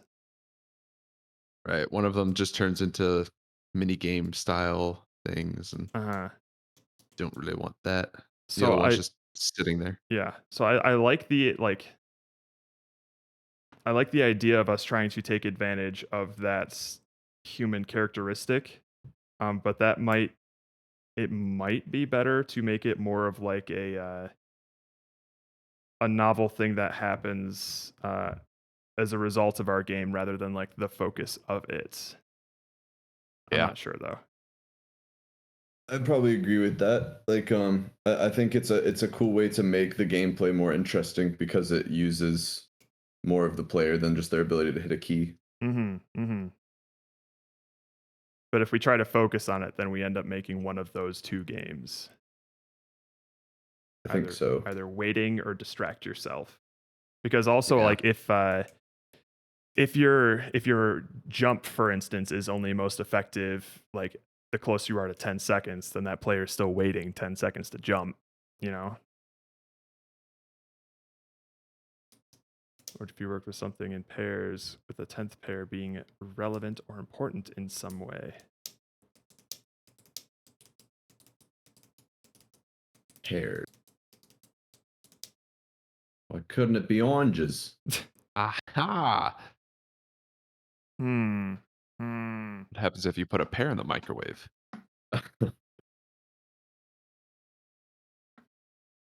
Oh, Lord. Did I ever tell you that my dad told me that he prefers strawberries warm? What? Who the fuck? He says his favorite kind of strawberry are the kind that have been like sitting in a Tupperware on the beach all day. Oh no. And I think he also said that he sometimes like mushy. Yeah, I think he also said that he sometimes like microwaves strawberries to get that feeling. Oh no. Oh my god. No. Strawberries are best cold. Everyone knows that. Unless they're like in like a pie or something that's meant to be hot, like they're baked into something. I guess. He's talking about like not even a cooked thing, just just warm like and sun, and mushy. warmed by the sun. He likes beach strawberries. He likes them mushy. Ew, it's all mushy. Mom, mushy. Not mushy. My mushy carriage. So strawberries. Jessica Simpson?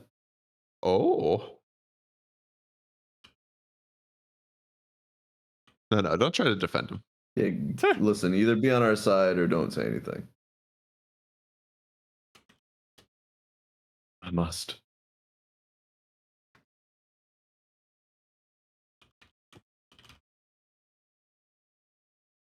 I understand not wanting cold, especially with sensitive teeth, and warm is usually more flavorful.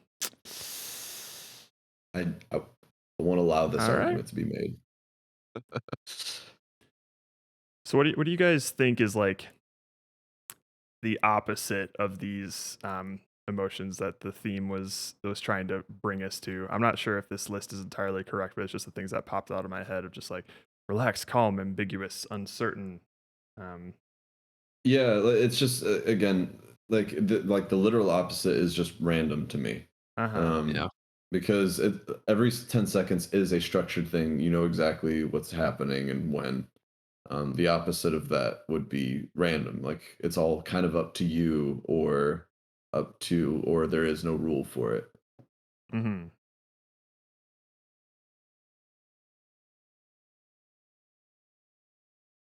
Hmm.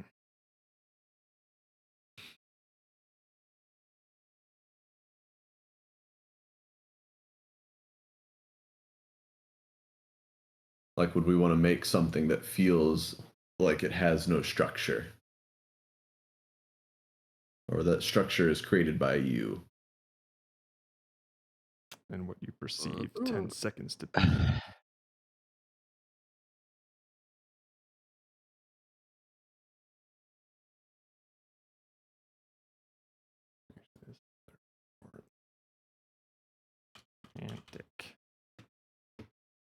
Trying to like create a system that has like an every 10 seconds type thing, but it's all dependent on your perception of time.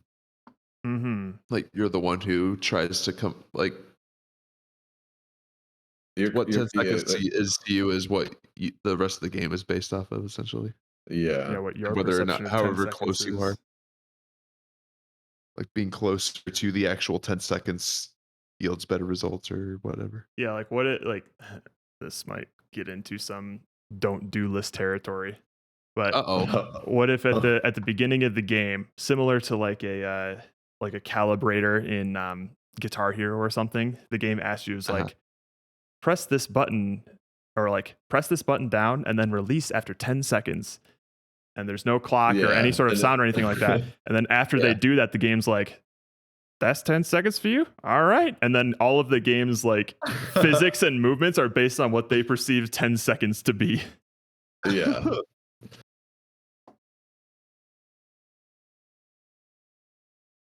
That's actually kind of funny. Like, well, I'm trying to think of like how do you I'm immediately thinking of like that what makes that then interesting later is kind of like how you like disobey. Yeah, yeah. And like how you use disobeying to make it like more interesting. Mm-hmm. Okay, yeah. So if they like how can we have some entertaining interactions if the player just decides to go like and just like see how quick they can like they're just caught, like I don't even give a like shit. it's a half a second is 10 seconds to them now. Like if you give the player like power to in a game control like what time is. Yes. Like or like how time is measured basically. The flow of time. So it's just like the speed of how fast like how everything's going, I guess. Like if the game measures things at like X like seconds and they decide what X is, like what's changing as a result of that. So like you go over the game plays in slow motion and you're just like, oh god, this sucks. In my mind, the intended experience of whatever this game would be that when the player first starts it, they just follow the instructions genuinely and try and do the 10-second thing. And then the resulting game should be interesting. And then it's just like, let me try that again. And they do something like hold it for 2 minutes or just click and unclick. Then the result it could potentially be unplayable, but in like a hilarious way. Right. Yeah. Well, I mean, like my mind immediately wants it to be that like you have to disobey at some point to beat things. So maybe there's like it's like a periodic check of like, hey, hold this for 10 seconds, and then something changes in the next set or the thing or something. All right, yeah. How are these cabbages looking? Oh no, they look fine. Like, is there a way to have it to where this game is played based on like time, and you need to have the correct perception of time to play it right, but disobeying it like makes it to where it's not every time you play is the same way. And that you can still succeed in a way, or that's part of it, is actually knowing like, no, 10 seconds is wrong. I need to do 3 seconds or something. Yeah, it needs to be. Even though it says 10 seconds. Jesus Christ. Like in my head, that's just like, oh no, are we making like puzzles like where you understand and manipulate a thing? Yep. What if at the beginning you have to hold the button for 10 seconds, and then on either side, like however many seconds on either side of that, over or under, that's how much input lag you have in the game. Oh my goodness. They're just making like a stress, like a pain game. I don't know. That actually does sound like it could be like chaotic fun. It could, or maybe your input lag is always 10 seconds, so you have to like, it's like you trying to get through this level and be like, all right, I guess I would do this, this, and this, and then 10 seconds later it starts doing it. Like it's anytime Jared's on his delay with the discombobulate, and it's like super disorienting. Right? Yeah. Well, it's kind of like the time dilation, like where like you put all of your inputs in and then they come later. Yeah, but this is like more like a real time thing. So you're having to do all of the stuff, and then 10 seconds later it's like it's longer, like the actions take longer than 10 seconds to complete. So you're having to, as it's like doing it, and then maybe something gets messed up, you're like, okay, now I gotta go back, but then you gotta wait another 10 seconds to see the results of that sort of deal. Is that going to be a puzzly experience? It doesn't have to be. It could be more of like a just a goofy, why can't I do this simple thing sort of experience. Yeah. Like lining up, like lining anything up, honestly, would just be like, all right, like, long, I don't know that you held it too long or enough. Steven, your internet. Mm-hmm. Sorry. Can you hear me? Yeah. Yeah. You're just getting a little crackly because of Hurricane Ian. I just start hearing waterfall noises on Steven's end. I'd like that, like his internet's all fine, but his apartment's flooded. Yeah, I'm just, a window breaks, I start getting washed away on the third floor somehow. So I do still like the idea of having the player calibrate what they perceive 10 seconds to be, and then using that in some entertaining way. For the gameplay, Yeah, I would like to try to still explore that if y'all are interested. Yeah, like that feels yeah, like I like the oh, Steven. Uh-oh. And then you'll be saved. It's 10 seconds, and then you'll be saved. It's funny. That's exactly that when was you crystal came clear. Yeah. So what were you saying, though? I don't remember. Oh no. The internet killed it. The internet killed the thought. Damn it, internet. We were talking about having some sort of entertaining results after holding, like, based on a player's perception. Calibration. Yeah. I don't think I was going anywhere with anything. I was just reiterating what we were saying, probably. Okay. Gotcha.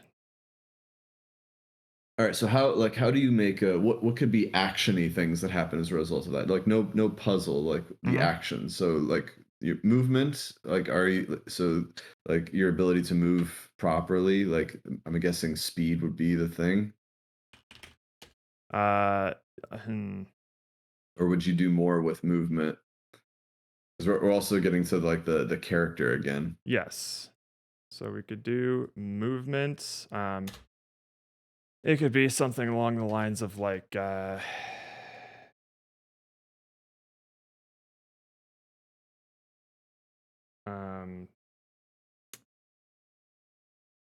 is a bad idea, but I'm just getting it out of my head. Get it out of there. Game there. Rhythm game. Yeah. It could be so like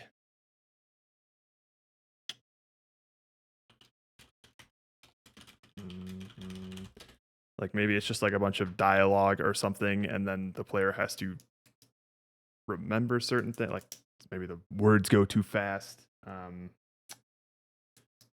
Let's think here. What if like a piece of dialogue is just playing, and every 10 seconds you have to remember the word that was being said at that 10-second mark, and at the end you put all those words together to get a secret message.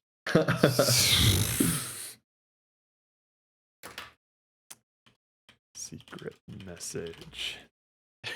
Secret message, man. You have to listen to every second word he says. Ah. And he's homeless. Every 10-second words. And his name is Justin. He's been in control this whole time. I killed those people. No, Jerry. Don't make me tap the list. I did not kill them. They're not dead. Not. Okay, so what What the fuck, Richard? what sorts of things can change based on your perception of time? Based on time.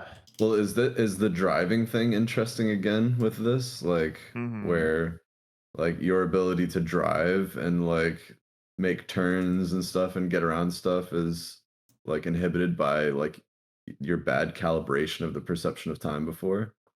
So what would be calibrated in that sense? Would it be like you turn the wheel and then there's a delay, or well, either like like reaction time or how fast things are, like, or like depth perception of things, I don't know. Like basically just anything that would affect your ability to navigate, as an example. Okay. Yeah, let me think here.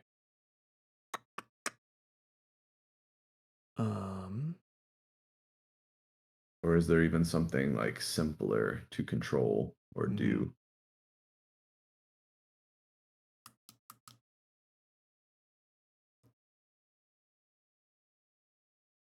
I mean, like Steven was saying earlier, just like trying to line up something with an input delay is difficult.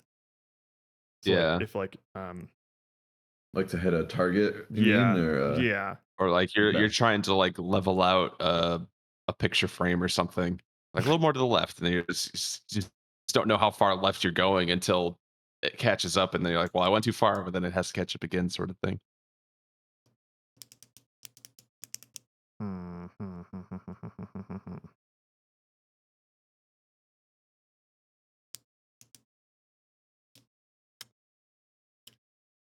Let's see here.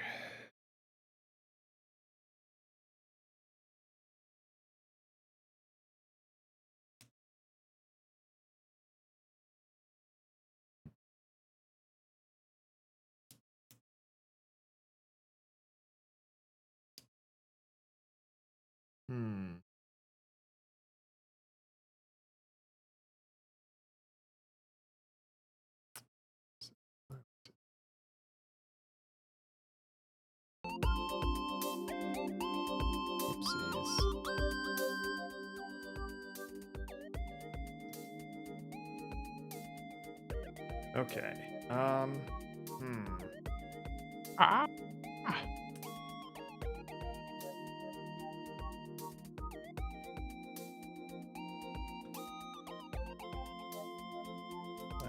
me think. Hold the button.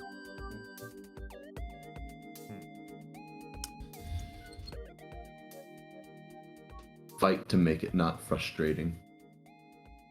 Yeah. How's it going, Pomp Rocks? That's a great name, Pomp Rocks.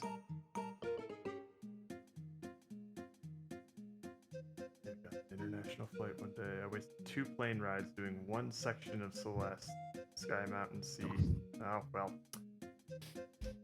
Just get good, Pomo. Lag would be frustrating to play. Yeah. So yeah, like if that's if all it is like like your perception of time is bad, so like you get laggy gameplay, then yeah, it wouldn't be fun. Yeah. it needs to be that like either like your perception of time just changes things and not necessarily just makes it harder to play. Yeah. It needs to be that it just changes how you play. Yeah. Huh. Is there anything that we could modify with it that's not just speed? Like because if we want, we can try to map the delta of the player's perceived 10 seconds to something else entirely, like size or something. I think honestly, you know? I think it would be kind of cool to do it with other things. Mm-hmm. I don't want to immediately get into the like notion that we would try different things, like have levels with different things, which is what like crossed my mind. It's just but so it would need to be like just one thing that you're changing that's like still flexible and we can still do a lot with it. Uh-huh.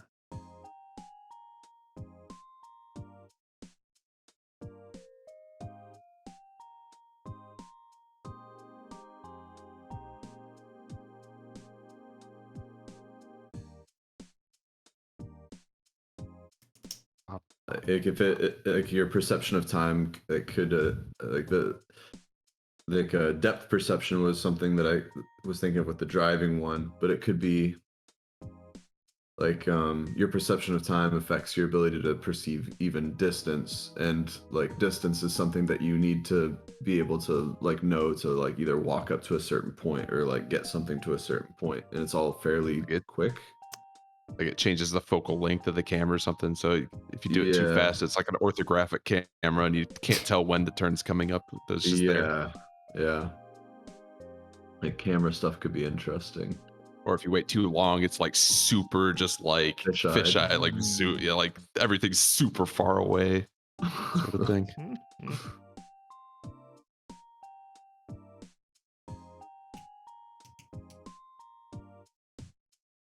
Man.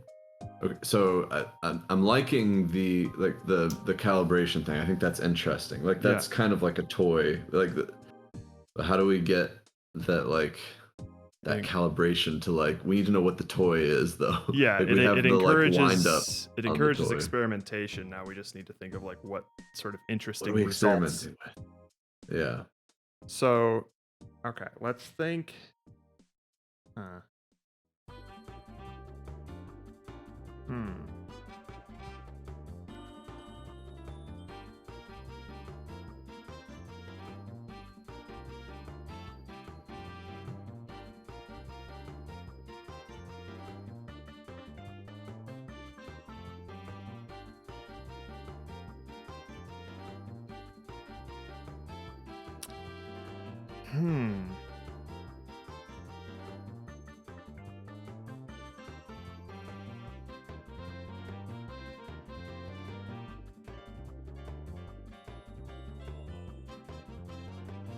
Oh shit, here we go again. I actually need to hit the bathroom. I'll be right back. Yeah. Do it. I almost think we're kind of hitting a wall with the whole like time perception thing. Yeah. Damn it. Like it's too abstract. It's like well, it's like there's only like one way we can do it, and it's not like a good. Well, yeah, the problem is we can't really. We're thinking of it through like a focal point of view, and it can't be the focus. No. We're running into like we hit the wall like an hour ago actually, and now we're just trying to find a way to find something on the other side of it. Working through all this other brainstorming. Like there's got to be something that we've come across. I know we ended up like sort of tackling just a lot of stuff that made us laugh, but I just feel like I don't know what is going on here.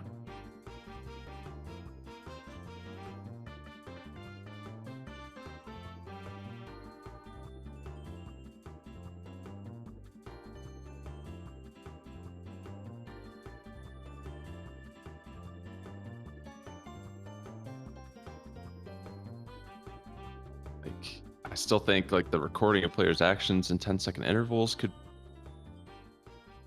just waiting for a thing to happen sort of deal. Yeah, like the 10-second interval still exists, but you're doing stuff in the time. Yeah.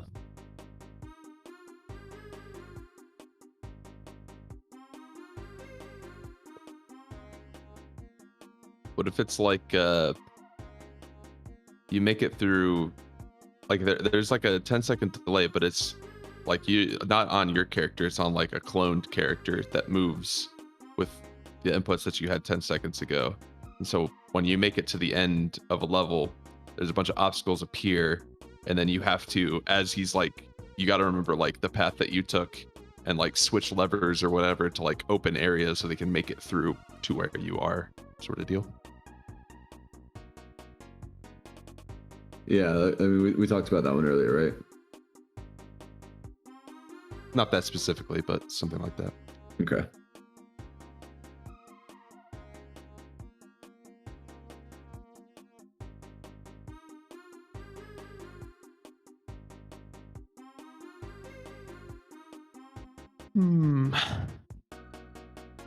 This feels like we're extra challenged today for some reason. Yeah, I don't know what the deal is.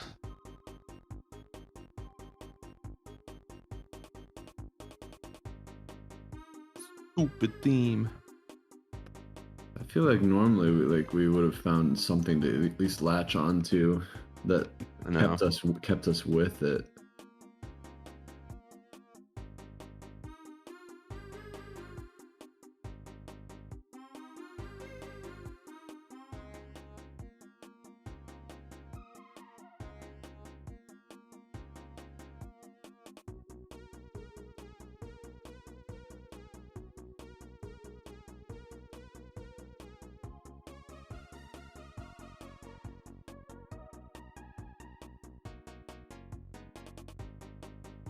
I just feel like anything involving time is just a dead end. Yeah, without it being just the thing that everyone's gonna do. I think we've been trying to avoid the game being about time. So yeah, like I think we need to start considering the don't do list. Unfortunately, I just don't. I feel like we're cutting a bunch of stuff out. Like we could still think of an interesting thing to do with stuff in that list. I feel like Zero Data 2. Fuck it. 10-second dates, baby. Yeah. We spent a lot of time trying to not do a time-based thing, but it always comes back to that anyways. Yeah. Hello. Yo. P came out and an idea came in. That's how I usually hope it works. So imagine there's like this sort of, you have like this attack that you need to charge up and shoot a projectile or something. And the game tells you like, hey, your character's gonna charge up and shoot this projectile every 10 seconds. And then it's like, oh, by the way, how long is 10 seconds? I have no idea. And then it asks you like to put in your thing.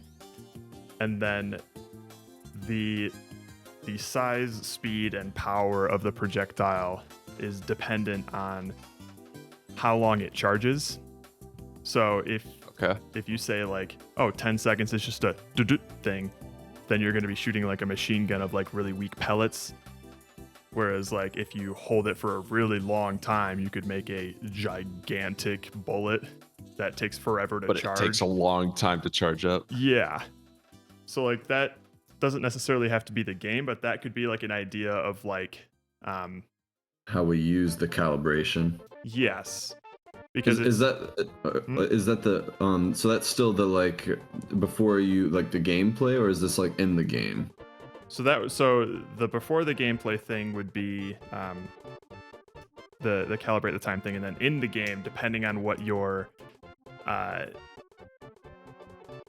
depending on what you sort of set, those are the kind of like projectiles or whatever we want to manifest gets created. and we could have like multiple different types of enemies where like maybe fast weak bullets are more effective here, or maybe like this thing will only die if we make a big enough bullet to stop it, sort of thing. And the game will I kind of like the idea of the game itself being like a character that's constantly trying to fuck you over by it's continuously asking like, hey, like how long is 10 seconds after every level? And there are some instances where you have to it's probably a better idea to do the smaller, quicker bullets. And then maybe it kind of starts fucking with you too, in terms of like on that calibration screen, it'll start putting like fake clocks on it or fake metronome sounds and things like that. Yeah. But I like the flexibility of the tool. I guess with that, like, what's the incentive to try to get it on 10 seconds then? That's a good question. Because I feel like you could just kind of hold it for an amount of time and it's kind of arbitrary at that point. Yeah. Like I feel like because if we're trying to make the 10 seconds be like the thing you normally should do, and then the other stuff is more experimental. Mm-hmm. I think the other things like sound too powerful, maybe. Sure.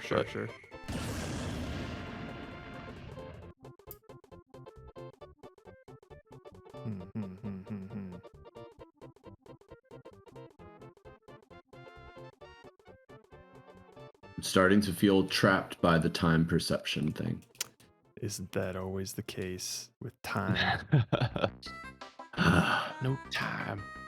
Like fly.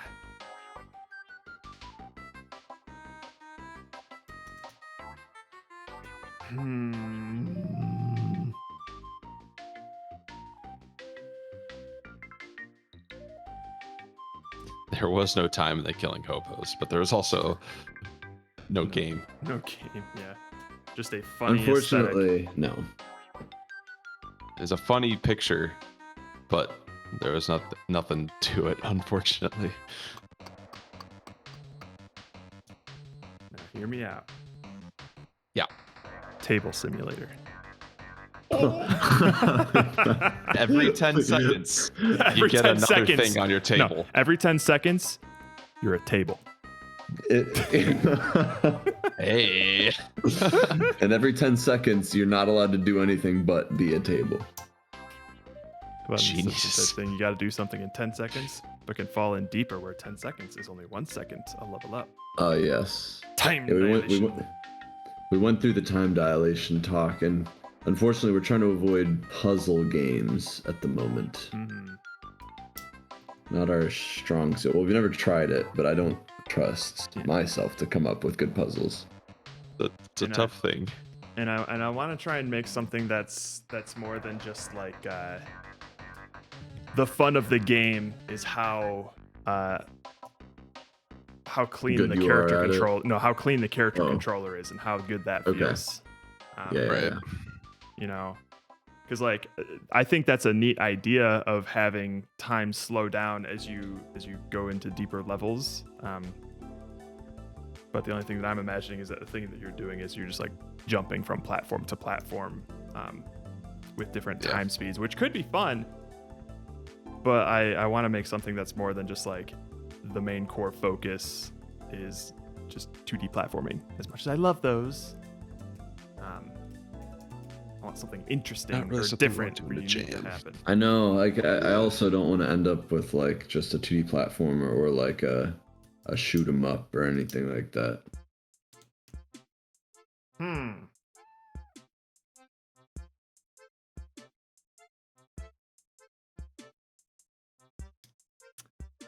This thing really sucks, man.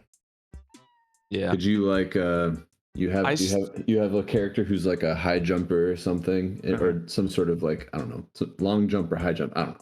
Sure. And you need to like it's not going to tell you how long 10 seconds is, but you have 10 seconds, and like you basically push and pull on like their limbs to tell them to do something, like while they're stationary, and then like after 10 seconds pass, they're going to go do things based on how you pushed and pulled their limbs.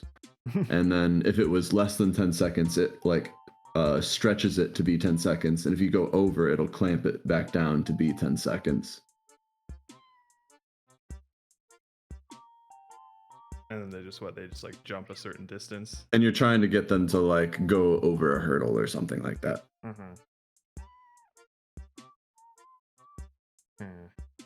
Or jump through a hoop.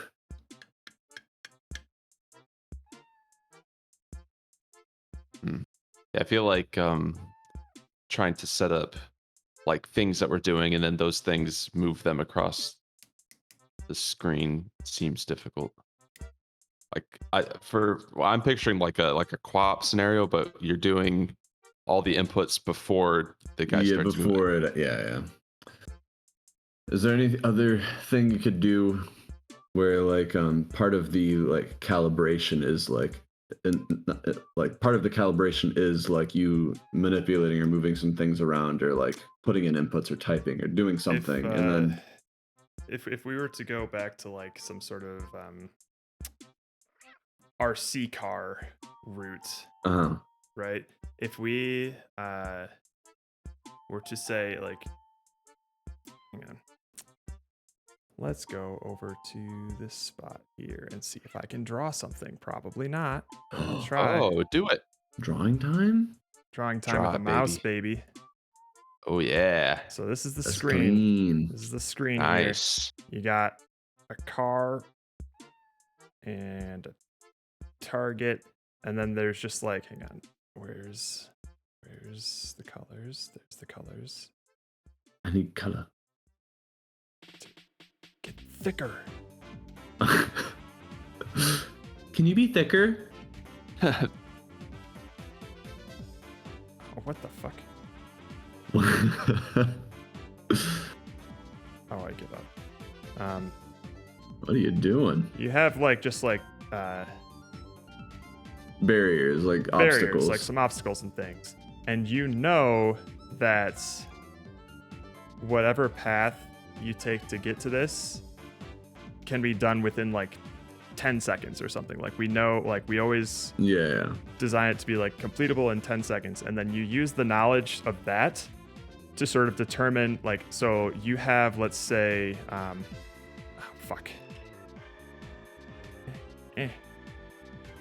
you have like a console of buttons here on your car, and you have to basically, it gives you a 10-second window of input, and during those 10 seconds you have to click and hold these buttons to like register your inputs, and for how long you're holding that button, that's the direction it goes for that amount of time, and then turns or something. So like you have that whole preparation step at the beginning, and then you see the results of what you did. Once you made it. Yeah, based on that. And we can make it something more interesting than just clicking these arrows. We could, I don't know, add other inputs like break, or have some interesting way to actually input them. Yeah. But that would be a similar flow of like prepare and then see the results based on your perception of time.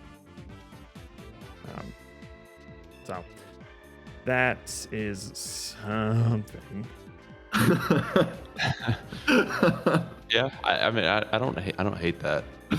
There's nothing wrong with it. It's just like it's not super exciting.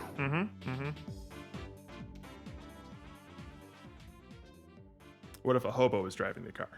Oh, now we're talking.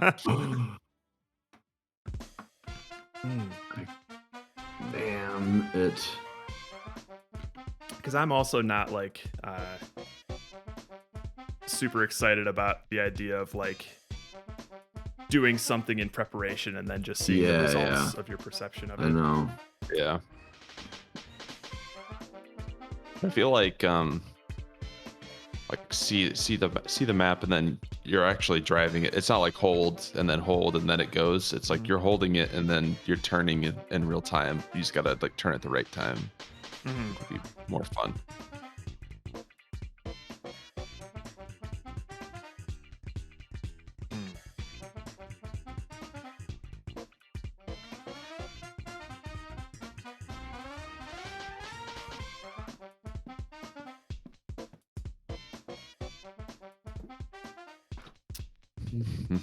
This is probably going to go down in history as my least favorite theme.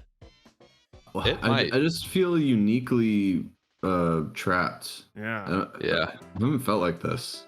It's been a while since we've not really gone anywhere with it. No, like There's We nowhere usually to go latch with onto something by now. it. Every 10 seconds. Like we'd at least be going down the avenue of like an idea or something. Mm-hmm.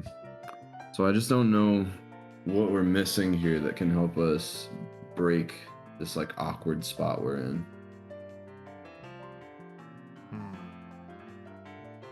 Because unfortunately, like the funny path didn't give us a mechanic. Sadly enough. I'm bummed about that. I am hoboed about that.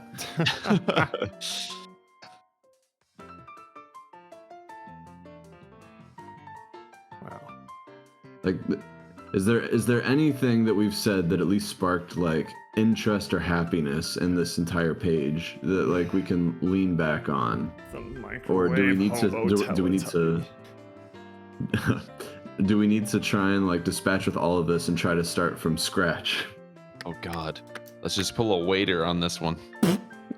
Like, does Just it? I mean, how do y'all feel? Like, delete. do we need to waiter this brainstorm? Let's or not like is- hardcore waiter, like actually waiter it, but we can start another Miro board.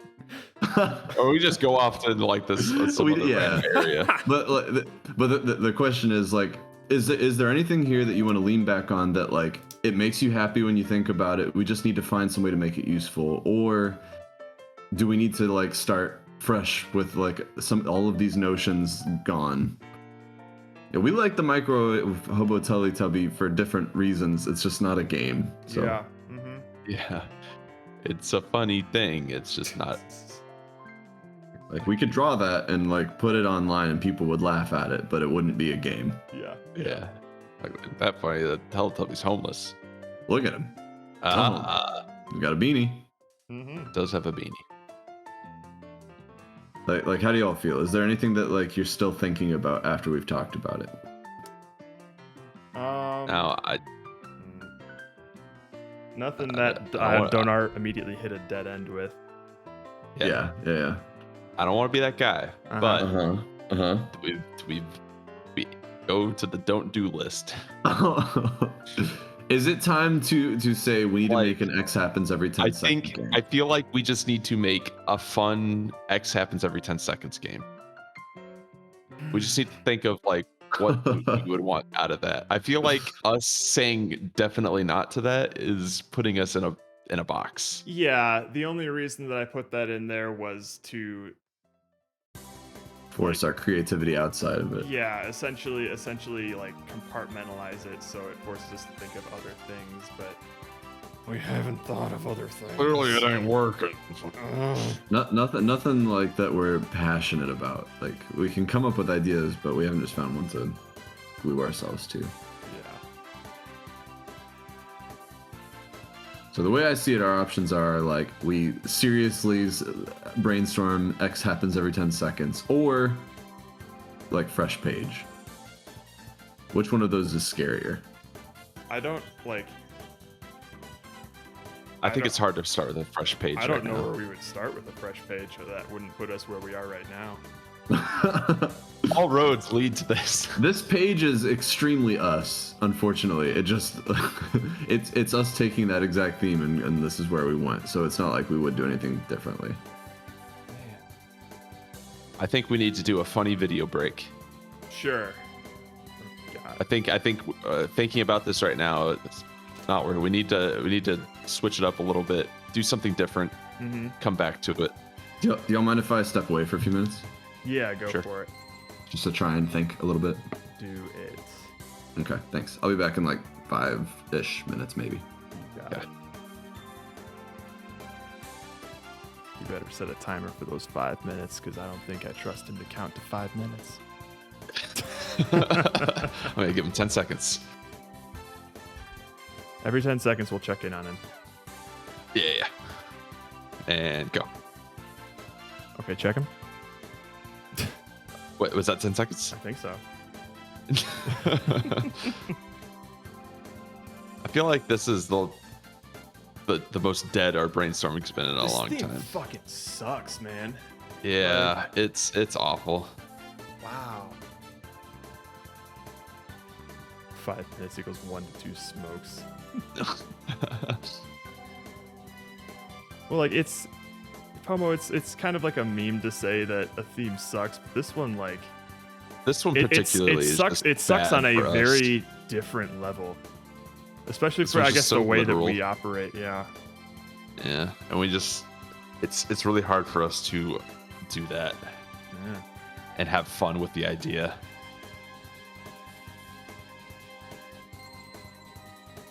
I've never felt more boxed in. I know.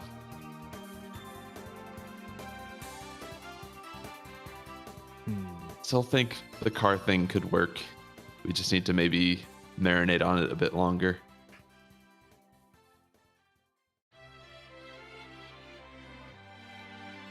Just needs to be exciting somehow rather than just like move and turn thing, you know? Yeah, do the thing. Yeah. Like ideally there should be some sort of action and reaction. When you Yeah. do something.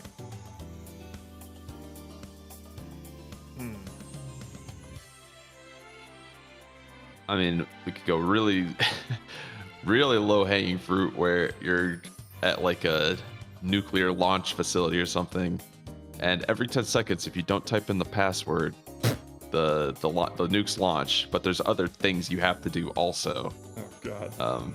So you just got to make sure that every 10 seconds you go back and like hit a button or something. It's like the kill switch or whatever. Yeah. Sort of deal. That's basically Like I feel like we just need to hardcore think of these, and then maybe it'll spark something different. Might be worth a shot, but Sure, I don't yeah. know. Or maybe we even come up with an idea we like that is a don't do. But we'll see. I can only hope. You looked at definition of second in the dictionary. Yeah, Yeah, that trail went cold. it went cold real fast. Yeah. Not a lot of things. The second is not a very wide word. 10 isn't either. That's why I would have preferred my theme out of order, Pomo. There's so many different could've ways been you so could many interpret things with that. So many ways. This whole court is out of order. You actively told everyone on the Ludum Dare page to not vote for it. You son of a bitch. Listen, it doesn't. If like 5,000 people voted for absurd to me 10 seconds, then there's nothing any one of us could have done. So.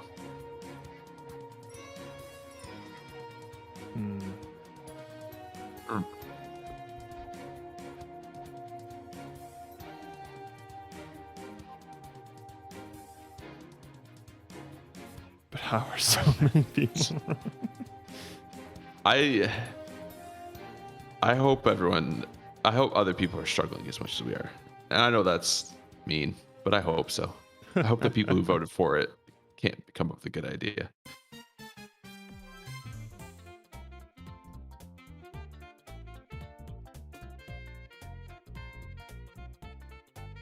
$30 10-second platformers, yeah.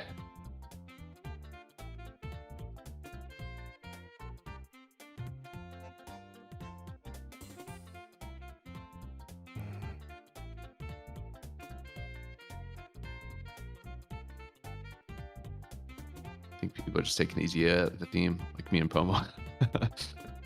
I do think I need to stand up and pace around a little bit as well. I'll be back.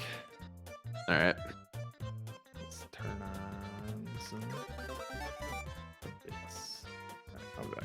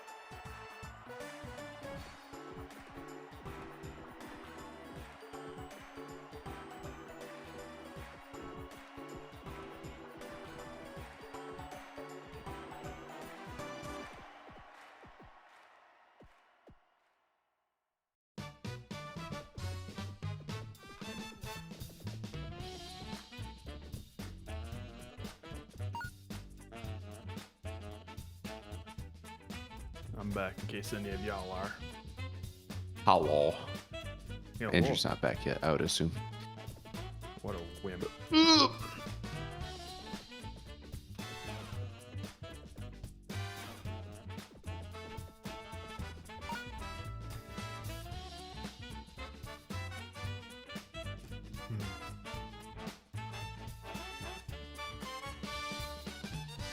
And like looking at Blinko was kind of reminding me, like, because like, oh, the Cabbage Gatekeeper drops every 10 seconds, or Yeah, I know it's longer, but it's like, oh, that's annoying. Stop it! I gotta get there first. Stop being so Fuck you. consistent. Sorry, that was more than 5 minutes. No, you're good. I stepped away fine. too, and I just got back. Yeah. Okay. And I was hoping that that I would just like find something in my head, but I haven't. I have something. Okay, let's run with it. Well, we'll see. All right, we're doing it. It better be good. I'm really counting on this right now. Now, hear me out. Let's go back to the intended emotion or feelings that this theme is driving us towards. All right. This sort of theme can make players feel pressured, stressed, have some sort of anticipation, and be frantic. Right. Now, what do y'all think of the idea of pulling another classic out of left field Keyboard Cowboys immediate deviation from what we normally do? Okay. And try our hand at making a horror game. Oh, you know, that actually crossed my mind when I was outside. A jump scare every 10 seconds, baby. No. But a horror game also fulfills all of those sorts of emotions. When it comes to those feelings, you are correct. Like, we are basically setting ourselves up for something not necessarily pleasant, you know? You're right. Yeah, because like something that happens every 10 seconds it can be predictable and boring, but like if you're dreading those 10 seconds that are about to happen, that could be a completely different thing. Like, not like the idea is, how can we harness the negativity of this concept? Yes. Okay. So if we can't make something out of this theme that's fun, maybe we can make something that is intentionally unpleasant but in like an enjoyable way, like a horror. Like not like we're because we're being intentional with it. How can we use that to our advantage?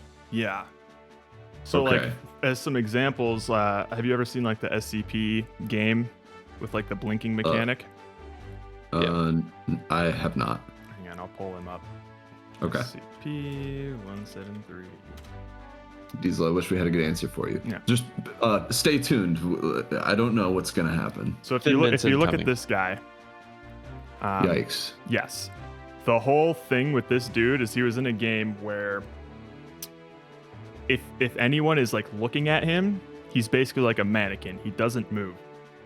But if you break eye contact with him, he moves like a fucking speed demon and breaks your neck. Okay. The game that he was in had a mechanic that had a constantly depleting blink meter, and once it ran out, it forced you to blink. And when it blinked, he would like obviously like be way closer to you and stuff like that. So that's like a concept of this thing that's happening at a regular interval, that has, you know, some consequences when it happens, and you know the player has to try to manage that. So I don't know. That's just something to put an idea in your head and see if it churns anything out. But put it in the microwave stomach and see if it turns into anything. Yeah. When I was out earlier, like I thought horror as well, but not like intentionally horror. I was just thinking about the hobos again. And I was thinking about like this, like 10-second intervals and like things appearing every 10 seconds. And I thought, that would be really scary if you knew something was going to appear every 10 seconds, but you didn't know where it was going to be. Yeah. Yeah. So like I'm not like far away from you, like in being okay with like a horror game. Mm-hmm. Yeah. because of like that explicit reason. This like if the emotions are meant to feel like, you know, pressure and stress and stuff, like Yeah. And 10 seconds is not really good for like a like that interval of time is not great for like a skilled rhythm thing. It really is like a drawn out amount of time. It's such a long but short amount of time. It's so annoying. I hate it. Yeah, I don't think like a regular 10-second interval thing can. I'm sure it can make for some interesting gameplay, but like not in a way that I can't think of a unique spin on it that gets me excited. Well, yeah, my problem with it that I was like coming to like when I had my little walk away was that the reason everyone likes this theme is because you can literally do anything with it. Technically, you just come up with any idea you have and then just apply something that happens every 10 seconds. Yeah. And I think that's why it's so hard, because it's not telling me anything. It's just telling me like a thing that like literally anything, literally any game we come up with could use this technically. And then we could just have a ding that plays every 10 seconds. Oh my goodness. Do anything poorly. Such a... So like, if we want to then like alternatively use sort of like the problem that it creates, maybe you're right. What if the horror game is like it's pretty dark, like we have like a flashlight or something or whatever, but every 10 seconds lightning strikes and it brightens up.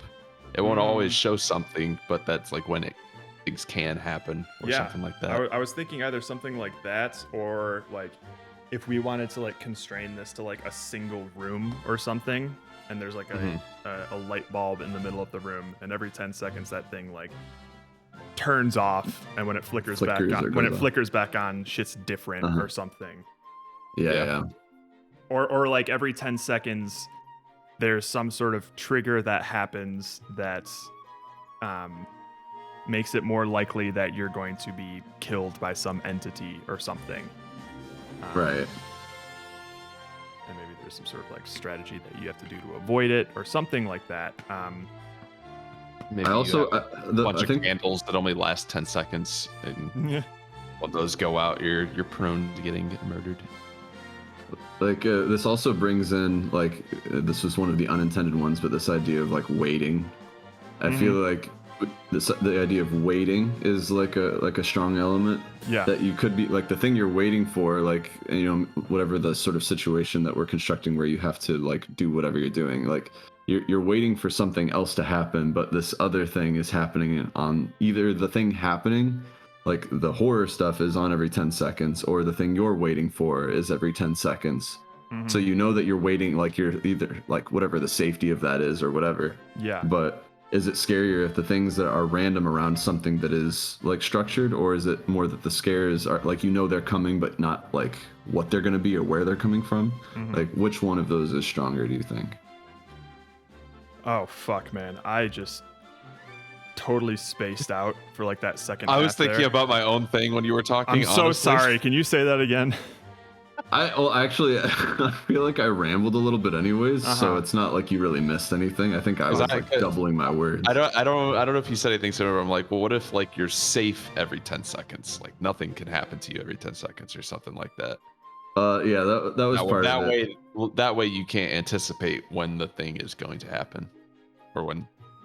Yeah, well, like, the question was, is it better that there's something that you're doing and it involves waiting for every 10 seconds. Maybe it's like you're safe every 10 seconds, or maybe there's something you have to do. Maybe you're literally waiting at the microwave for every 10 seconds. I don't know. But there's something that you're doing that is consistent, and that consistent thing is safe, and that the scary stuff is unpredictable. Or should the scary stuff be predictable, but you don't know like where it's going to come from, and then that like means that your behavior is the thing that is unpredictable?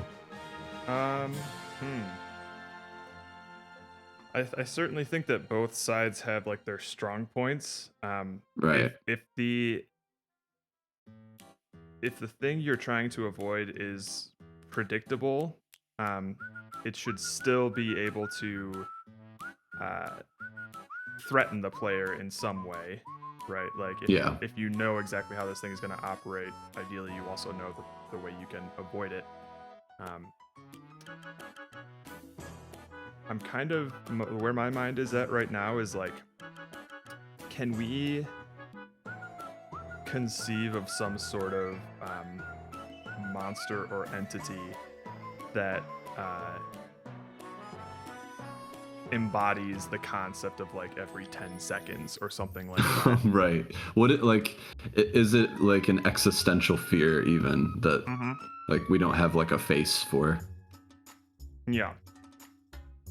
I mean, it could be something. It could be something that embodies that. Yeah, it could be something that embodies the ambiguity of the perception of time or something like that, or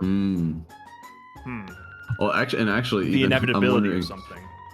Right. What if it's like every 10 seconds the monster can move towards you, but every 10 seconds the amount it moves increases, so it gets to the point where it can like come at you from anywhere, essentially, if you wait long enough or too long. Mind flayer. Become invincible every 10 seconds. I like the perception of time being a scary thing. Like you don't know how much time has passed, and that like adding to either the dread or the behavior of the world around you, and that's what makes it scary. Because now like you're doubting yourself, and the more you doubt yourself, like the more you're paying attention, and I think that's when like things get more scary because you have to pay attention. Yeah. Like one of the horror things that I liked a long time ago that stood out was like embrace the concept of like there's something you're trying to do, and because like you're engrossed in this world because the thing you're trying to do, like the scares feel more natural or imposing because you're not looking for the scares, you're looking for something else, and the scares are getting in the way, or the ambient is getting in the way of that.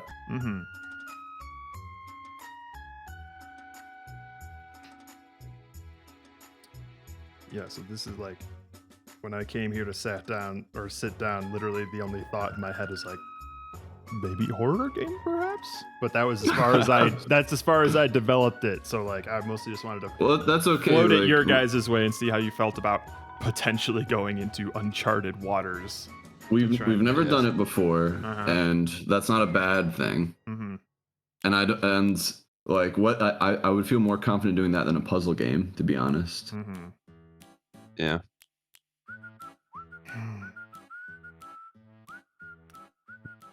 I also just understand that doing horror is difficult to get right. Oh, absolutely. Yeah. I would be interested in trying, but it's gonna be we're gonna need to think about it. Because ideally, if we were to make a horror game, I would want it to be something that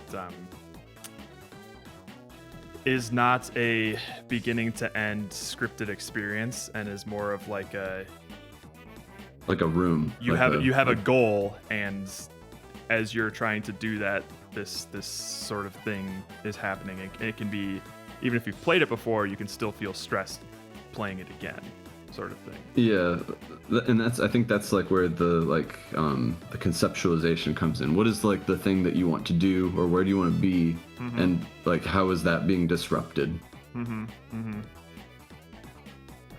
Because I agree, we're not going to do like some long narrative like checkpoint thing.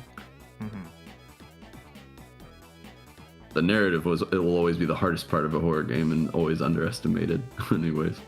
Yeah. And all we know is no jump scares.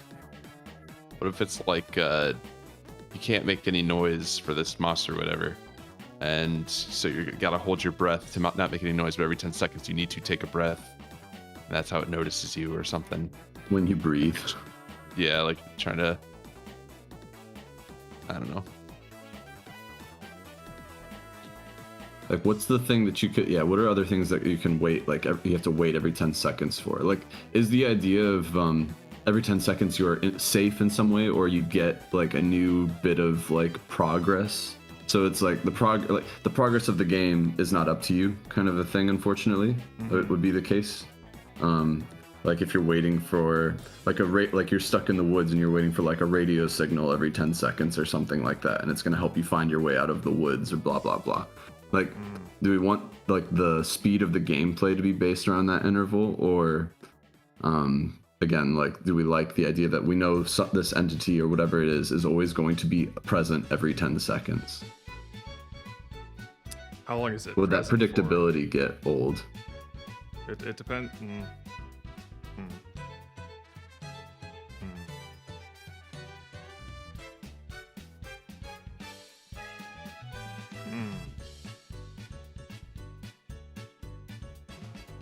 This game dev is talking about Heartman. Oh, hey, Death Stranding. It stops every 30 minutes.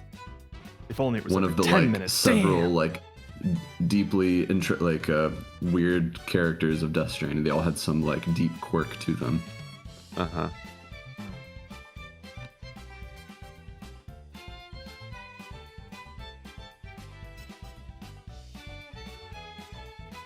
What's sort of scary about time?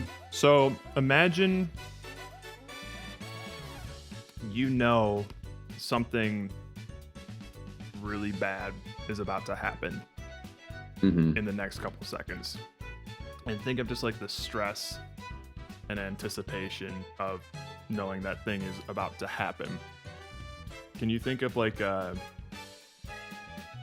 common occurring scenario where that might be the case? Oh, like where you're dreading something happening and you know exactly when it will happen? Yeah.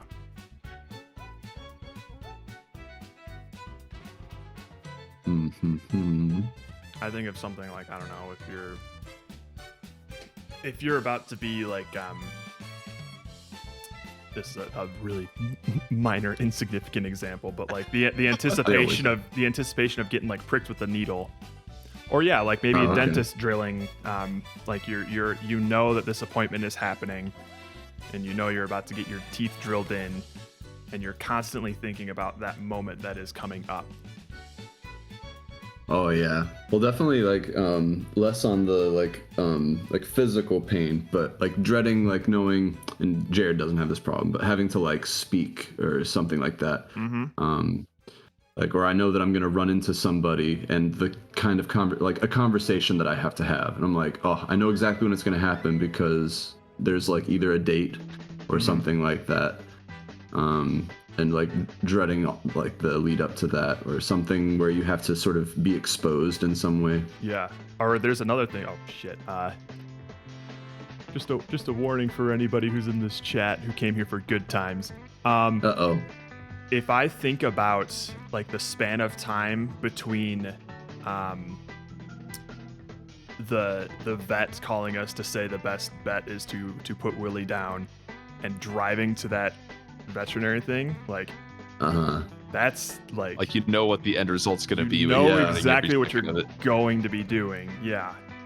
And it's just you can't make it go faster. It's just happening.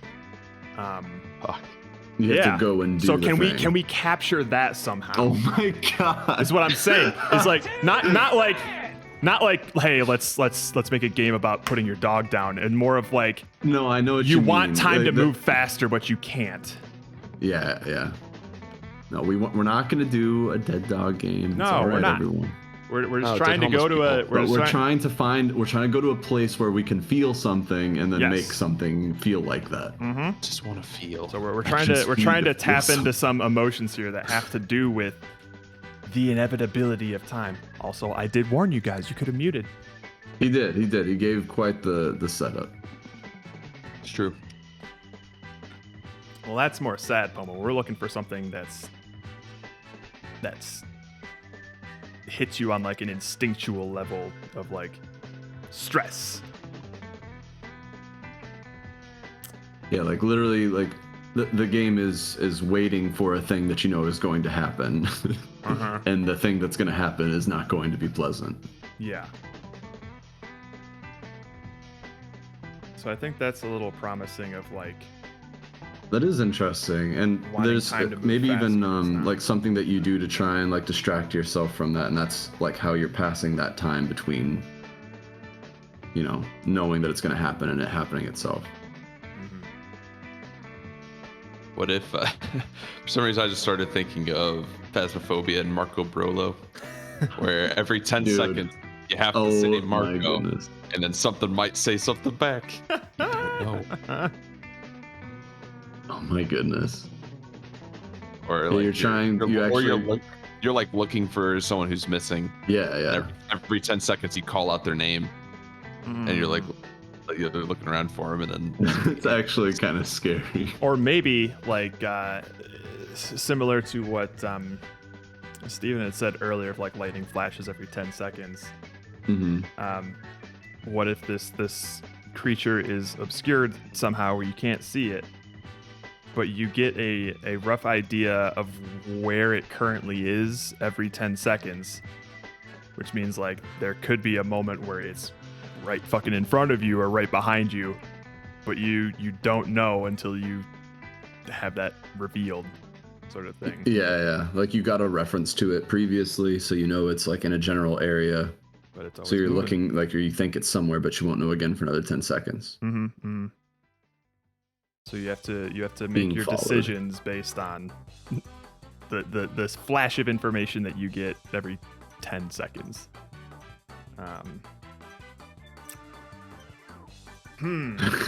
Cancer game. It's a cancer-based shooter. You're a character inside like Honey, I Shrunk the Kids. Oh my goodness.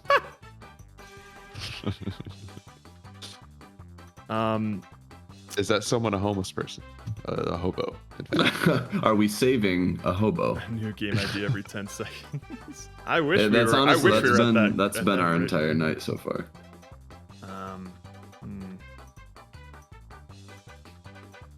Every 10 seconds, the art style of the game completely changes.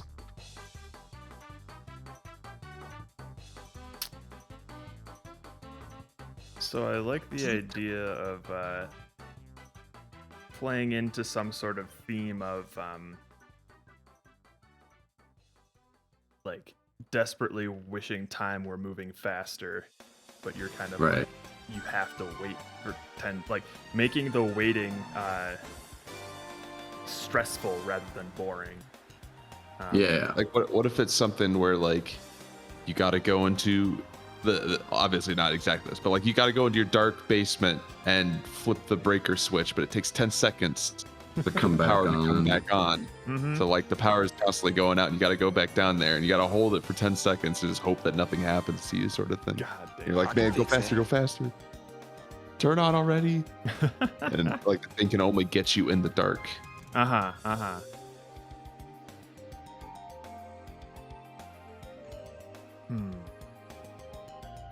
when I remember like scared feeling and like wanting it to be over, it was definitely like a time that I had to go into the woods dark to find my cell phone in the middle of the night.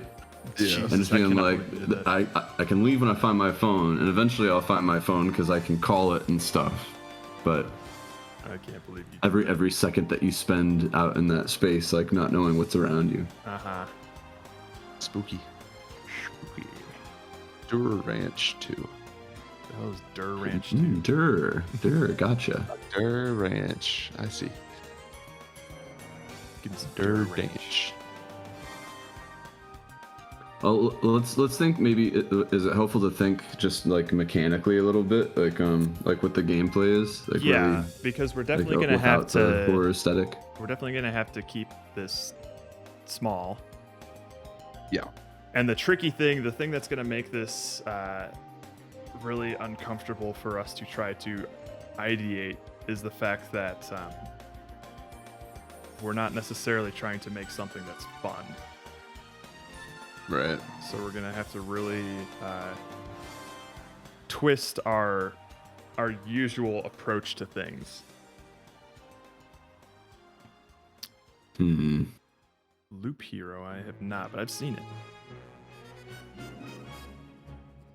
Not played Loop Hero.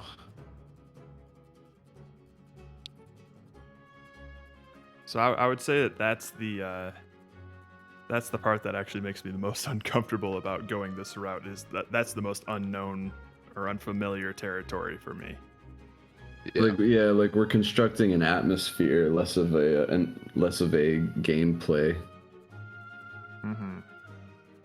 But is there a way to get gameplay in there?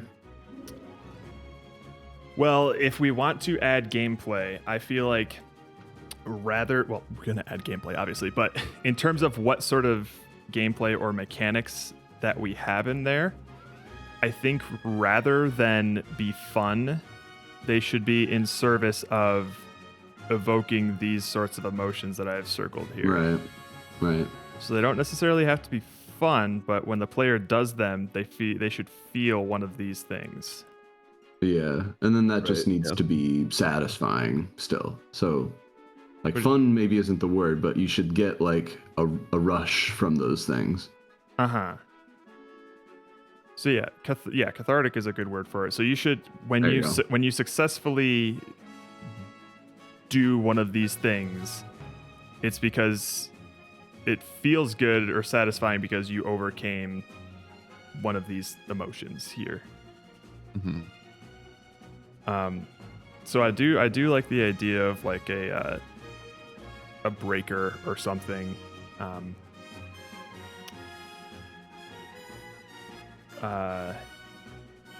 Something that takes time to complete.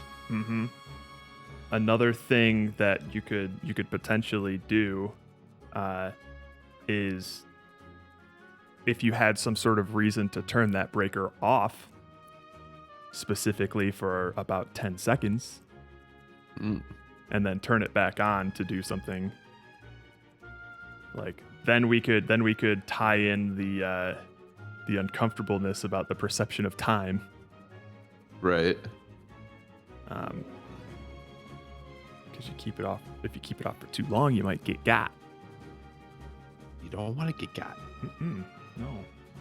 Too short, you don't complete whatever task you're trying to complete. Yeah, so two things for me. Like the first one is like I'd still want to figure out like to what you always say, Jared, is like what is the like aestheticless version of this, and is that I know it doesn't need to be fun, but there's still like is that like interesting, engaging, I guess. Engaging is good, and like even the colorless version should somehow capture some of those green items. Yes. So like can we find what that is and like go down that avenue? And then the other is like instead of just making this like monster kill me, like can we find I appreciate that you brought up like a real thing, because that always has a more resonance, and then you attach the like resonance of that feeling or situation more so to the emotions that you're trying to feel, at least from a horror perspective. That would absolutely. I don't want to just have some creepy smiley monster boy with no context or emotion behind it. Don't want to pull a Madison. If we want to try to do this right, we're going to have to really consider what sort of real emotion or experience that we want to try and capture, and then essentially capture that in some way in the atmosphere or the if we decide to make a monster of the game, essentially. Yeah, it just needs to be a product of the feeling we're trying to create. So which of those two things feels more worth putting some thought into right now first? Fuck, man. I guess my usual instinct is to just go for the action stuff. Yeah. At least that's currently where my brain is right now in terms of like, I do think that if we can find a reason for it, it could be engaging even in a vacuum to have a sort of breaker or light switch mechanic where you have to, hang on. Hello, Outfrost. Frost? Waiter. I do think like if you can imagine like turning a light off and you can't see anything, even if there's nothing to see. But also trying to count in your head how long, I don't know, 10 seconds is to like reset the breaker or something. I'm about to sneeze. Yeah. Bless you. Oh dear. And if you fuck that up, then you die or you fail or something. So I can see a mechanic like that even in a vacuum with no assets being a stressful thing to try to perform. If that makes sense. Okay. Or if you're sold on that. It wouldn't be like the core mechanic, but Yeah. It could be, there could be something there. Or at least that's like where I would start to that's kind of like a baseline of what I would imagine a mechanic in this game would sort of be like, in terms of like, it might be simple, but it has to evoke that emotion. Yeah. Let's actually like start to write some of these down, because I'd like to see. Let's start to like, I want to brainstorm some of these and see them next to each other. Let's just go to a different section and just do horror ideas. So we're away from this other garbage. Yeah.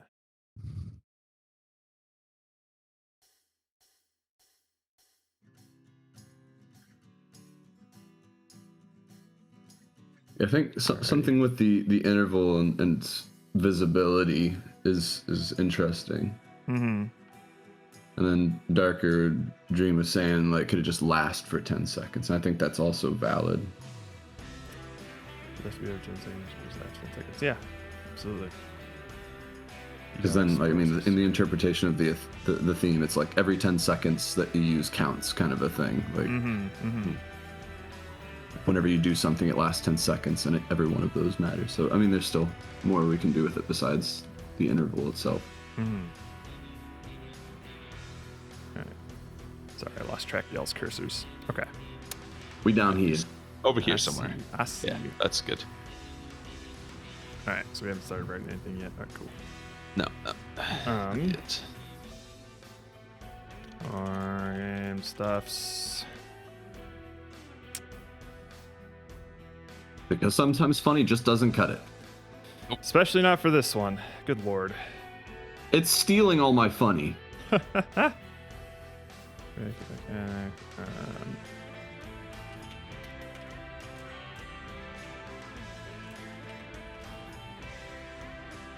So I think with what might be what help us focus a little bit is for any mechanic that we sort of like propose here, it could be useful to like highlight what emotions that we would want to try to evoke with that. So like right. Pressure/stress, essentially, or it would be more of not pressure. Stress and anticipation would be something that we would want to try and capture with that. Lights every 10 seconds. So this is lights turn on every 10 seconds? Yes. Like you see more of the area every like 10 seconds.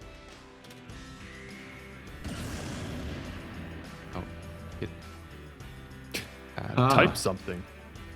Nope, I'm just gonna get out of it. Don't need it.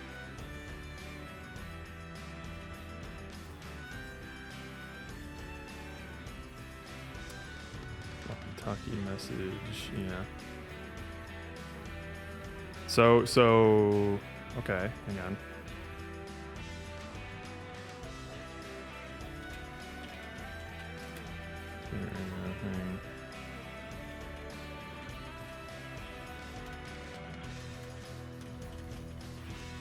So if like the point of the game is to maybe find clues in terms of like how to escape or the next thing that you need to do, and you're constantly walking around with this walkie-talkie, and it'll respond every 10 seconds, and it can either just be like white noise static, or it could actually be some sort of word thing. Yeah. And you're constantly clutching this radio, and it's like, come on, fucking just go. You're like, you want it to because you have to, like, you're waiting for the information. You're waiting for instructions every 10 seconds. Yeah. Basically, like whatever form it takes. Like every 10 seconds, you get some information that tells you either how to behave or like what to do, yada yada. But what I'm saying is like more, or it gives you nothing in terms of like, if the whole point of, or if the whole goal of the game is to pinpoint these specific locations where you get a reaction, having to wait for confirmation that you're in the right place to actually get a response could be stressful. Yeah. Yep. Need to take a breath. Take a breath. Manually breathing activated. It could be like a cave diving scenario. You're out of oxygen tanks, so you have 10 seconds to find an air pocket every time you go under. Good lord. Dude, deep sea cave diving. No. And so like the stress of being in the dark water, you're like, I'm gonna drown. Mm-hmm. That's Nope. deal. Ugh. Okay. Think here. What about like doing things that last 10 seconds? I think that's a good path to entertain as well. So like the breaker thing, like When you're kind of, that's like, like locked you into that's something. that's something where you do something like, that lasts 10 seconds. It takes 10 seconds to do it, but bad Yeah. things can happen in that 10 seconds. Yeah. So you basically have to like commit and make a judgment call as to whether or not you're safe to do that. Right. It's like what's that game? Very popular game. Dead by Daylight? Yes. Yeah. It's like activating generators in that game. You gotta sit there and just like wait for it to charge up, but the other player can come and kill you during that time, but you have to kind of commit to it. Otherwise you're gonna make a bunch of noise. Yeah. Let me look at these emotions again. Anticipation, rant.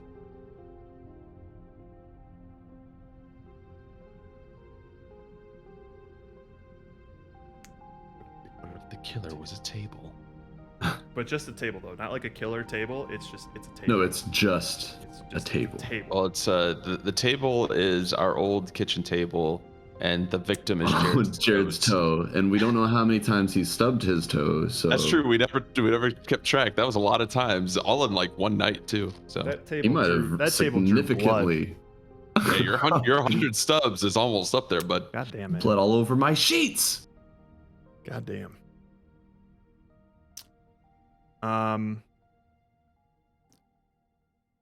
What other things could last 10 seconds?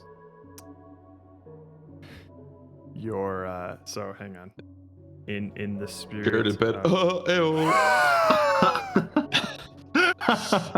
Just like unwarranted sexual aggression. Steven's just meow with that drive-by. Goddamn.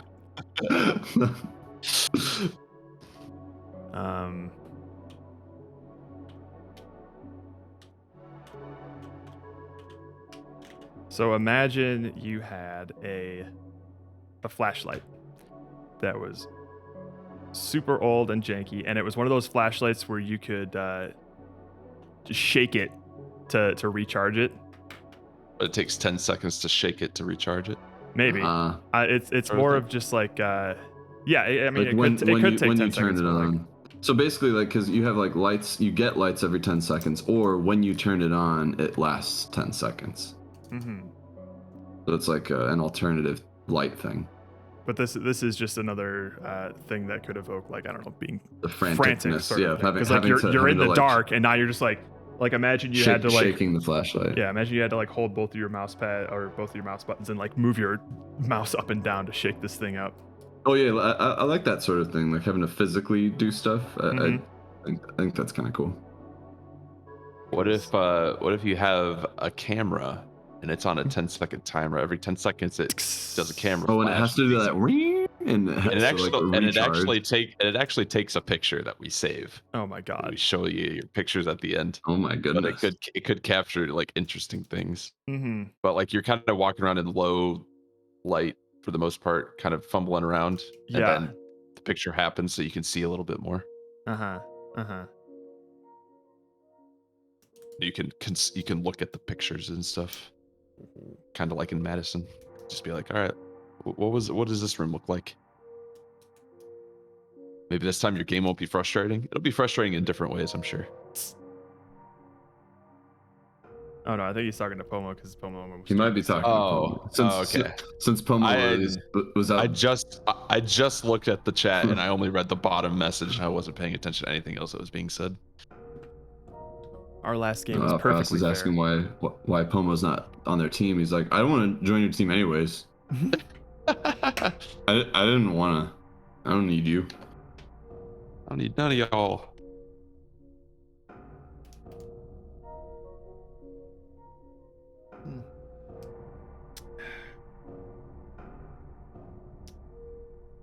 So.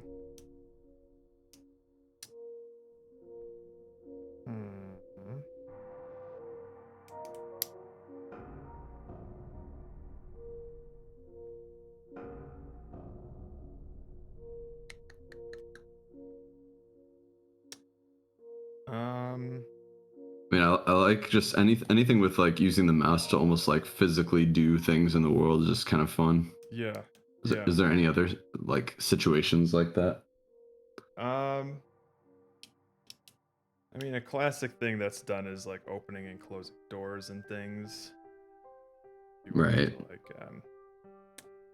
block. Turning a wheel. Mm-hmm. Working down in the sewers. I'm kind of Or steering. I'm kind of imagining like you have to go do this thing that takes a certain amount of time, but it's like there's a bunch of like carbon monoxide or something in the room. I don't know. So you can only go in there for 10-second intervals before you die, but you got to time it and get as much done as possible before you have to leave, sort of thing. And if you time it wrong, you die. If you go too early, it might be like a thing where it kind of goes backwards like a little bit, but you can get to like certain points like lock it in place, maybe, sort of deal. I could see that kind of with the breathing. Search a room for something. So like if we had something where like if you remember that sequence on the last chapter of Song of Horror where you had to go into that freezer and find the gloves before the flare went out. Oh yeah. That could be like a super frantic sort of panicky thing for someone to do. Like if they know they have 10 seconds, but they don't know when that 10 seconds is up and they have to kind of keep that in their head as they're like looking around for something. Right. And as they're like looking around, there's like this low rumble that's slowly starting to get louder. Mm-hmm. Pretty cool. It also made me think, like when you're talking about like searching a place quickly with the breathing, like even like holding your breath and going underwater, you have 10 seconds to like look around underwater to find trying something. to find your way out or something. Like you're stuck down in this cave without an oxygen tank, and you got 10 seconds underwater each time before you drown. Yeah. And then you either go back to where you first went down, hopefully you can find it, or you find a new air pocket where you find the way out. Yeah. Then there's something in the water. But yeah, like so then like keeping in mind that like is the atmosphere like like the threat of trying to get out like the scary thing, or is something like pressing you a little bit, or are things, is it not even that there's like a monster in these situations that like, or some entity, is it just that like your perception of that environment is what's so frightening?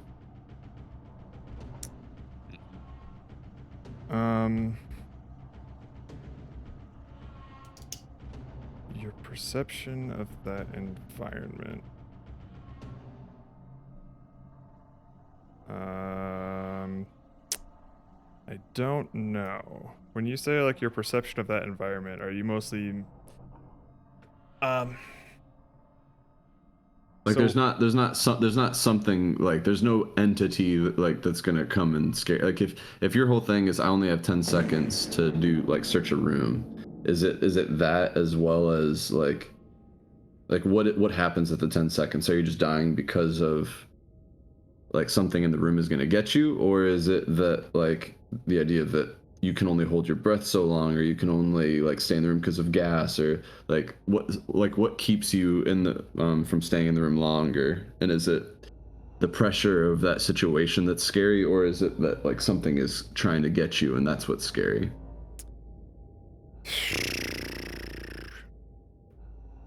My instinct says it's the pressure of something trying to get you. Yeah. Because when I think of like if it's your perception of the environment that's scary, I think back to something like that fleshy room in Silent Hill 2 with like those pedestals that are going back and forth. And the Yeah. emotion that usually sparks for me is more of just like oh, that's fucked up, rather than like legitimate stress. You know, Yeah. it's a different kind of fear. Mm-hmm. And I think with the every 10 seconds kind of thing, it evokes more a fear of like stress and panic more so than like disturbed, you know?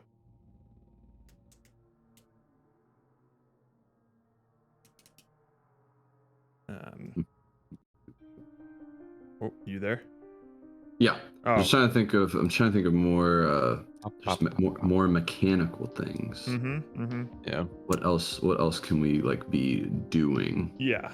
So let's think here.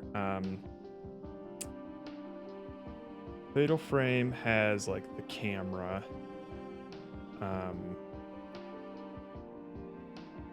I'm just trying to think of some horror games that have like a single core mechanic that they incorporate it into a couple of other things. So rather than just like, because like what we've mostly put here right now, except for I think maybe the rechargeable flashlight, are like moments rather than mechanics. Right, exactly. So I want to try and think. Yeah, I'd like to try and think of like a gameplay thing if possible.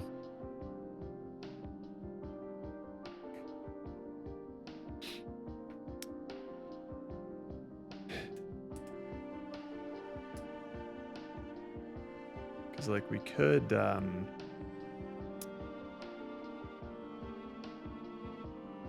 character could have some sort of, this is again just like stream of consciousness, probably a bad idea, but like if they had some sort of limited time dilation powers that would help them do things, but also make it easier for them to be captured, or has some sort of negative consequence if they use it too much. That could be something.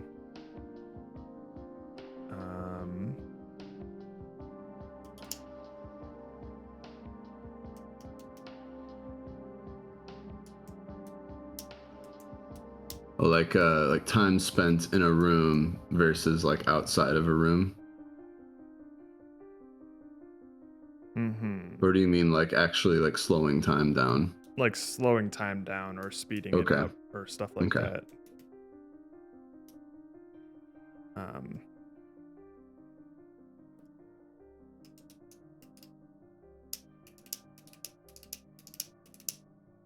Assisting the AI.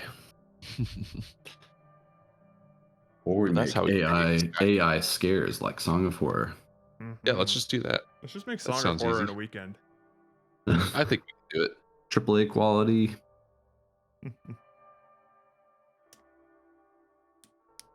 Would it help to think of the scenario, like to get to the thing that we're doing, or yeah, maybe. Is it still proper to think of like the thing we're doing and then find a use for it? I'm not sure actually in the situation. I say we can try and switch gears and see what comes of it. Okay. Like what, like a setting or a behavior that can give us a mechanic, maybe. I would also still like to try to nail down some sort of essence of what we're trying to convey. I like the time thing that you said. Like this, like the perception of time is a frightening thing. I mean, we brought up that Stephen King short story, and then like the Black Mirror episode. Like obviously, time is a scary thing. So how can we like apply that here without being too like heavily narrative driven? Yeah, like it has to be something that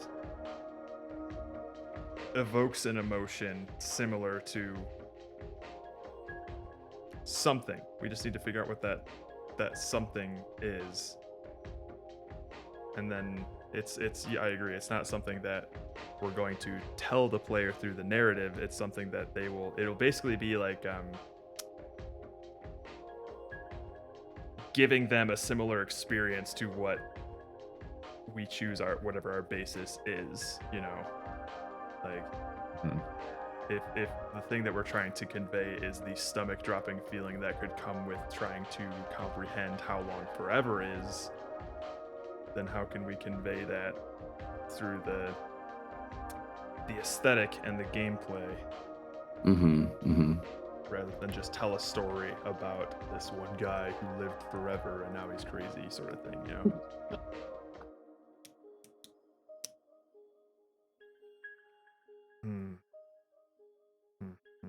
Maybe if we do something with like time dilation, like you mess with it, and so your body's getting older too fast, you turn into like this old man, you can't move around anymore, sort of thing. Like it affects your ability to move. I'm trying to think of any way to not have like narrative be the thing that tells you time is scary, because that's always like what you would rely on.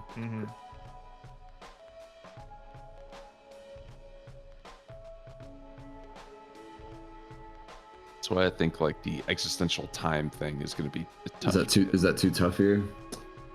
I think we can use time as part of the mechanics fairly easily, but not of the setting. But the setting, like, it's gonna be hard to convey that to the player without a lot of extra stuff, I would say.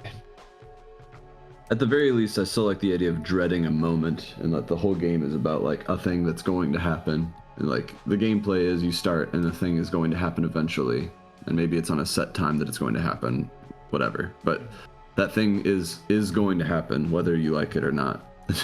We're delaying the inevitable. Like that has some resonance to it. Anticipation.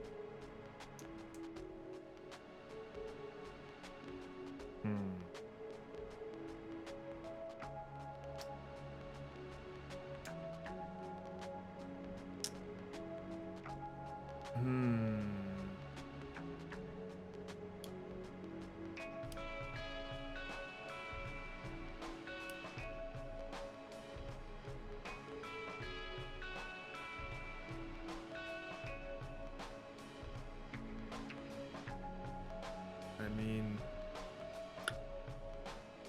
alternatively, if we want to hang on to the idea of like dreading a moment or wishing you could just like fast forward time to be already like past that moment, I mean, I certainly remember there was a certain time of year this year that I wish I could just like fast forward to and get it over with so it could be done. I'm sure you guys know what I'm talking about. Yes. I know exactly what you're talking about.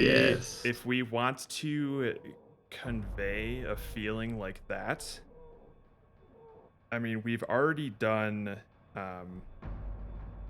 conveyed abstract feelings before with like keep your dreams alive sort of thing.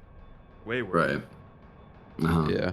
It could be possible that instead of a scary game, we make a similar serious game like that, where we try to figure out what kind of gameplay or aesthetic could encapsulate that sort of feeling.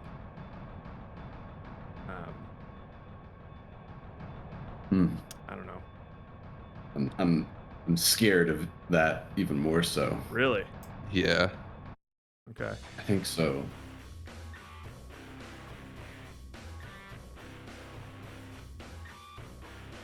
Because the only thing that I'm worried about with this horror game right now is scope, essentially. Yeah, I know. That's what I'm very worried about.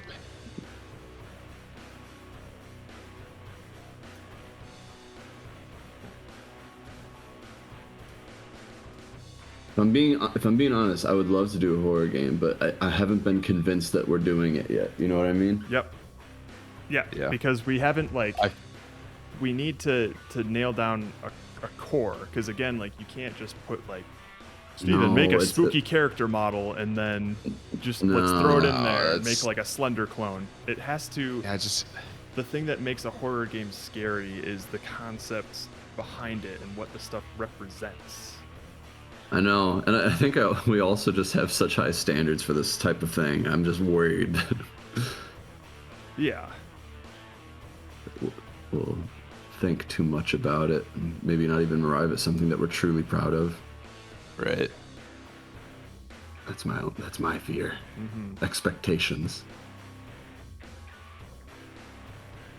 I'm not opposed to it. It's just we haven't found that core mechanic. I don't want to force it either. Is the thing. So the interesting thing is like the core is what we're missing from all of the brainstorming right now. We haven't been able to find any core concept. There is no core concept that we can. Every 10 seconds. Just do a thing every 10 seconds. 10 seconds.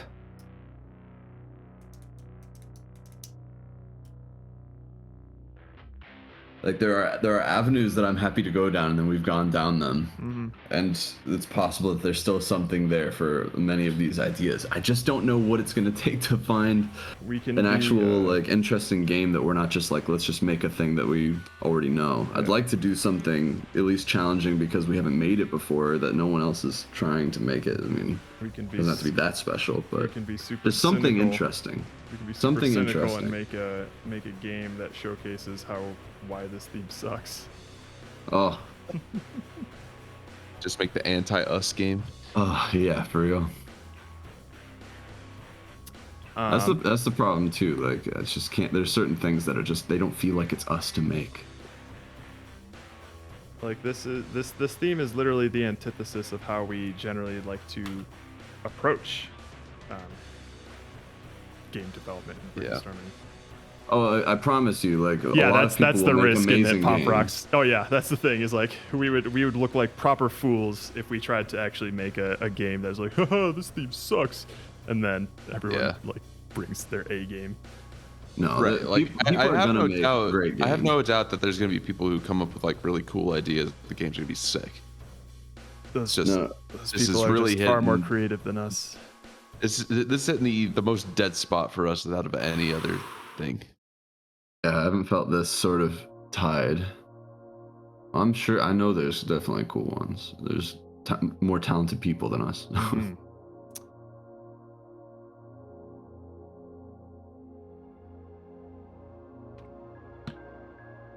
I'd like to be more creative. Oh, you haven't seen us for Serial Dater, Jerry. Oh well. I also think it. Am I wrong in saying that it took us 8 hours to arrive at Dude Ranch? That one took a while. That's how long. That's how long we streamed, I think. Yeah. But I don't think we were only brainstorming for that long, were we? Because remember, like the whole Pecos Bill rabbit hole we went down. Oh my god! I mean, that's the hobo thing was Pecos Bill. Yeah. But Pecos Bill at least led us somewhere.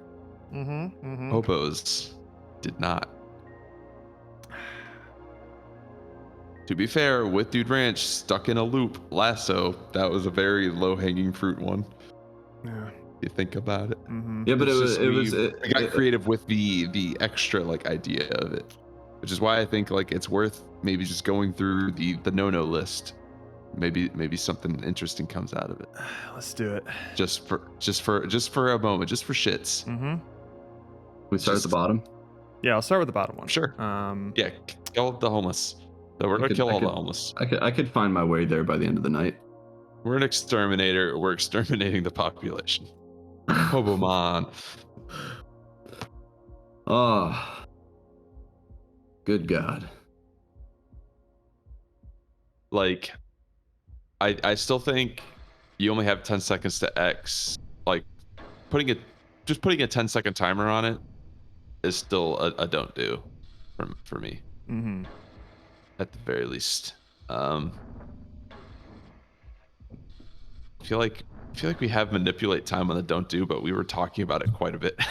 Yes, we were. Well, we got into the time dilation a fair amount. Yeah. X happens every 10 seconds. Like we mildly talked about that with some regard to the horror thing, but maybe let's think of non-horror aspects of the X happens every 10 seconds of. Yep.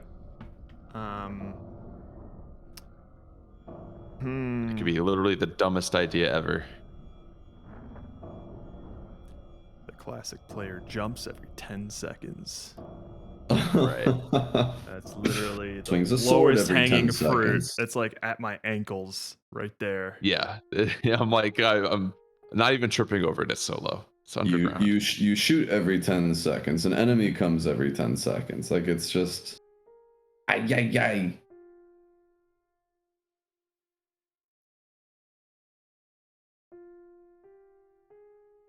Let's see.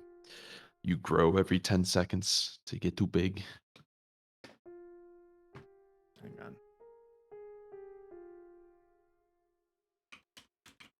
Every 10 seconds, I have sex. Porn games. Finally.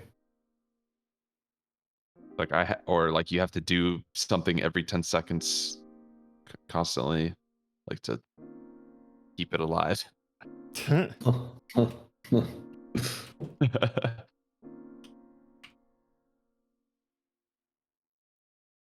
For 10 parsecs. A parsec is a unit of distance used in astronomy equal to about 3.26 light years. 1 parsec corresponds to the distance at which the mean radius of the Earth's orbit subtends an angle of 1 second of arc. What the fuck what?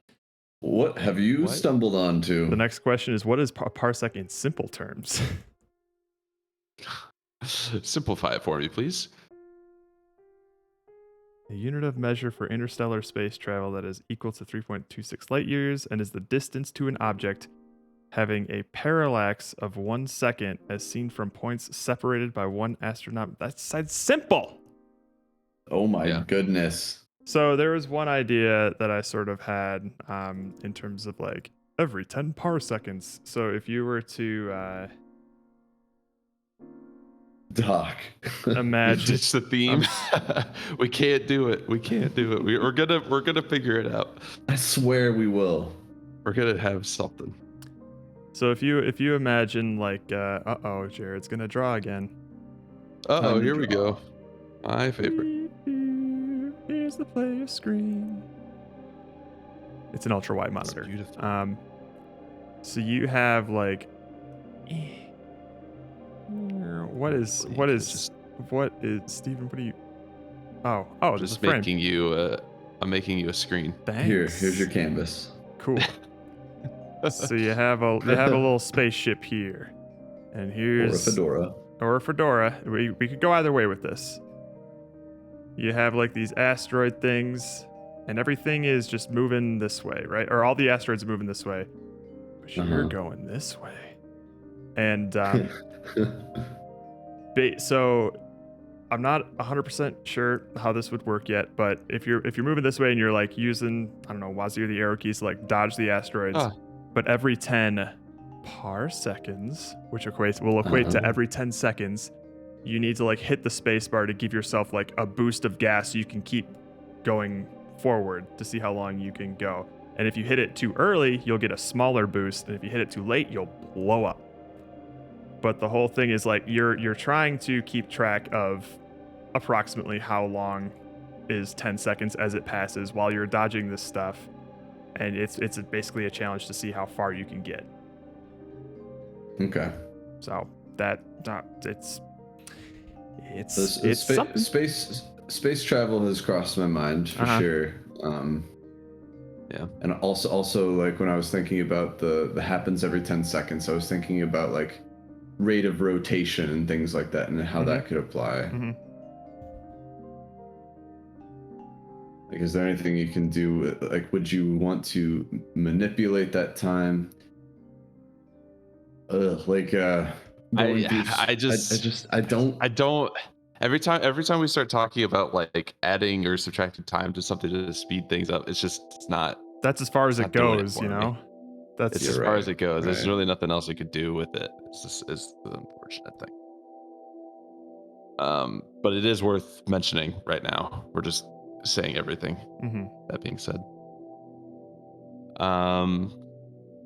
what if I to take something a little bit from the horror game, like the searching a room? It could be like a find it game where you got 10 seconds to look at it, and then you got to memorize where everything is. I Spy. Yeah, we just make I Spy. Every 10 seconds you get a hint.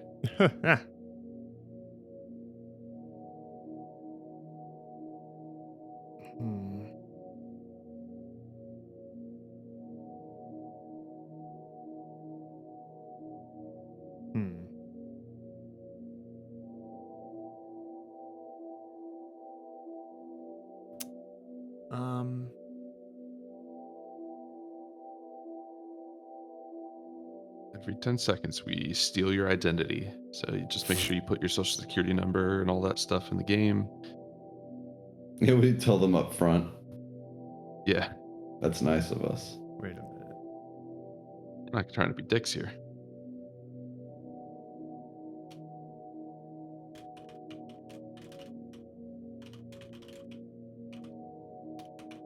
All right, hang on now. Okay.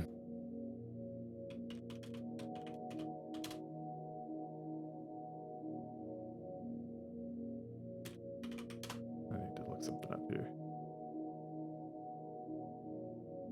Lewis, absolutely. That's kind of like our apprehension about it just in the first place. And like 10 is the worst number it could have been. Oh my goodness. Well, this is going to be an extremely upsetting raid. Oh no! Oh no! Oh no! Lana! I mean, thank you for the raid. It's just we are bad time. We are struggling to come up with an idea. Listen, the struggle's real right now. Thank you for the raid, though. Down with the 10 seconds. This is very unfortunate because I was also about to go pee, but I'll stick it out for a little bit. Damn it. So, okay, I can't find the actual quote, but every 10 seconds, somebody in the world gets their identity stolen. Is that person? Is that a real thing? That person is Michael Scott. Oh my goodness, that's where we were going. So are we trying to steal people's identities? We might be. If we could, like, we're a fictionally. hacker. We're a hacker, and we're trying to steal people's identities every 10 seconds. There you go. Yeah. We got to be part of the statistic. We're the statistic We go back makers. to the like Adjustment Bureau thing where we have to make the statistics true. Yeah. For legal reasons, that is a joke. Thank you. Thank you for covering my bases, Pomo. Man. So for anybody who's confused about the brainstorming sheet we have here, that's normal. That's normal. We got this guy here who is the exterminator from Over the Hedge. We had an idea for a oh my goodness, a microwave hobo Teletubby. If you can believe what a time that was. If you can believe it, none of these ideas really got off the ground. Weird how that worked out. super weird. This is the most we've ever struggled with a theme for sure. It really is. No more horror idea? Well, I don't know. It's like nothing. We kept coming up with a bunch of horror moments and not like mechanics. Yeah. We're taking a step back from that right now, and we're trying to think of other ideas. Maybe stuff that sparks a good idea. That's what we're going for. We just haven't found a core mechanic that we like, because everything, since the theme is a mechanic, it's kind of confusing our ability to brainstorm here. Boxing us in. I do gotta hit the bathroom, so I'm turning. Go. Turning all right, Plinko on. Do it. Plinko! 200 people playing Plinko all at once. What an embarrassing time to have an audience. It's fine. Could be worse. I guess it could be worse. It could be tomorrow and we still don't have an idea. That won't happen. Well, for you, for you, it's happening in like it's 2 minutes. It'll be tomorrow, but man, this feels like the longest we've spent trying to do this, and I feel useless. What is my purpose? I can't solve this. Well, this is definitely the longest brainstorming session we've ever had. I mean, granted, in the past we've spent less time brainstorming, but took an idea further that we shouldn't have. But True. I don't want to use that to make myself feel better right now. No, there's nothing that could happen that'll make you feel better. Literally nothing could happen that would make me feel better. I am the lowest I've ever been. It can't get any worse than this. Like even like the super simple ideas. Well, see, the problem with the super simple ideas is that what they really need is like Jared said, like just some polished like character controller. Like you're basically having just any game that's just really well made with a 10-second thing happening. And I don't want to just trust that like our ability to execute is what makes it interesting. Yeah, I agree. We ain't those guys. As painful as this is gonna be, I swear there's something out there. Yeah, we have to do it. Listen, Jared's gonna go pee. He's gonna come back with an idea. That's how it always works. Pee goes out, ideas come in. Do we need to watch? We need inspiration. That's the thing right now. Like we don't have any inspiration. We're just coming all from our headspace, and the theme didn't inspire us. And the times that we were inspired, it gave us just a bunch of aesthetic, visual stuff. I mean, it made us laugh, and it was funny. But when it came down to like what the player is going to be doing, you're like, all right, now what are we doing with this information? Like, well, I don't know. So we just need a source of inspiration because we haven't had one. Boy. What were we voting on? Oh no, people were just playing Plinko. Oh yeah. Yeah. That's how you drop your plink. You know, cabbage. It's called the plinks. The Plinko Maya. 7 doesn't exist. Also, you can do rand. Do random. Well, it's off now. Damn it.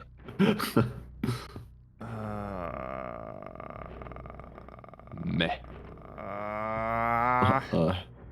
Exclamation point lame.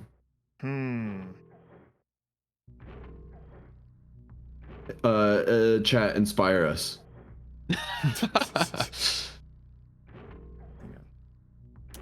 I need inspiration. So if we take all the ideas we've had today and just mesh them together, what do we get? Hang on. Yeah, terrain change every 10 seconds. Yeah. Aliens. Tomato paste. Now you're just saying nonsense. Step bro. Oh, see, Diesel's doing Diesel's doing the hard work. He's telling us what we need to hear. Oh, if we just did better, then we'd have done it. My God.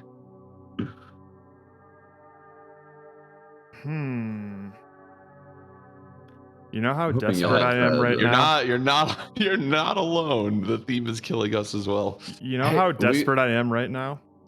I just typed every 10 seconds into an anagram solver to see if it came up with any interesting words. Oh my God.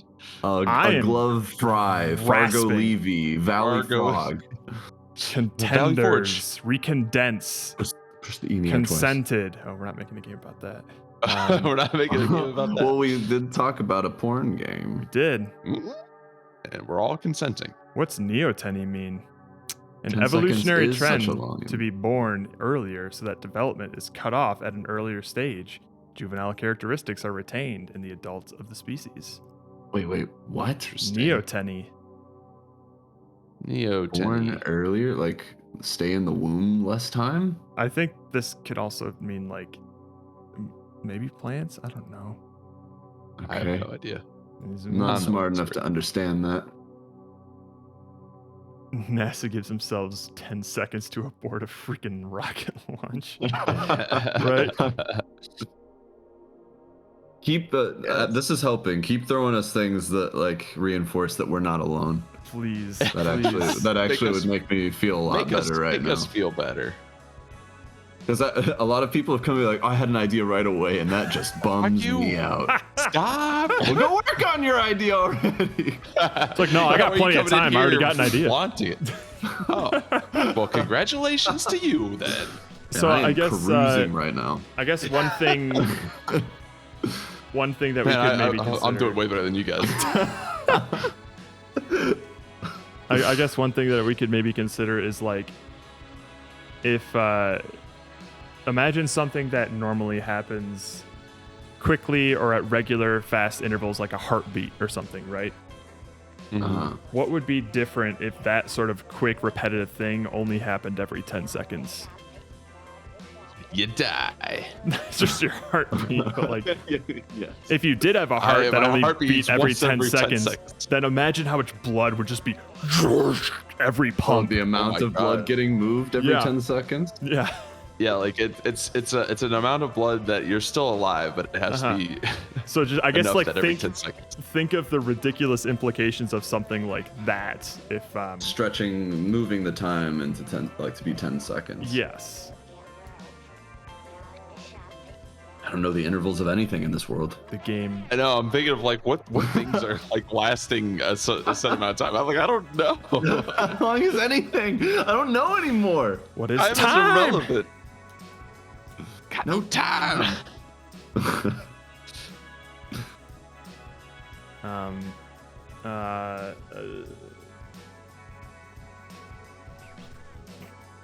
The game frame only updates every 10 seconds. Our frame rate. Our stream loses like 300 viewers every 10 seconds. Hey, to think we had 300 viewers to lose is actually pretty impressive. Not bad. It only took a rate of 370 to lose that many. We're not all programmers here. Get out of here. Some of us are artistes. I got nothing else to offer. Nothing for you, son. Nothing for you. God damn, man. Oh my god. God what does damn, a 10 man. mean? It's a game where you turn physics off and on every 10 seconds. So you have to plan on how to solve puzzles when the pieces are always moving around. I mean, like, see, these all the sound thing like is, decent ideas, but we can't. Yeah. We can't do puzzles. We can't. No, I don't trust us to us be able with to design them. Or at least we haven't done a puzzle game before, and at this point, I don't trust us. I don't think that we could pull. Like maybe we could, but I don't trust I don't believe in us. I guess is the right way to put it. It would have to be like 90% of our dev time focused on creation. Designing I don't know how people do it. Like designing puzzles and then also programming and implementing is beyond me. So everyone, like, we've gotten plenty of good game pitches. Like, it's not that there are no games that can come from this. It's just trying to find one that is for us. You just unmuted the stream to hear us. Like, I hate myself. It sucks. I'm unhappy. It's not self-doubt. It's theme doubt.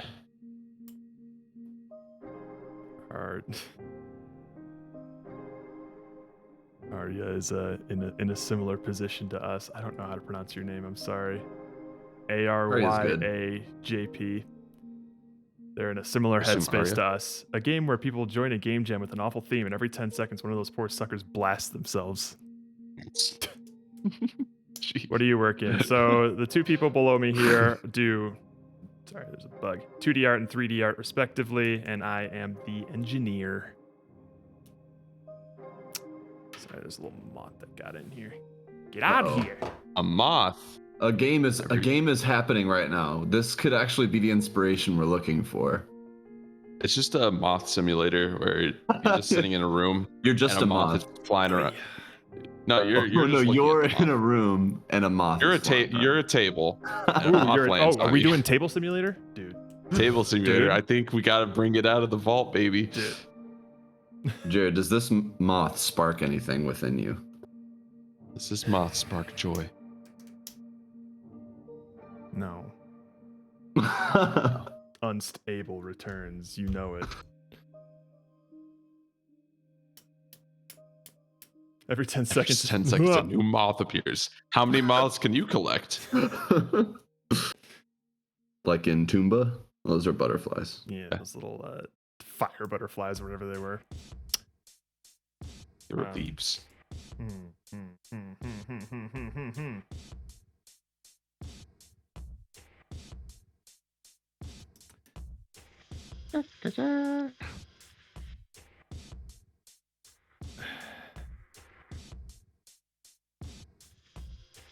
Ten seconds. Every 10 seconds.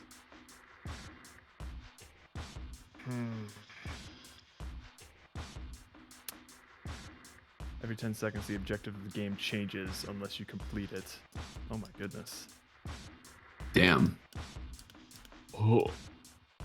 We would just have to think of objectives. And a lot of them, probably.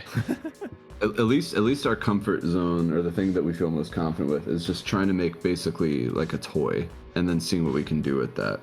So like, in any way to avoid that the game is unsuccessful unless it has like a puzzle to solve or something like that, or multiple objectives or mini games, things like that. And we don't want to do mini games. No, the things that we've learned in the past is don't do mini games. No. And don't focus on ideas that just make us laugh. That's not good enough. I don't know. Higher Desire was pretty awful. It was something. But like those lessons have made us really apprehensive about scope and like how scrupulous we should be.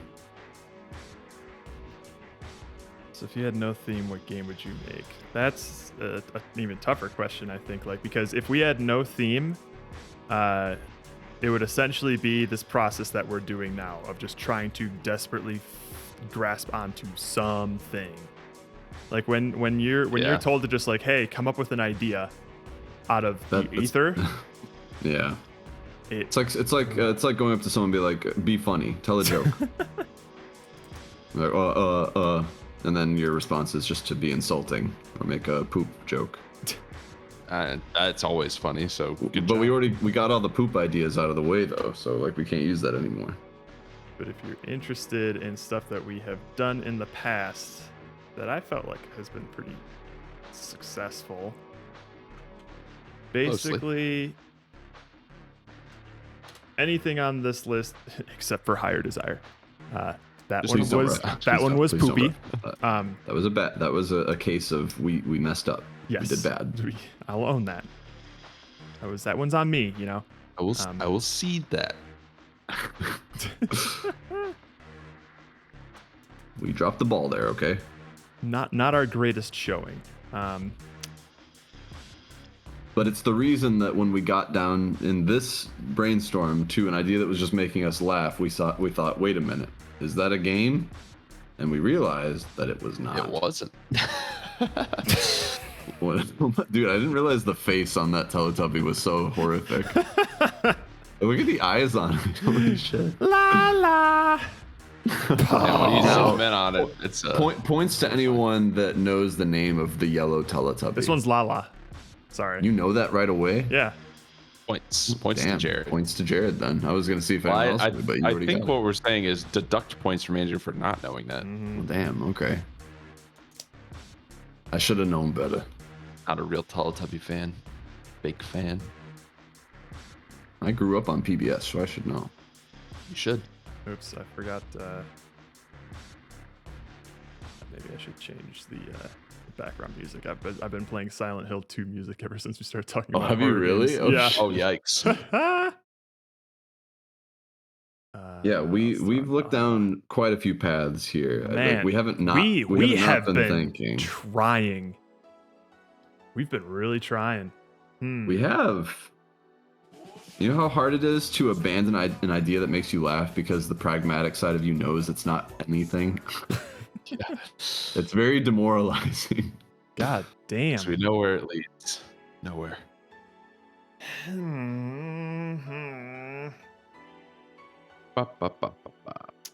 So,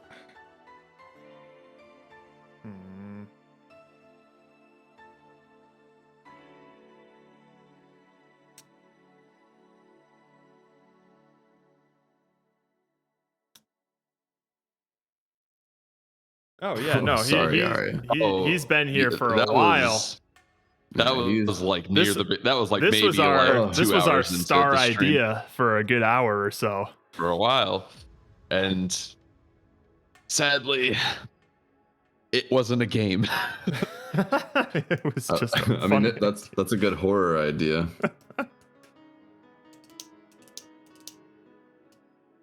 It do be like this.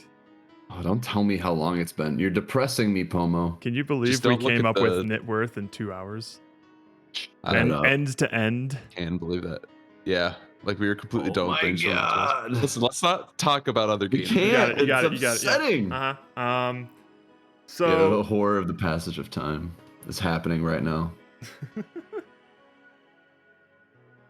Let's see here.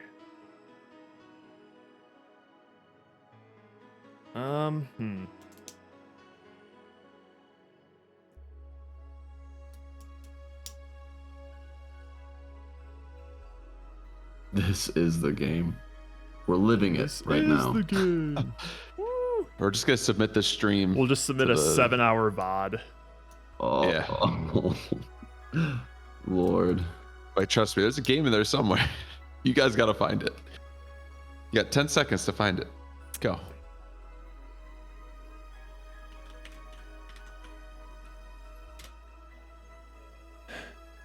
So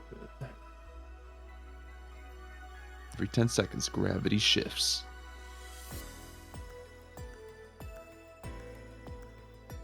Every 10 seconds doesn't exist anymore.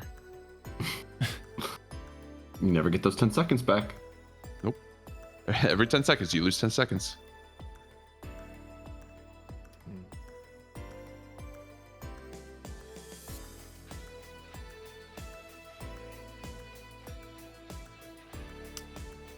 So this isn't an idea. Okay. But it I could like it. be but it could be a direction, maybe. I mean, we just need inspiration right now. Are you really guys familiar with it's an old ass game, Little Inferno? Yes. I've heard of it, Andrew's but I not. don't know. Take a anything peek about at it. stream, Andrew. I am looking. Basically, the main thing, or the main sort of idea that I like about this game is that you could still call it a game. I guess there is like a kind of a hidden sort of end goal there, but really all it is a little sandbox for people or players to just like put things in this little inferno thing and then just set them on fire and see what happens. It's basically just a fun, yeah, something like that. It's basically just a fun little sandbox thing. Okay. Yeah. We Can we could put the theme in? Just throw the theme into the fire. Yeah. Cast it into the fire. we could make a game that does something like this, where it's just a place for players to mess around and see things happen. Like a sandbox without a goal necessarily, if it's fun to do. Yeah. It's another kind of game that we haven't sort of made before, but that could be, if something has to happen every 10 seconds and we want to make it fun, that's maybe a way that we could do it. Yeah, the sandbox is interesting. I'm not sure where to begin with like thinking of all the different things that you can do. Like, unless there's a way where like you create one behavior but different, like that one thing has different ways it can respond, but it's not like it's not like the mini game problem where it's like having to come up with a bunch of different things. It's more random. Hang on.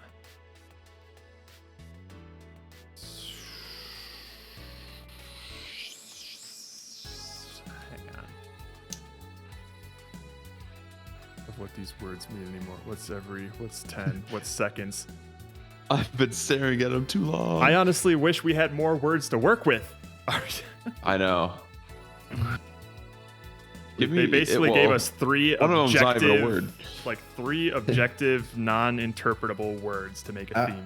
They are absolute. The only word that had any. Oh, we've already interpretation. been down that road as well, Arya. Of just like we have where's those sentences? For every 10 blank, you in every 10 seconds. there is. Out of every 10, we're not killing hobos. We decided not. We decided we wouldn't. We're not killing hobos. We're not killing hobos. We're not killing hobos.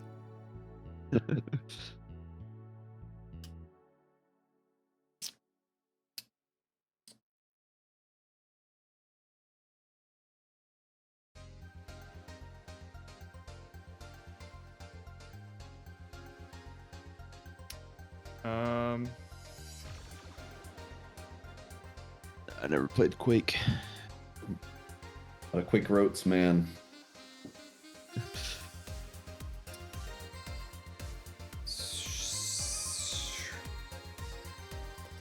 All right, random idea time.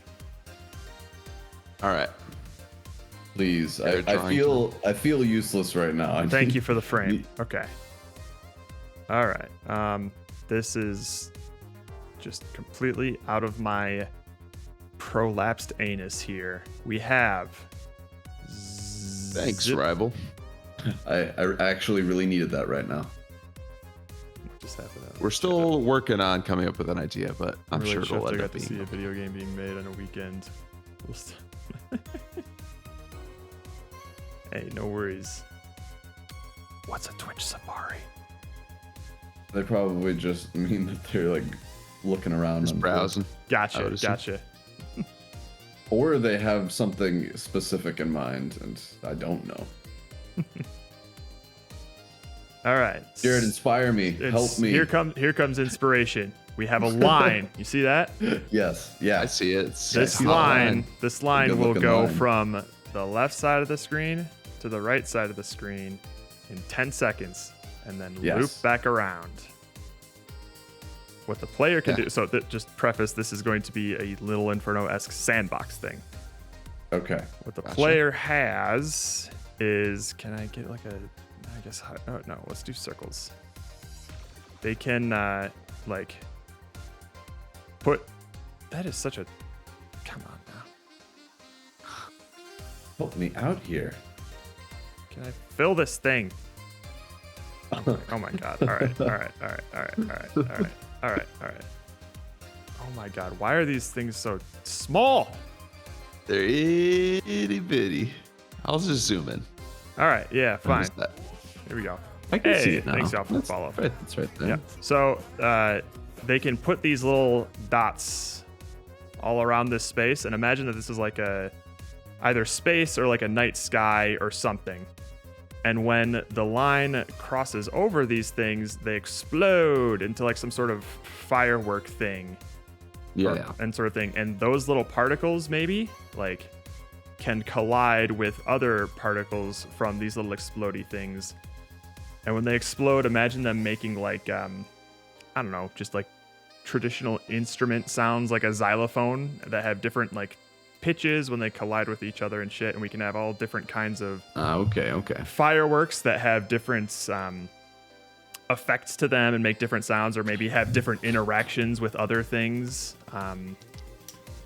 Maybe you can have, I don't know, a firework that explodes. If you look at the top left here, a firework that explodes and it makes like a line or something that plays like an extended note or something.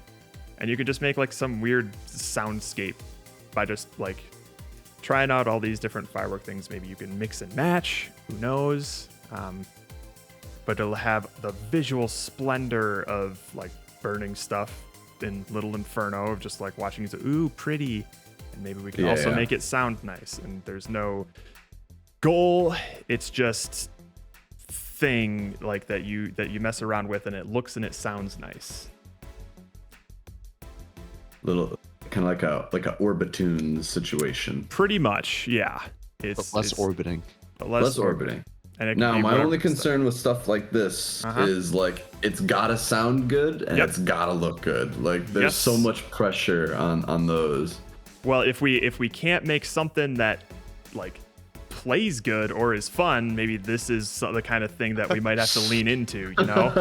Because like the limitation of an every 10-second thing really hampers our go-to sort of methods of creating a game. So maybe we have to spend more of this time really cranking up the visuals and the audio. I can tell you right now that like I'm comfortable, especially with like Orbitunes and stuff. I'm comfortable with making things sound good. I can do that if it's like procedural, like generative. The only thing that we would have to think of is like what kinds of different fireworks do we want to make and stuff like that, or like this could be whatever theme we want. It could be exploding stars, which happens every 10 seconds. Oh, we have that. That's a statistic. Stars. And then the only other concern that I would have with this as well is like, yes, we need to make it look good, obviously, but it does. This is also pretty light on like. This will probably mostly be like particle effects and shit, you know? It's a lot of particles, yeah. Or like what we could do is, well, yeah, it'll probably still be particles. But we could also have them like explode into a bunch of different other like sprites and things that have like particles or trails on them. Or we could dress this up in some sort of theme that would facilitate more assets from your guys' end. But that was a literal just like ass pole idea right there in terms of like sandbox, make things look and sound nice, yay. Right. It's similar to like the horror path. Like do we abandon some things like because of the theme and see what else we can capitalize on? I'm not opposed to the sandbox idea, but I'd need something a little bit more exciting and a little less on like, I just don't know even what I would do because it feels too abstract, like visually. I would probably struggle a little bit with that for that to be exciting. And then again with the sound, like I'm still not like totally sold on it being like this extremely like nice. Sure. Musical experience, like because this like once you say that like the best part of the game is these things, like the pressure on it just goes through the roof, you know. Oh, you're so right. Yeah. So like I'm open to the sandbox idea. I just it's an unknown territory to me to make it like really good, and it feels like the polish is so important. Gus Fring is cool. Thank you for the follow. Is cool. Thank you for understanding that. There's one on itch with the exact pitch. Oh, no kidding. I mean, I expect that. Like a time interval thing that every 10 seconds it passes over, I expect that. I think I like the line thing going across the screen. Maybe there's something else we could do with that. Not necessarily. The idea of like a wave passing over and hitting things or like causing things as it crosses from one side of the screen to the other. It makes the every 10 seconds thing a bit more of like a passive thing, and then the player kind of just influences it or plays around with it kind of thing. Right. Match pieces in the item grid line, go over and pop to explode.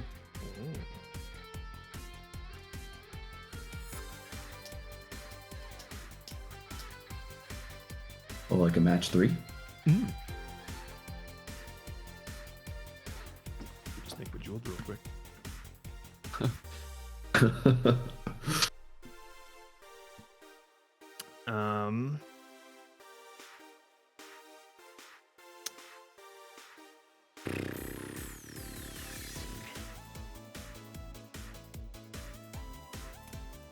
Could the like line crossing from left to right like come with like could be treated almost as like a wall, and it's randomized every time like what like gaps are missing, and then that also creates different things. Hole in the wall. Well, hang on now. Every 10 seconds, a wall comes at you, and different button combinations gives you a little pose. You gotta match that pose. Oh my goodness! Go through it. Oh no, here's what it is. It's like an old timey picture, and like you need to get your face to smile to take the picture. And then this line is like gonna tell you like it's basically like the film developing. So you have to get your face into like the position to get the picture taken of the guy. And it's like hang on. Hard. hang on. I have an inkling of an idea. All right. A little idea egg hatching. Take me there. Put me in the basket in the front of your bicycle. I want to go. All right. Do me a favor. Hang on. Give me a sec. This could take a second. But there's a moth that gets in the way. Hang on. 1 sec. Hold on. Be patient. Just you're watching. Hold on. You're watching stream. You're watching it. Watching stream. All right, Watching stream. Just watch stream real quick. Just watch stream. The printed Jared. Yes. Yeah. Things in place when it the line made me think of this. Imagine. Like you have a oh, that's nuke. Nope. Let's go. Imagine you have a target face that you need to hit. Think like Mario 64 title screen, right? Yeah. And then you have a face that you can manipulate to try to get it to look like that based on that time scan. Yeah. And so like you're like stretching it around. You're like stretching it around and it like webcam, and it like freezes and you have to see like okay. Yes. It'll try to evaluate how accurate you were with making that. Now that's kind of interesting. So I mean, just the basic idea of like having to like awkwardly manipulate a face around to like get into a certain position would be fun. Yeah. So I'm almost imagining Steven, like you model like a crude face with like just like a bunch of joints, and the joints are like keyboard things, and you're literally like hitting stuff on the keys to like contort the face into a position like over the course of the scan to get it there. oh my goodness, that was a print. Nice print.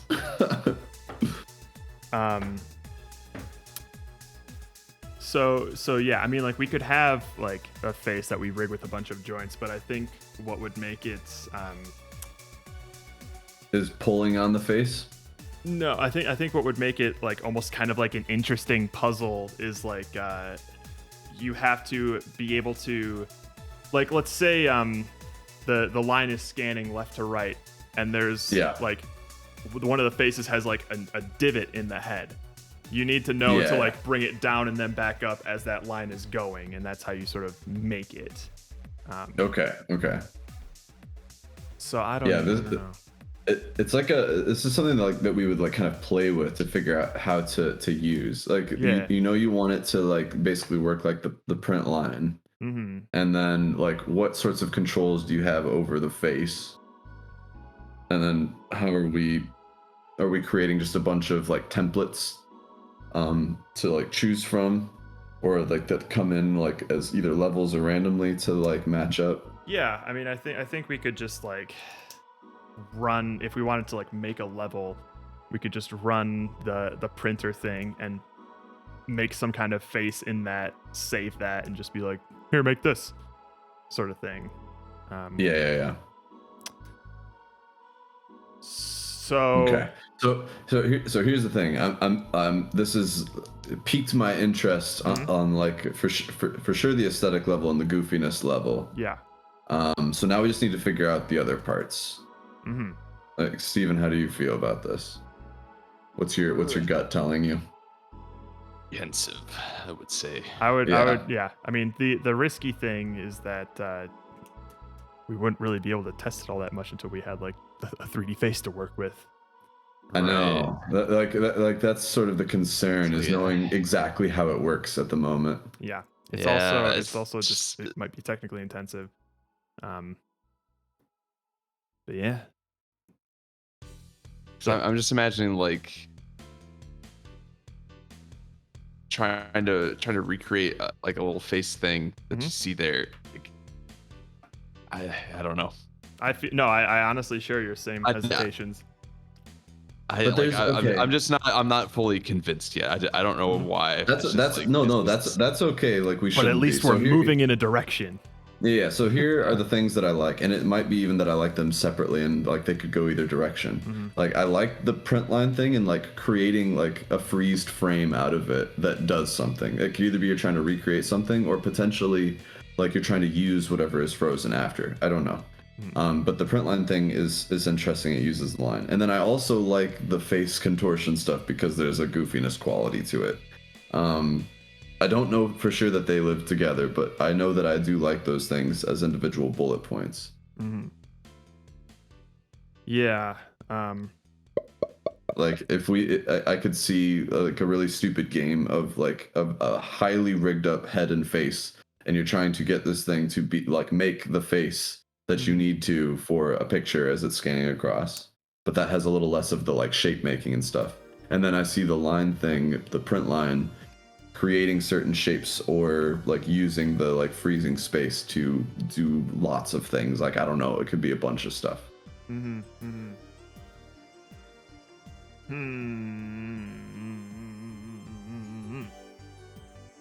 Is there anything that y'all are latching on to? I think like the idea of like the scan line freezing stuff into place, I don't think the face part is working for me right now. Okay. So like the freezing things with the scan line is good. Like I feel like that could be something we could use. Yeah, see, I don't know. Cause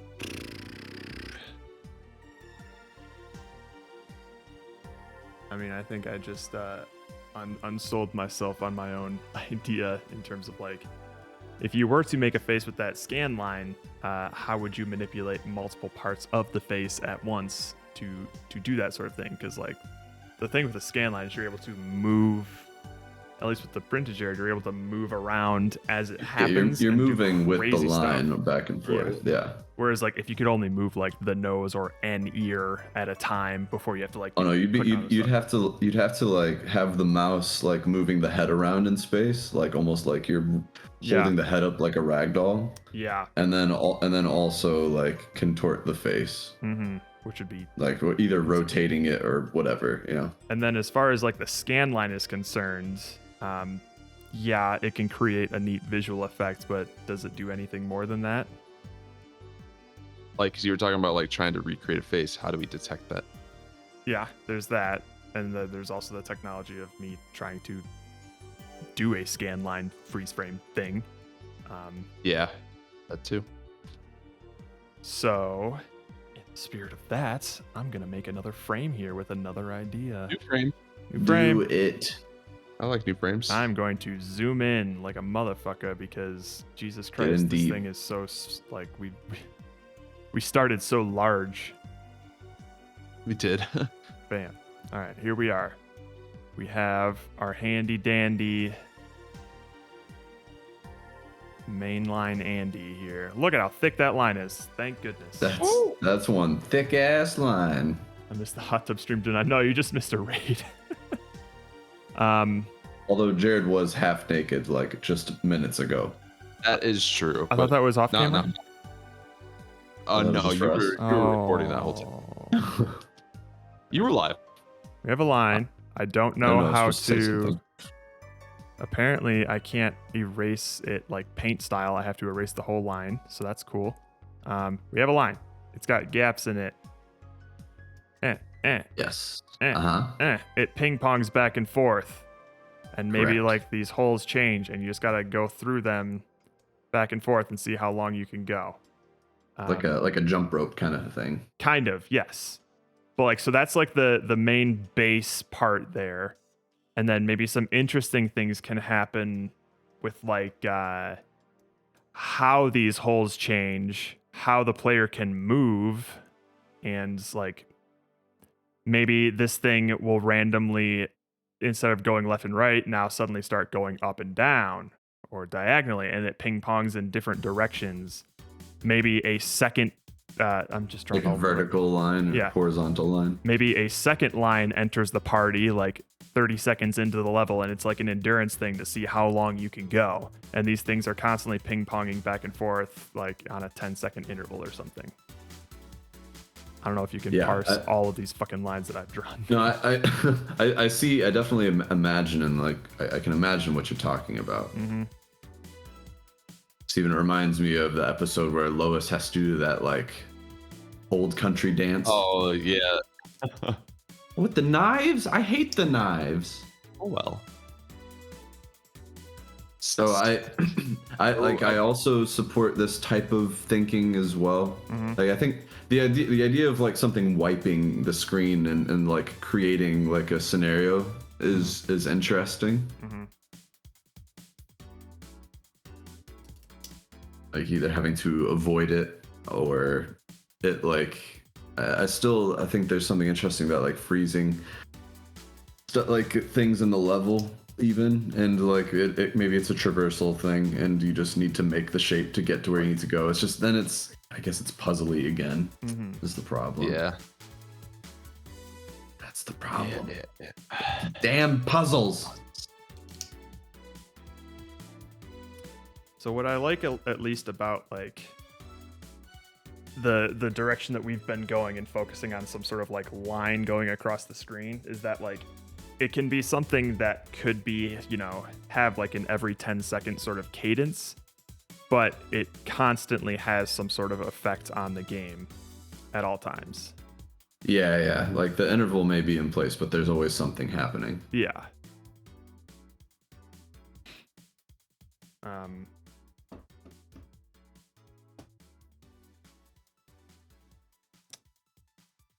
So yeah, that's at least an idea that I can almost guarantee would be at least fun on some level at its core. And then if we wanted to explore that more, we could maybe try to add some depth to it or something. Yeah, like is there something like with this little nugget of like almost like a jump rope idea? Like what can we do with that? I mean, I like the idea already of just adding another jump rope going in a different direction that makes it harder for things to contend with. It would be, and then could you add like the idea that like it takes 10 seconds to go across is like always the same for all of the jump ropes, but they could start at different like phases. Yeah. So Yep.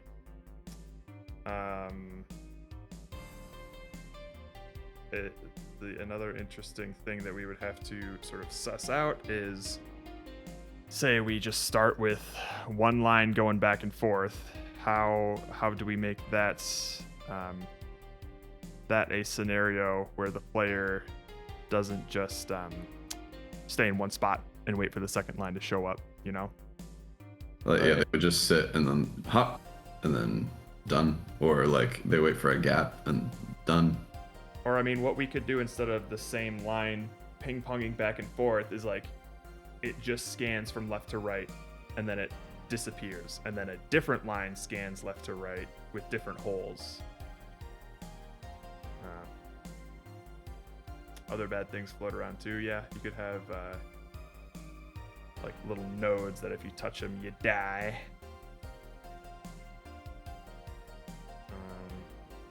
There's something about like maybe it's other like entities or characters, objects that are also dodging the thing, like double jump rope things where there's like two people like on it together and it's like a competition. Yeah.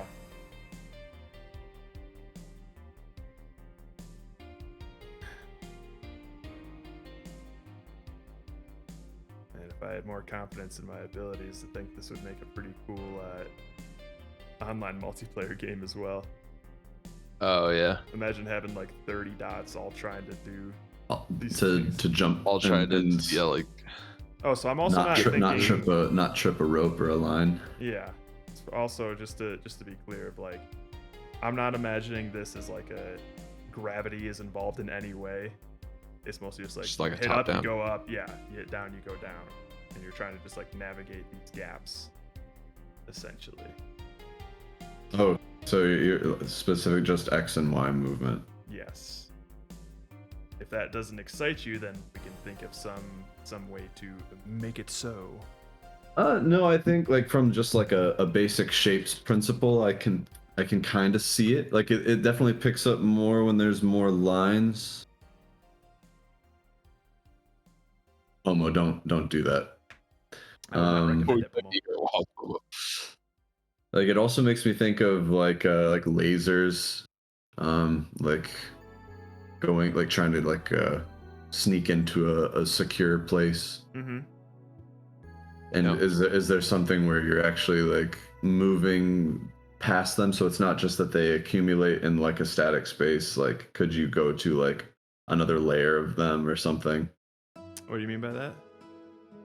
Like like if you're actually moving in Z. Oh, gotcha. And like these things are happening, but they're like you're passing the plane where they exist. Like they're coming towards the screen. No, they're still moving in X and Y, but you're moving in Z through them. So it's less of a line and more like a wall. No, it's still scanning across as a line. It's just that like it's only moving on a plane, so you would have to like only way to trip it is to actually like go through that line as it's running across. Go through it? What do you mean? Like trip, like break it, touch it. Oh. It's a physical line moving, like literally like imagine a hallway full of laser beams. Yep. Yeah. So my thought was that the moment you trip the line, you die. What's your thought of like what happens when you trip the line? Oh, the same, that you die. Like it's the same. It was just another way to look at the perspective of dealing with the beams or these lines. I think I'm confused about what you're trying to propose. Well, it wasn't necessarily a proposal. Just right now we're top down looking at just lines moving on exactly one plane, and yes. Like you're moving on that. Imagine this view, but you're moving in Z, like forward and backward. So, but all of the lasers are still on their normal like planes and stuff. So you're just passing through them as they're swiping left and right. Imagine them as just like gates that you're passing through. So they are flat like walls essentially, but they are still like scanning from left to right or up and down. But they don't move in Z. They don't move backwards or forwards. Gotcha. Sort of deal. That's just you. You're constantly moving forward through all of these things, and you're going left and right, up and down to get through them. Yeah, sort of deal. It's just stretching out the different uses of it. Not necessarily one is better than the other. Mm-hmm. Mm-hmm.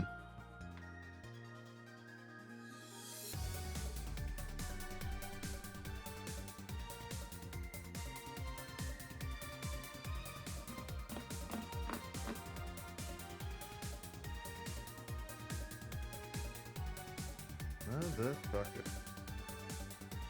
Fucking mother.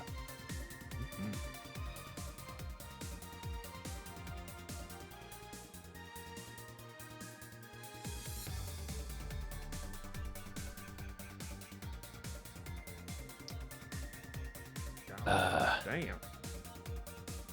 It's just like not excited right now. No. Let's go back to the rigged head face again. That one scares me a lot, man. See that one just like technologically, I just don't think it's gonna work.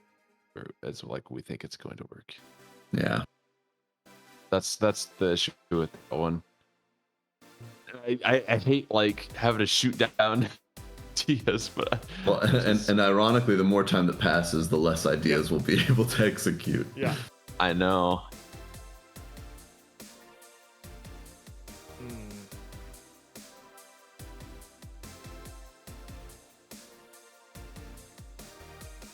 Hang on here. I need to go Jimmy Neutron mode. Is it random laser patterns you have to jump through? That was the idea. Yeah.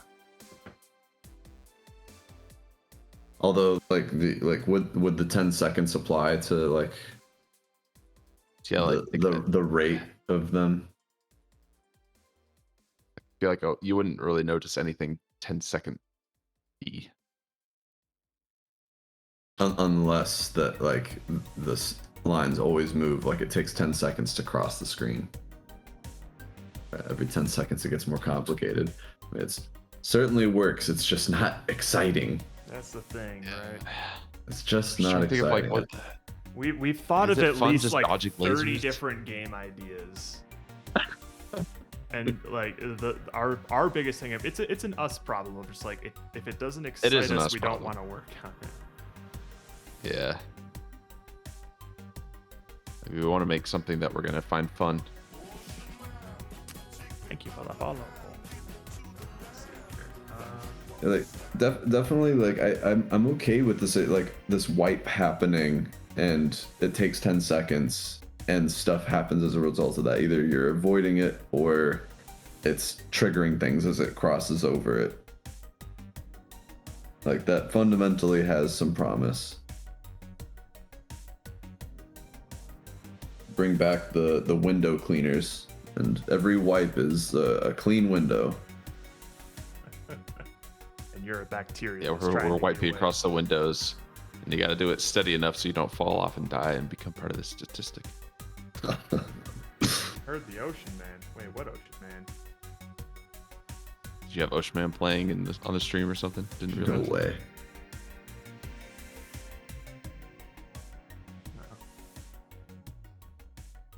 Listen, there won't be an Ocean Man until the game is done.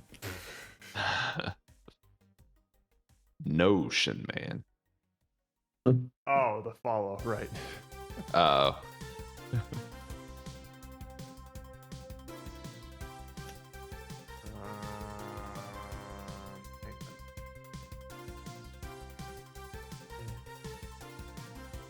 So, honestly, I keep coming back to the car idea, but not like a top-down one.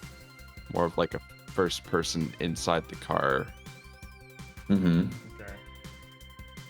Like it starts off saying like, oh, and like in 10 seconds you'll have to do something every time, and I'll give you instructions. But eventually she'll be like, oh, in 10 seconds turn right or whatever. But eventually she'll be like, turn left, and you won't know if it's time to turn left right then, or like you still need to time it out to do the left in 10 seconds. So she could say turn left, and then still is another 5 seconds before you need to turn left, sort of deal.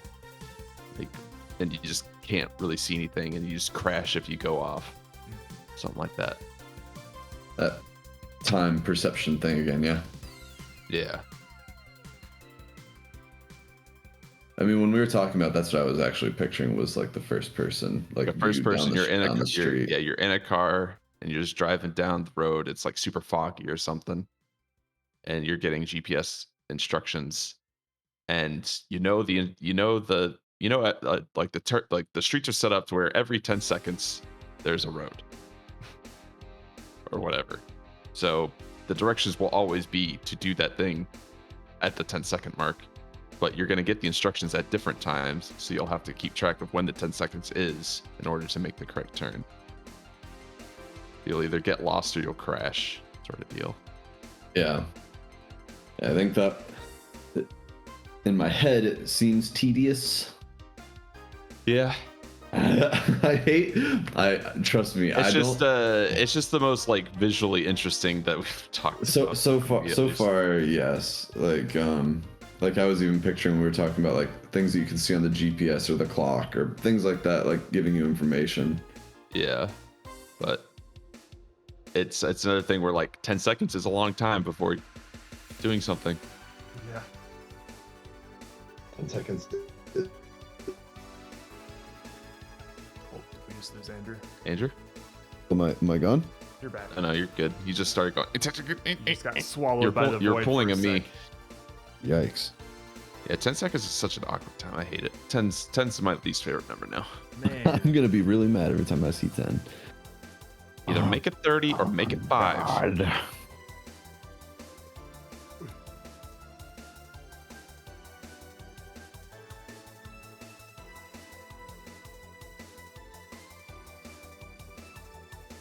Maxi style. It's kind of like an idea that Jared had earlier about like the top-down view of the car and trying to navigate it, knowing that it takes 10 seconds to get there. Yeah, I remember this idea from earlier, Lewis.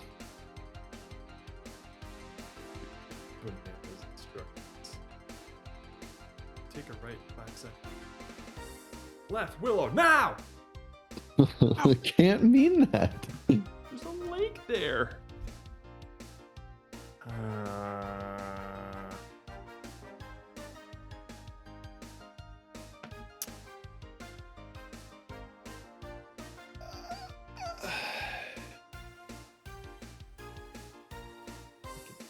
GPS. Oh.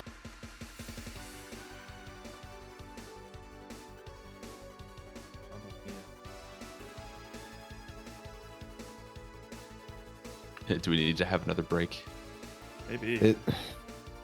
I think we're getting mush brain right now. Well, here's the thing. Anyone that's watching us spiral right now, like we have ideas, and we've actually like everyone's been really helpful and given us quite a few ideas.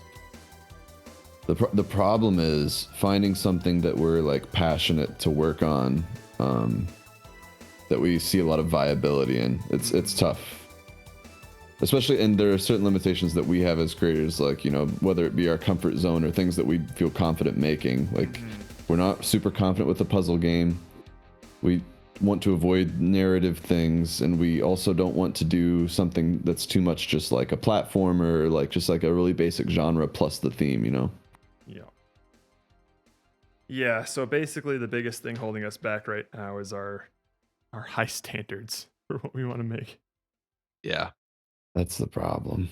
I love brainstorming. We want the idea to be something that we get like super jazzed about before we go. And I don't want the game to depend on just how well we execute it. I'd like that the idea is like something that we feel really strong about, and that's hit or miss apparently.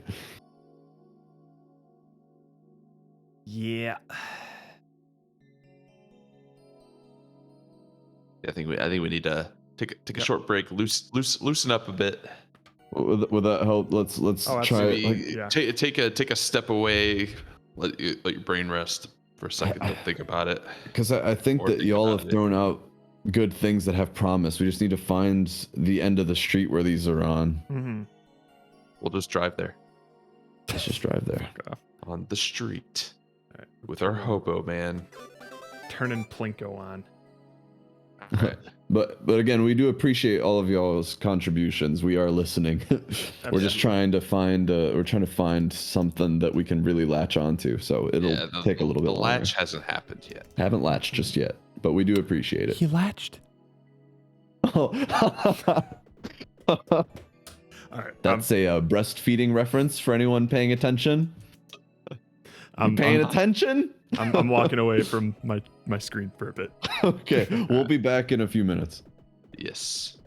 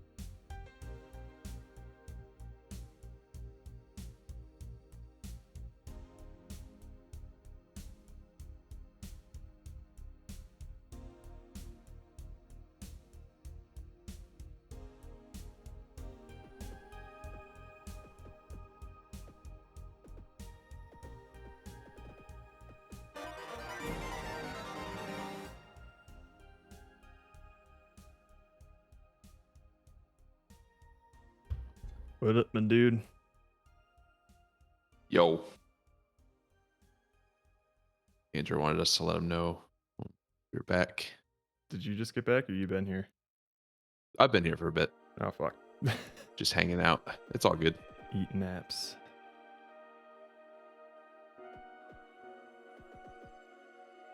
I've been here, just not. I wasn't looking at stream or anything, obviously. Gotcha. Just at my computer, I guess.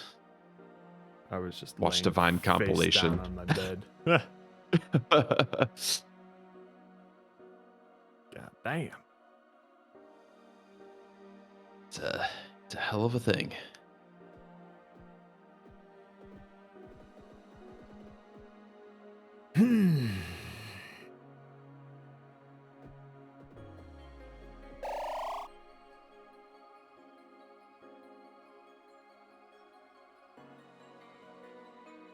There's got to be something. There's got to be something in here that we've already talked about that can work.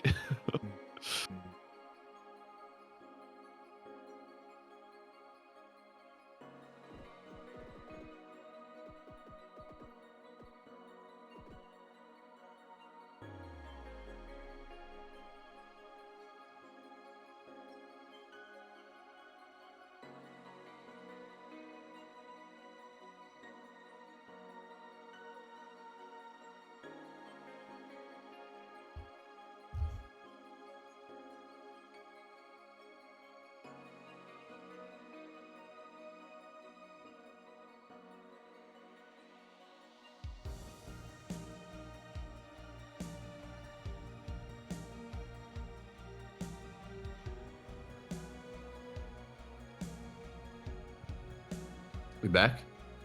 We back. Okay. Hopefully y'all weren't here too long. Nah. Well, is there anything that y'all were talking about, or? No, we're just looking at the sheet. Okay. Let me throw some things by you guys and see if it sparks anything. Please throw Sure. away. Okay. I'll just go through, I just started writing notes while I was walking around outside. Mhm. There's some really stupid stuff, and then maybe some things that maybe hopefully spark something. Perfect. So the first one, and this is a bad one. I was still thinking about the face thing. But every and again, this one won't work. But every 10 seconds, a yearbook photo must be taken, and every student is different. And in that time, you get notes from the parents on where if their kid's tall or short or wherever they're going to be located, or something about them. And then you have time to set up the camera and take the picture. Mm-hmm. And then at the end, you get a yearbook and with all their photos, and you get paid based on how well you did. Yeah. That was one. Then this is even dumber, but every 10 seconds, it's basically assembly line stuff. You have to build stuff in the 10 seconds. Mm-hmm. So then I started thinking about things that have intervals or regular intervals. So I started thinking about trains, and I wrote maybe every 10 seconds, the train stops, and you need to make sure to kind of in Japan, you have to herd everyone into position for exiting / entering the train, shoving cattle around. Mm-hmm. And then maybe you also even have 10 seconds to herd people onto the train when it stops or something. Mm-hmm. And I thought the same could apply to alien abduction, you have to wrangle the abductees into position for the arrival. And then I put every 10 seconds a train will cross some tracks, so you're looking at this train crossing, and you're either putting things into position or saving them or trying to obliterate them. And that's all I got.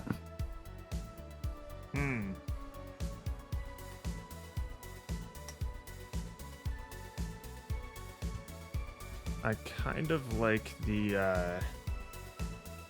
I weirdly like the yearbook photo idea. Yeah. If there was some way that we could generalize it a little bit. I like the idea of a camera that is just, you can't help it. It's just gonna take a photo every 10 seconds or something. Right. And you need to do your best to You gotta find the kid or something. Find the kid as or quick as primp possible, up the kid in terms of like you gotta Get set them ready for the photo. Yeah, they're already sitting in front of the camera, and you gotta like set up the backdrop or like give them a hat or some shit, and you just gotta like it basically just like a dress up thing. And then You're just trying to get these kids through the yearbook photo process as quickly as possible. So you only got 10 seconds for a photo. That's the only time that you're getting paid. Yeah, you're not getting paid for extra photos. But you did the math and you decided like, all right, there's this many students, and I need at least 10 seconds to get a picture of all of them. Otherwise, I'm doing overtime, sort of deal. So you're just going as quick as possible. Mm-hmm. And like, so what could be funny too is that like,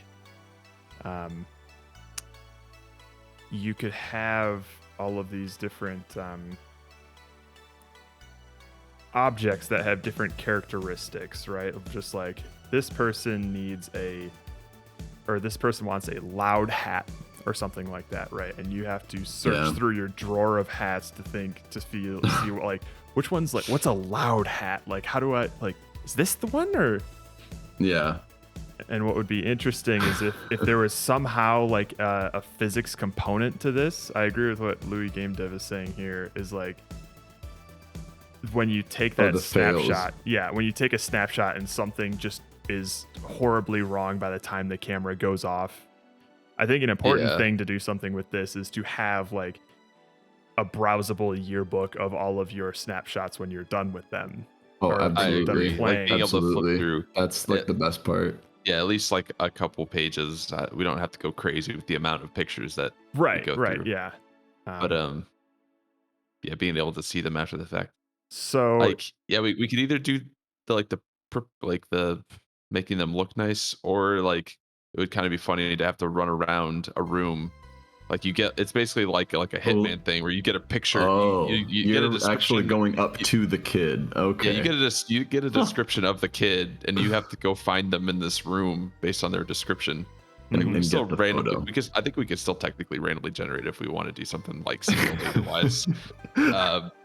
But you have to go find the kid. So I feel like running around and like you'd get like a bunch of like goofy like half shots of people or like a blurry photo because you're like it's like you're like paparazziing these people. Is that what you're saying? You're having to like walk around this area and try to get like a nice picture of them. Mm-hmm. And obviously there's no like score or anything. It's just like, what does your yearbook look like at the end, sort of deal. Mm-hmm. But the camera's still just randomly going off every 10 seconds. Like you're like a newbie cameraman and you don't know how to turn the timer off on your camera, so it just goes off every 10 seconds. You only have a limited amount of film, so you have to take pictures of like those are the pictures you get. So you just gotta hope for the best and hope that the person who's described is in your photo at the end.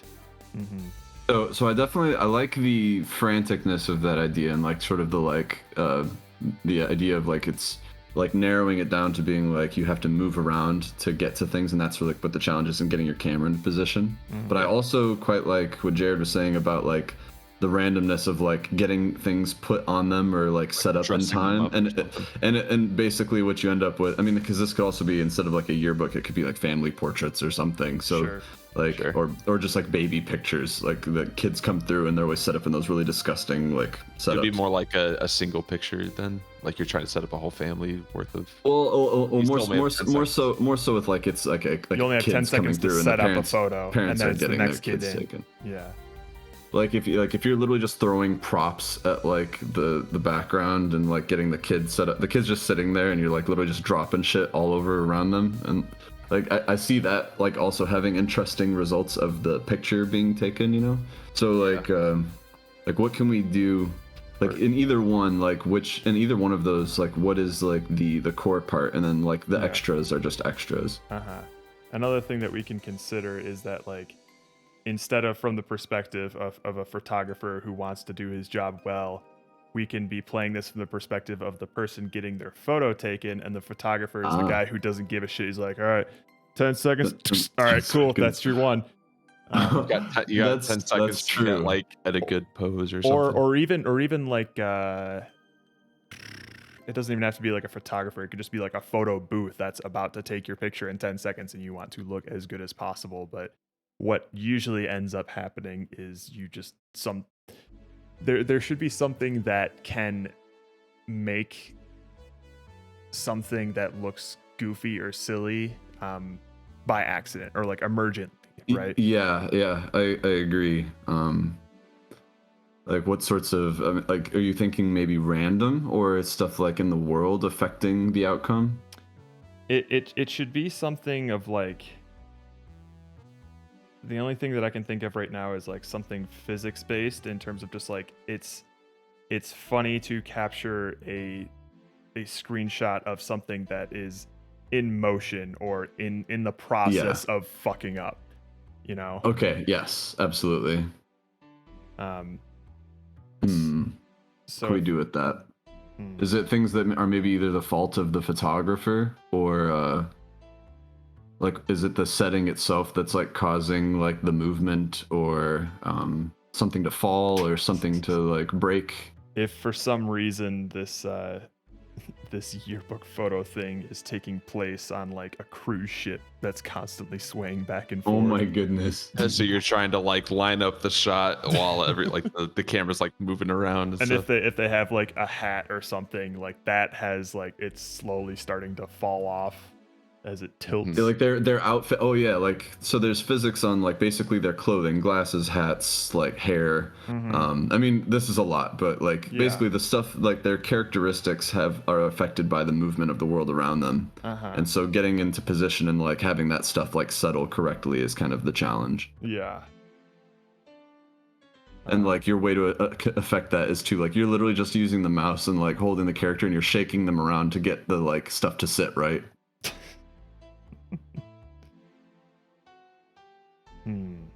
But yeah, I think that would be a critical thing to make the game fun or funny is like being able stuff to that you have to respond to, right? Being for the camera to be able to capture things like mid fuck up. Okay.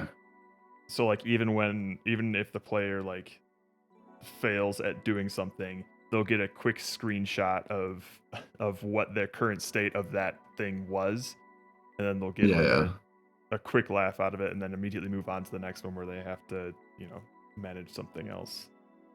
Are there interesting ways without getting too complex to try and get like a pose out of the person, which is the hard part? It's a pretty complex thing, honestly. Yeah, let's see here. Okay. Yeah, I'm trying to think of throwing things at them. Not that crazy. No, it's the like posable people. Posable people for sure. I mean, it could be like really rudimentary, like they just need bones. Like, well, so one thing that we could do is like, if we have like, I can make joints in Unity, like hinge joints, to basically we could like pose them like a puppet. Like a 2D thing? Yeah, like a 2D thing. If I just have like the separated assets of like thigh and leg and waist, I can like I can probably attach joints to those things, and then we can like rotate those. Yeah, so you're just kind of like moving around. Yeah, because I like one thing, like we definitely wouldn't want 3D people. Oh no. There's no way to make like a variety of stuff like that. They would have to be just like all one person essentially. So we're not going to do that. What if the textures were just the thing that were different? I mean, if we go Rudd Family Christmas on them, definitely could. We go Rudd Family Christmas. That could technically be considered an art style if we leaned into it. It is a style. I could improve on the Rudd Family Christmas models. How? How is that possible? They're perfection already, but yeah, like what the fuck?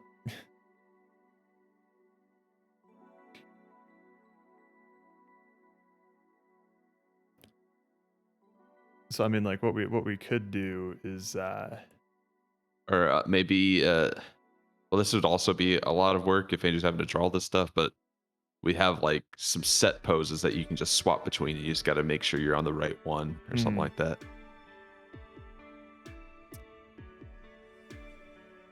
Yeah. That would also require some finagling. I think it would be really hilarious if we could individually articulate like their head, arms, and legs.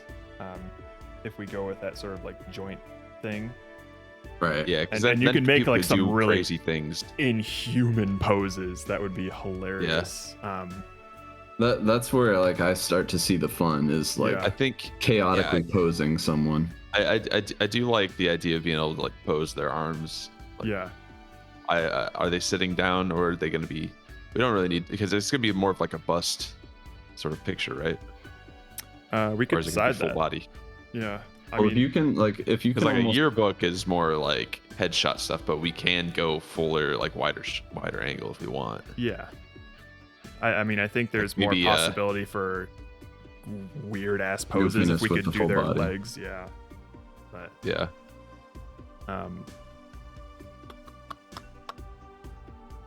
Yeah. So I love the serial killer-esque like smile that this thing has on it. It's super gross. I'm sorry. Here. No, I love it. It's perfect. It's a pretty glass. sweet beret though. Yeah. Is that a mustache? Just turn into a mustache. There you go. It's just really nice. This looks like a Peanuts character actually. It actually does a little if bit. they just had like a smaller body. Yeah. It's a mature Peanuts character. Gross. So that fucking hair. It's like some like Madeline hair or something. Like a double beret going on. Little British schoolgirl. So yeah, I think it will just be inherently fun and goofy to be able to pose these things and just see what you see if you can like pose these things in the time frame allotted. So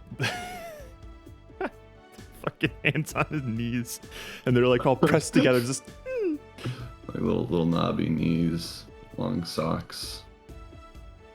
I mean, this kid's ready for a picture. Yeah. What we're thinking Nice right mustache. now, Dark, is being able to like grab a part of them and articulate it in some way.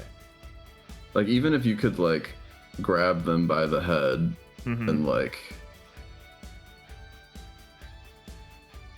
lift them up. Oh God, this looks horrifying.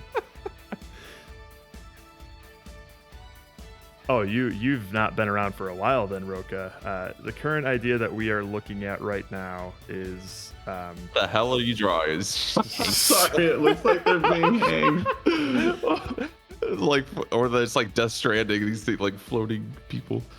the current idea that we're looking like a roller coaster tycoon kind of thing. Where it's like, oh, it's a weird like ragdoll thing. It's obviously the scariest possible look of that. So okay, hang on. What if like, all right, so this is some sort of yearbook thing, right? And all of the, for some reason, somebody snuck in a bunch of like NyQuil into like the school lunch. So all of these kids, all of these kids are unconscious. We're weekend at Bernie's in all of these yearbook photos, and we have to like pose them up and make them look natural within 10 seconds, and then take the picture. Yeah, I mean that sounds pretty funny. Because like I want some sort of reason for why like to why we're having to prop them up. So Yes. like it says the perspective of like it's the photographer that's like panicked and they're like shit. Yeah, I'm like I gotta make sure. Like I gotta take these pictures and all these kids are fucking drunk. Oh yes. So all these kids, they're not unconscious. Oh,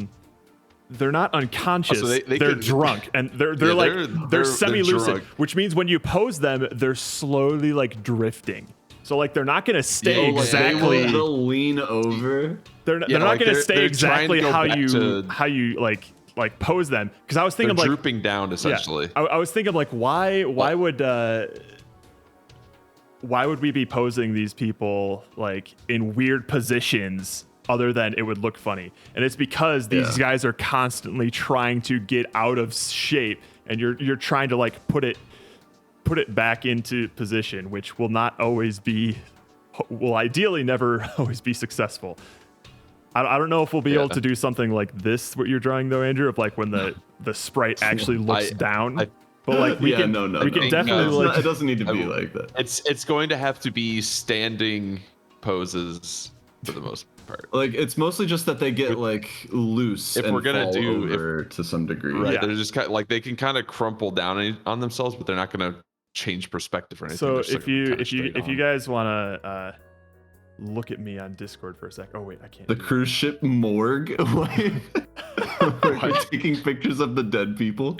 Let me see if I can. I like the idea that cruise ships have morgues. Video. Can I change my? I mean, you got to put the dead bodies somewhere, right? I can't. Let me show you where we keep the bodies. This video. Can I change my video device? I guess not. Oh well. But yeah, if you were to imagine, like, or I guess you can just look at me tipsy on stream. teens.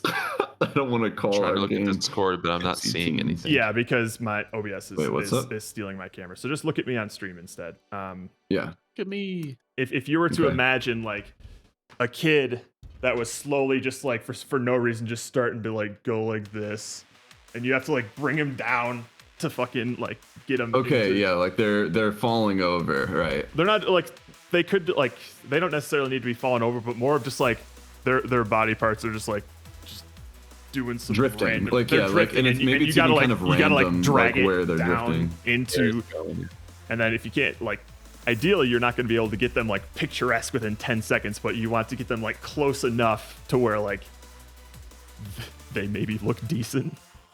Yeah. So I think you only have 10 seconds to pose them up. Yeah. Before the next kid comes in. Before Sarah Kaya comes in. Well, so the kids have to have names, so we will have like a random name generator. Oh, 1,000,000%. Of course, yeah. Okay, so like the difficulty of the control here is like how much action can you get out of the pose, and then how we control it. So you imagine we control with like clicking and dragging, or is this with like keys? Is it a combination? I'm imagining how this. Are you? Yeah, I'm imagining this being pretty. I think it would be.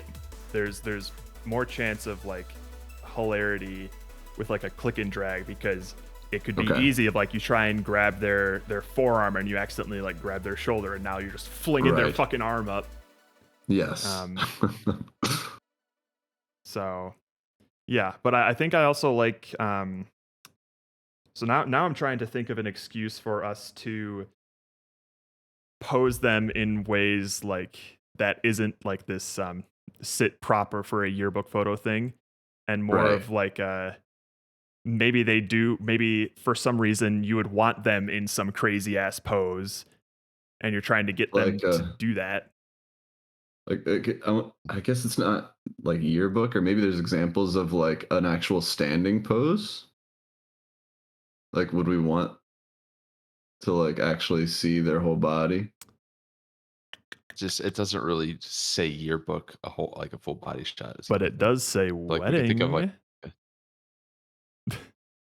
wedding photo or prom photos. They're with the dates. Prom. You're a prom photographer, and that's why they're drunk, because someone spiked the punch bowl. There we go. They spiked the punch. They spiked the punch.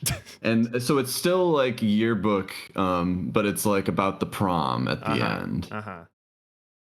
Oh, would that mean that there's some where there's like two people in there? There could be.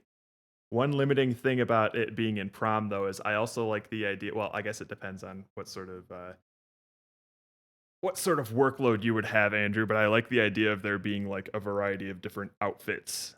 Depending on like the style. If we just make like a fairly generic character, or maybe there's like a girl clothing, guy clothing type of thing. I mean, if I'm like stuck on like the texture, like the map, it's not like crazy difficult. I mean, you can just like bust those out. Sure. And it depends on just like the style, like how flat versus detailed, things like that. So like then it's more on Steven to come up with like good 3D characters and rigging, and then just pass me the map, and then I just like bust out sketches of faces and clothes. Oh, like, right. If we do just like a fairly smooth style person. Right. So just like giving me something like kind of versatile is like the challenge. So wait, hang on. You are you're imagining these characters being like 3D models? Or were they not? Or is this going to be like little 2D panels more? Yeah, I was personally thinking of this more as like almost like 2D puppets, essentially. Okay. And you would give me like a head, a torso, a forearm, a bicep, and I could link those up in Unity with hinges and things. Okay. Now, I don't know how much work it is, but I think that it's way better if these things are moving in 3D space, not 2D space. Like there's just more that can happen. It's extremely limited if they're just like pin the tail on the donkey style, like plates. Sure. Just like at least from what I imagine, from one angle. Yeah. Yeah. If we're just looking at them from like we're not going to have a lot of control anyways with the 3D. I mean, well, it'll like look more interesting probably. But like you can't like turn the hand or whatever. Like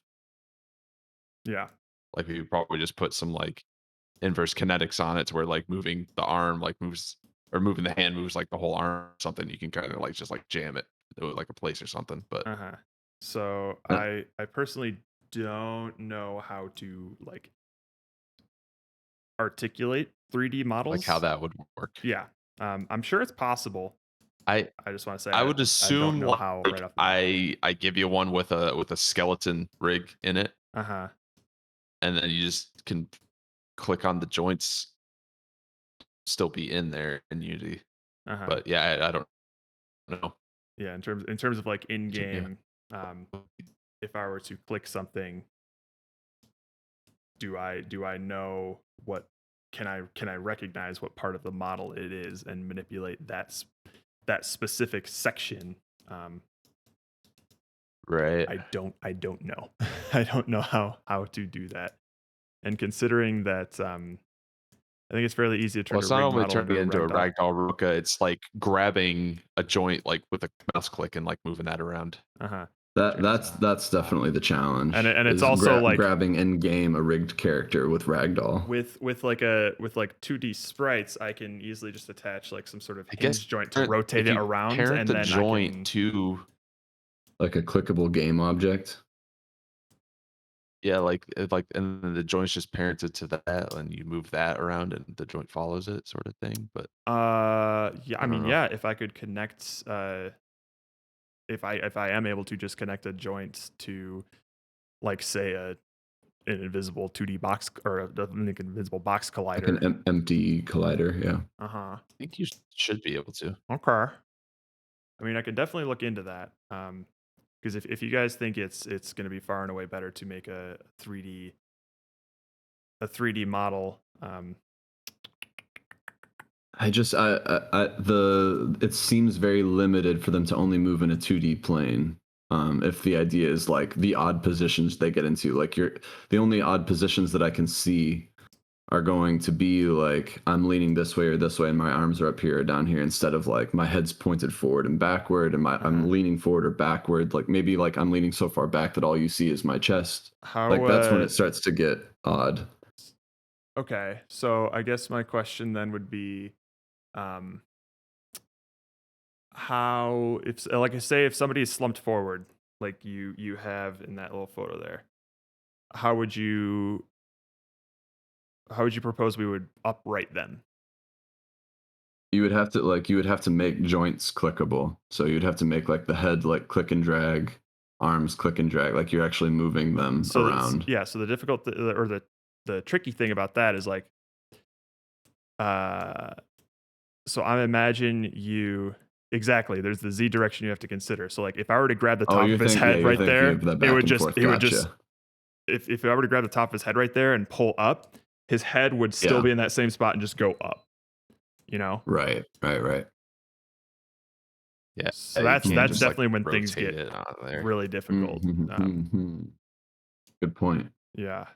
You'd have to have some like specialized thing where it's like clicking and dragging on this. Like, I don't know. There might be a way to do it. I just don't know how.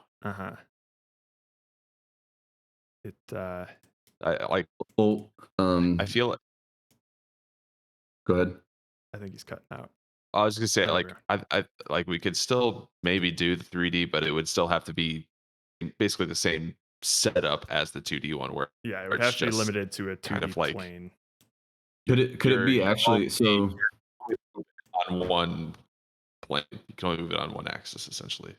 Well, so the idea of props made me think like maybe you're using the props to actually like they're leaning on things. So like you're bringing in props to like kind of move them around. So if you have like a cube in the scene, you're actually using it to sort of like maybe even you're in like an isometric view or something, so you can move around like in Z and X and Y. And then you like put those in positions to like prop them up or shove them around somehow. So maybe instead of like a prop, you just have your writing stick.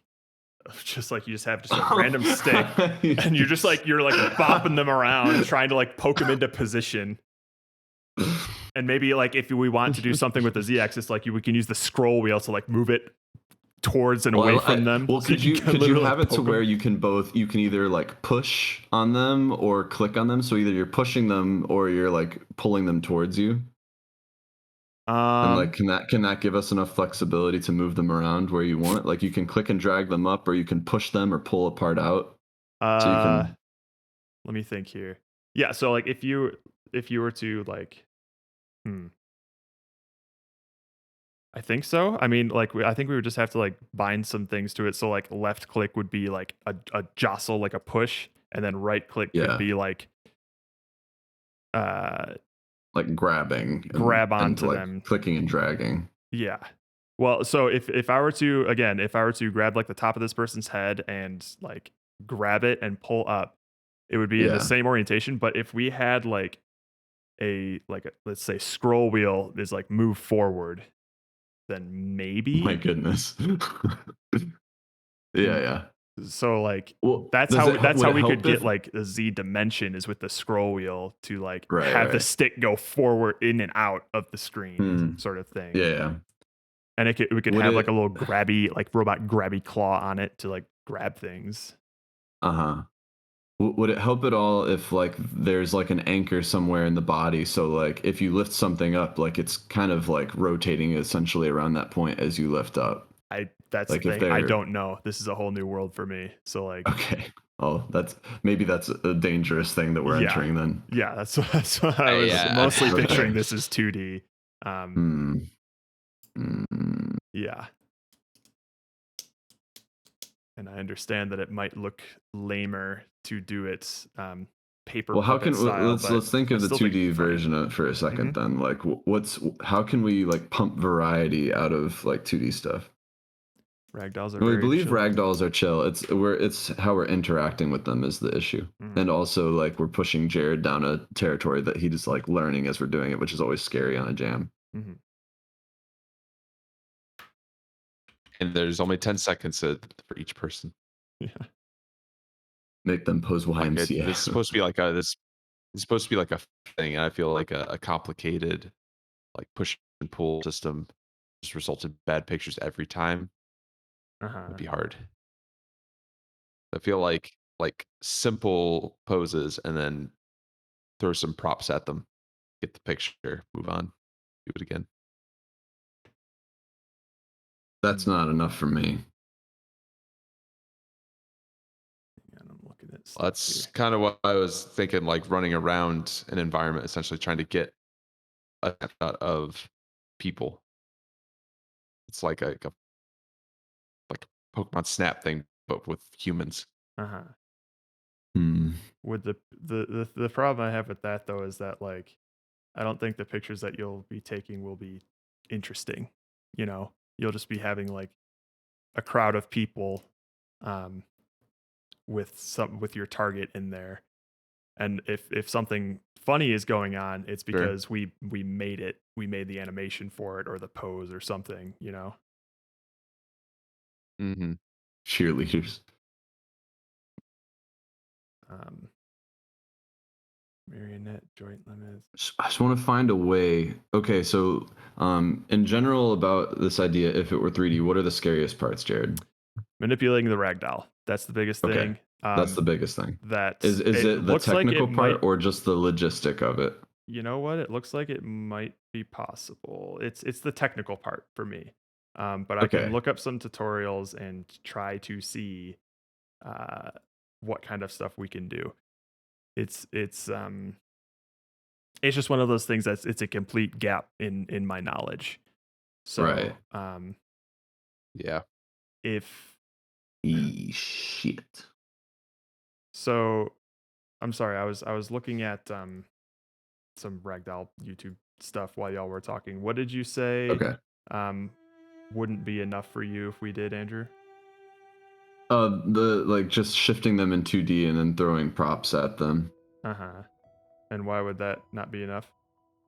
It's just because it feels inherently limited in like the results that you're going to get. The number of possible looks to the frame are limited just by the fact that like things are bulletined in a flat way. Mm-hmm. Like the chest is always going to look the same. Every piece will always look the same way, just like oriented like around like an axis slightly differently. Mm-hmm.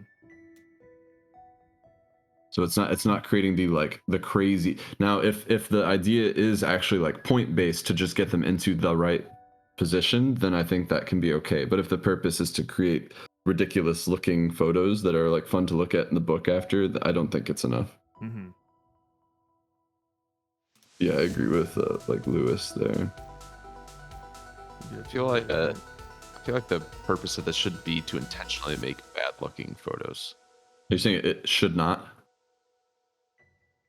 No, I think that I think it should be accidental. Like you're like, oh shit, no! Like it should be like okay, so like it should be, like it's funnier if it's on accident. I think. Okay, if you're just like posing it, and you're like do whatever you want. I think there needs to be a reason to get it right. Like nice, to get it right. All right, so there's two games here. There's the game where like you getting them into position is like points, and like you just want to do a really good job. And there's the version where like the best part of the game is like how goofy the photos end up looking. But I don't know that. I think it's going to be hard to do those together because of the limitations. So another interesting wrinkle is how do you propose we evaluate whether or not a photo is quote unquote good? Yeah, it would have to be. I mean, if it's flat, it's probably like, are those joints have to be in certain zones, and if they make it into those like colliders into those zones, like that's your good points, and if they're outside those zones, those are losing points type of a thing. Okay. Yeah, because I was so it's purely wondering. just like there is a correct pose that they need to be in is the goal. Yeah, I was just wondering because I'm just like I'm not gonna be making any like image recognition shit during this gym. So God, how am I gonna recognize this? But that seems to make sense there. Yeah, so the good zone, I don't know how the good zone. Yeah, I don't know. That's why I think the 3D version point system also feels weird. Is like what do you mean it feels? What do you mean it feels it'll weird? Just results in funnier things. Wait, what? I'm cutting in and out. I don't know what you're responding to right now. What will result in funnier things? Yeah, my internet's pooping. Uh-oh. Okay, so Steven's a little behind. I guess so. But yeah, so like in 2D, I think we go for like those joints need to be in certain zones to get good points, and if they're in there, good. If they're not, like you lose points. And so it's literally just in 2D you need to manipulate them into that position. If it's 3D, I think then it's the purpose is like goofiness basically. I think it's a lot harder to get like the points there with the 3D. I mean, you could probably apply the same idea of like the joints being in zones, but So would it or like Roka said, it's just random. Like if it's all about goofiness, like it doesn't matter. So. Mm-hmm. Mm-hmm. Yeah, But that's why those two seem like point different things. Point system shouldn't matter. Should not matter. But see, okay, so if we don't want points, then I think that the value of the game is from the goofiness of it, and then I think that the 3D is much more important. Okay. So like if we're going for something that like the points is like, look at how chaotic it is. It's very hard to do that with just the 2 dimensions. Unless we can brainstorm on that a little bit and see what else we can do, like with the 2D. Like how can we like pump variety out of it? So hang on though, and if we are you talking about like in terms if we lean into the goofiness side? Yes. Are you also thinking to evaluate the photos based on their goofiness, or no? Like that. Like if the value then is just from like looking at the yearbook after it, like what you did over the course of the time. Like, gotcha. I think you could still do points with it. Literally just. There it goes. Even it's just a toy for. Okay. But yeah, it's mostly if we do if we. Get back out. Shining on me, the crimson lights. Like, do y'all like? I mean, do y'all kind of see what I mean? Like, where it's either it's gonna be hard to kind of be both. Like, the thing that shines is either like you're trying to do something correctly and getting points for it, or trying to do something like sort of spontaneously for the fun of it, and the reward is what it looks like all at the end.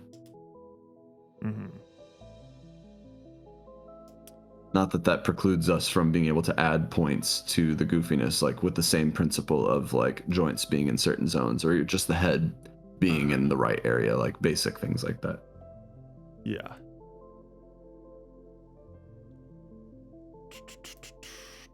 I do like the idea of trying to match pose, I guess. But yeah, I'm just wondering, like points necessary or not. Like, what do you think, Jared? Like, what do you lean towards as being more fun, the goofiness or like the points? Like, it's not saying that it won't be goofy at all. It's just that it's not. The goof levels are a little bit lower, but the points are more rewarding. Yeah, I think my gut tells me that it would probably be more engaging if we try to have some sort of like correct pose for these things, because like imagine there's like you have a photo for reference of what this person wants to look like in their photo, and it's like of them, and they have like it's perfectly aligned and stuff like that, and then it takes the photo. And just imagine like you're still technically in all of the correct zones, but they look absolutely just shit-faced. And you show those photos side by side, and it's like, great job. It's like, all right, next. I still think there is like room for hilarity of you just like getting close, like the whole aspect of just being close enough to these poses while these kids are like just blitzed out their fucking mind. What would you say? Like, we could articulate more things. Like, if we're in 2D, like have more things that can shift position. Like, instead of just the joints on like the body itself. Like, it might be nice to also like jostle things like the hair and like glasses or a hat or something like that. Yeah. I mean, we could just put joints on all that stuff, and then just tilt them around and things. Is there a way we could well, no, that's too much. Just adding joints again. Say it anyway. Is there a way to do this in 3D in a satisfying way where it's still just sort of like we only have this one like view, so we're not trying to move them in Z? Like, is there any way to make that work? If you're not trying to get them all slumped over, then probably it would just be the same basic like premise as the 2D one. It would just be 3D. Like those features stay on the same plane, but they still crumple a little bit, Right. Yeah, you can still like they'll still like deform and everything. That way there's like things like bend that. between the joints, you know, like the arms bend in odd ways and stuff. But sure. Well, I don't think anything's gonna bend between the joints unless there's another joint in there to bend. Sorry, that's what I mean. Like between there's things just flex. Like I could give them like 10 joints in each arm, so they're like snake arms that could like literally bend like anywhere, any direction, instead of just having elbows. Well, I was kind of thinking, I guess, noodle arms or something. I was kind of thinking like you could, like the spine could have multiple joints in it. So like slumping could, even though they're not leaning forward or back, like they're either like their stomach, like they fall and it's like maybe not even a certainty of like either their stomach presses out or their like back slumps, but like everything is still on this sort of flat plane, like it's not moving in Z. But the like certain joints do like have freedom to move around like that in 3D. Or like even the elbows or something can move around in 3D, even though the things that you're controlling all stay on like a flat plane. I mean, if we do like IK constraints on it, we can move a joint in a single plane and it'll move other things like with it, sort of deal. Like if like, say like your arm's outstretched and you move the wrist in, it'll bend the elbow like out, like behind you, I guess, like that sort of, like do that sort of thing where you're like just kind of moving the hand around and the elbows are just kind of following it where it would go, and like the shoulders too. And like instead of controlling every joint, it would just be more of like you control the hand placement and the elbows come with it, and then the leg placement, the knees go with those, sort of deal.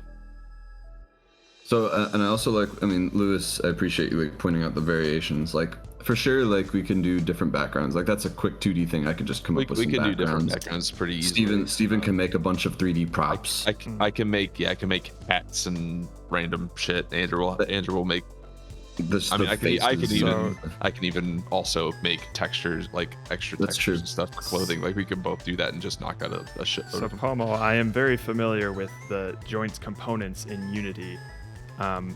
What we're talking about right now is not using those though, and getting a 3D model from Steven that has joints already built into it. Yeah, it would have its own skeleton. And that is what I do. I've never messed with before. So yeah, that's what we're trying to figure out. Like me putting joints into a character is easy enough. It's whether or not Jared can actually do something with it once it's in there. That's the thing we don't know.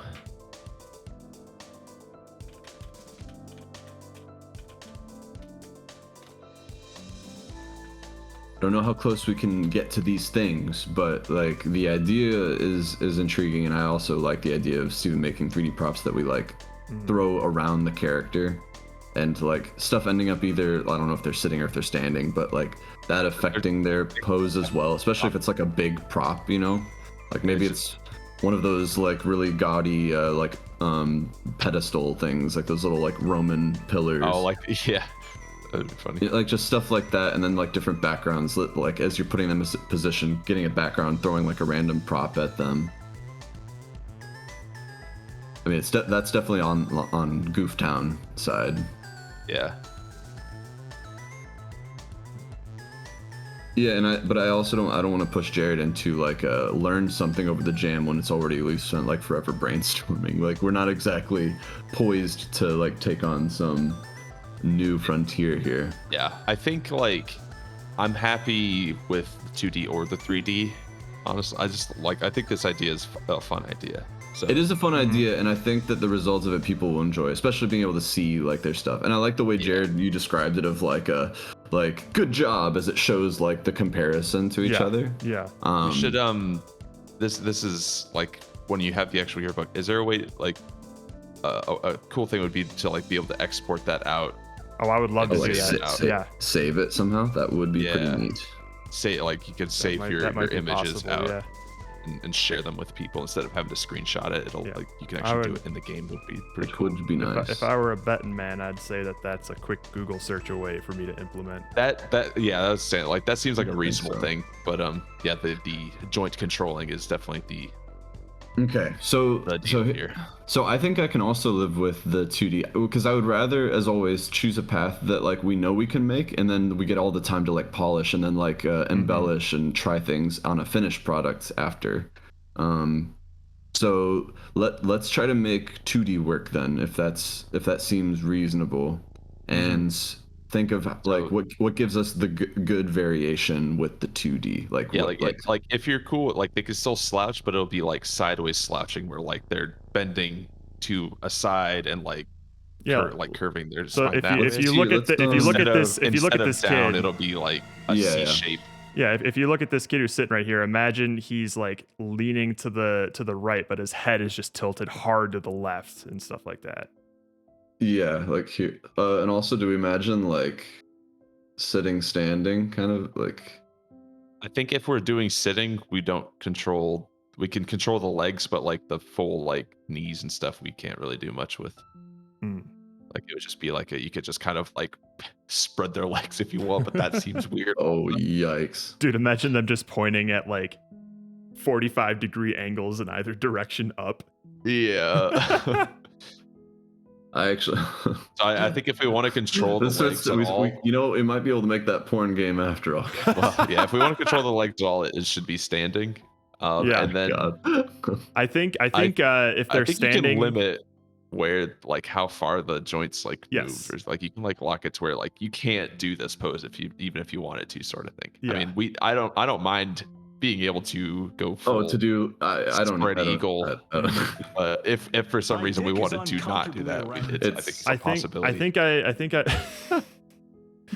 I think I might prefer them in a sort of standing position, because I think that gives us more variety of like target poses. So like if, they can like do like a karate kick, or they can do things, or you can do like the like if you guys want to look at the stream real quick. You could do something. Yeah, my stream is busted right now, so. Like the sort of leg up. I can see it. I'm gonna refresh. The sort of leg up, like kind of holding a bouquet sort of thing. Like. Oh no, it's an ad. Oh no, why aren't you a subscriber, Steven? Oh, it's an iPhone ad, guys, and I'm kind of tempted. I think I'm gonna buy the iPhone 14. Don't do it, Steven. It has crash detection, Andrew. I promise you, Android will come up with that eventually. They probably already have. So, all right, what am I looking at on your stream? Oh, yeah, sorry. Just basically, you could do a bunch of poses of just like, yay, sort of thing, you know? Gotcha. Yeah, because even though, like, let's say, like, the chest and the belly and the hips are, like, locked, like, you can still move arms, like, across and, like, the like head, like this. I mean, you could even move, like, this. Yeah, I guess it's, like, what decides what arm overlaps which one. I guess it could just be random, doesn't really matter, or like left is always behind right, or vice versa, just because like otherwise you're just gonna like be on the same plane, and we don't want it to just go right through each other. Probably the hips lie. Well, these people ain't Shakira. Shakira. Yeah, I also didn't think about having like I originally thought that the torso was just going to be one unit, but I like the idea of like splitting it into 3. Like giving them just more the more things that bend, the weirder things can be. Yeah, I think the torso being able to bend it even a little bit would be. Oh, I agree. I just never thought about it, so that's I like it. Yeah. Man, I would really like, so the idea of props, I like the props is more so when they like impact the posture of them, like that they can like sit on props that have colliders where if you drag a box under their feet, it'll like lift their feet up, sort of thing. But you won't be able to like move it back and forth. It'll just be like side to side sort of things. So like throw shit at them. So Like the props one can still be thing- 3D and it'll like rest on them because they'll all have colliders. I'll just be a more flat person. One thing we'll have to consider is like if we're using props to like, you know, if we're like smacking these people with props and it's flinging their limbs around and stuff. No, I guess it would be fine. I was gonna say of just like these limbs when we pose them need to relatively stay where we left them, right? Like they have to be like suspended somehow. So if we were to hit them with an object, like I think it'll be fine. I think it'll just be like we'll have some sort of like drag amount on these things so that when you hit them they will naturally come to a stop depending on how much force was applied to them or something. So that's Lewis brings up a good point. Like would it be possible to like change sprites on things like the head for like a slumped head look? It would depend on what would I think short answer yes, but long answer is it would depend on what the trigger would be to change the sprite. And I feel like you'd also see the transition pretty clearly. Well, it would be like a quick snap. Just be a hard cut. It would, there wouldn't be a transition in between. I think that would be fine because it would almost give it like a sort of flash game-esque aesthetic that isn't like, I don't think it would be bad looking, but I will leave that to the artists to decide what looks good and what looks bad. We'll see. Yeah, it's like things like snapping into place. I'm mostly thinking about the props right now and thinking like, do they help or are they just complicating things? Because the props are better when they are like really immersive with the character, and if the character is like 2D, it makes it hard for me like to imagine the props being like super effective.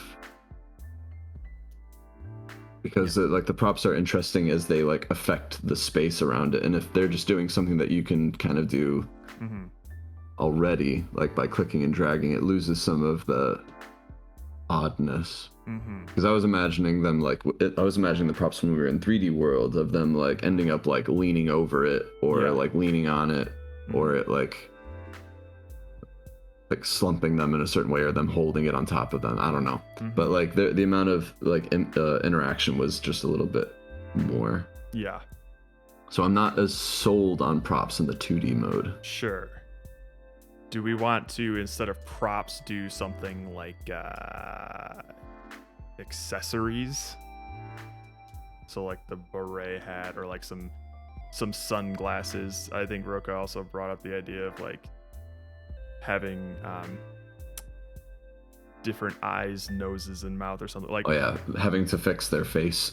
Yeah, or like maybe like we can just like select, find some way to change whatever face they're currently making or something. Yeah. From like a selection of them. I don't know. Because I mean I love the idea of their face being like all over. I mean like that's funny. Because otherwise like if I'm making the faces, I would just give them all kind of like, you know, drunkish faces, like so that they're not all just like smiling. Yeah.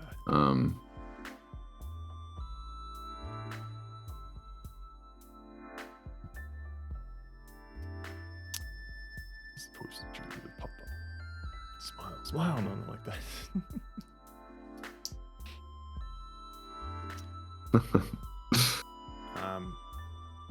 But yeah, I'm also not quite sure how props would fit into this scenario.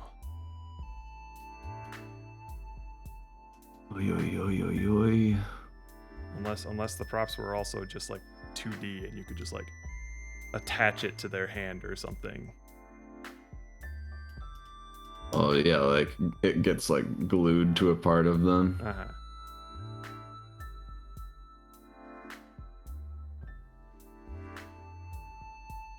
So is this the version where we're trying to get them into a correct pose? Yes. Okay. I would assume so, yeah. Okay.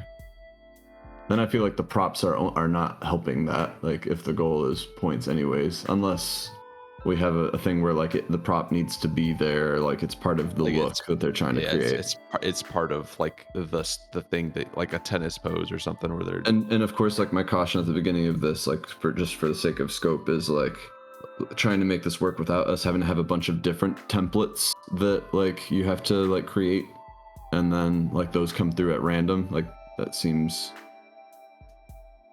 like it could be a lot, you know? Like, because how many of those are you going to come up with and then like be able to have them all work together? Unless y'all think that's not actually like a limiting factor, or like that's when you talk not about what makes it take.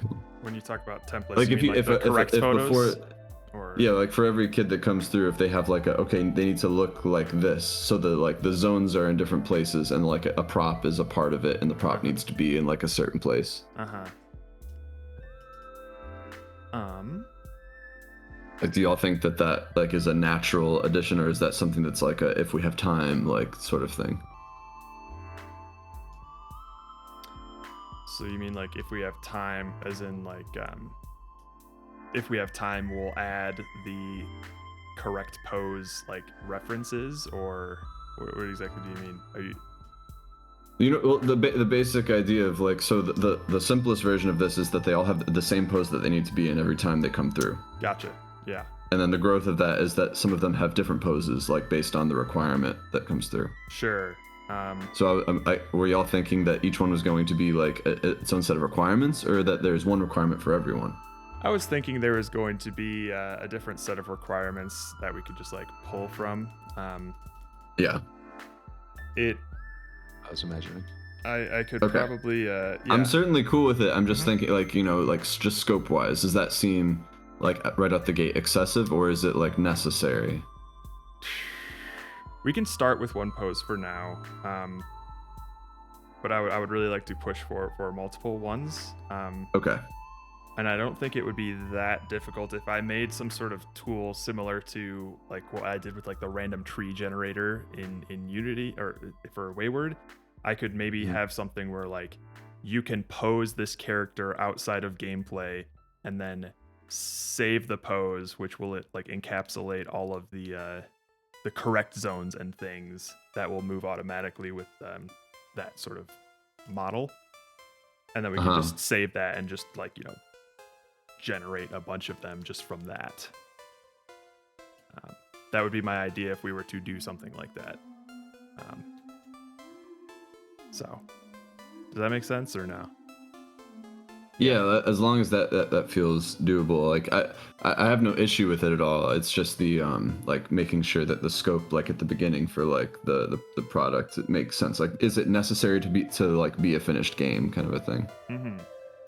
I would say for a minimum viable product, we would just start with the one pose, but I will see. I would like to have more. So yeah. Yeah, at least a couple just for some variety. Okay. Just doing the same thing over and over again.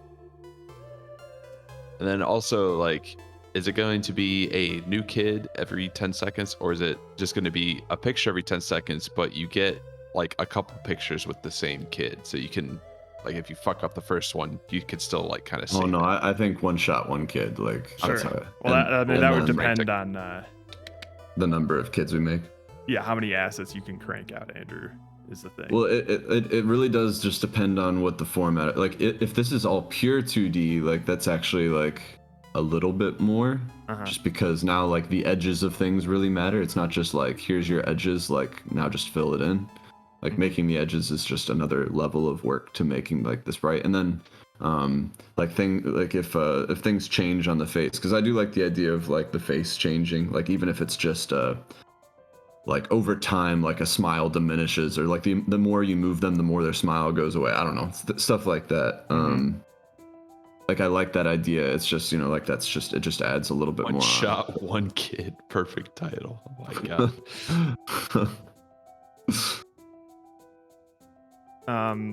So just to clarify a couple things, as far as the assets that you would make and give to me, Andrew, what exactly would those entail? Would it include like a head sprite, an upper torso sprite, mid torso, like all of these individual things, or are you What are you thinking there? I mean, if this is all 2D, I basically I give you like just like a rigged like a mannequin, and each one of those parts is like either like depending on how much time is either like I'm just changing out like certain parts, like there's the clothing would need to change. It would probably be like a fresh set of parts for everything. Like a bunch of heads and stuff like that. Gotcha. Bunch of legs. Okay. At least my initial thought is it's a lot of that. I would try to find ways to make things reusable, but some of it would be like how you categorize and put these into buckets and like where you select them from. So so all the I mean, arms as long and legs would be like in a little package together, but Cool. even though there's a bunch of different ones. Yeah, because I was also picturing having like a drawer full of limbs to select from. Basically that, yes. Like okay, cool. Or a bucket, as Andrew said. A bucket of limbs. Bucket o' limbs. Yeah, like Lewis, I think so as well. I like the face changing, and I'd like to have that be something we can do. So that's a potential direction, is just like the more you interact with them, the more the smile goes away. Something that we could do for that is like you could give me a bunch of blank mannequin heads, and then we can just staple on whatever face we want onto those. If you wanted to give me like a selection of those, instead of you making like that's like a separate thing. So while it's being rigged, like the face is changing over that. Yeah, if you wanted to do that instead of like making a bunch of different heads, we could do that. Right.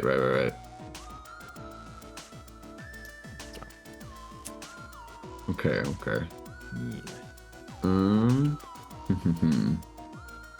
So I think one of the other concerns with this path is like, is there any 3D in this? You know? Yeah, I mean, you could do like a 3D background, I guess. I just. Yeah. No, I get you.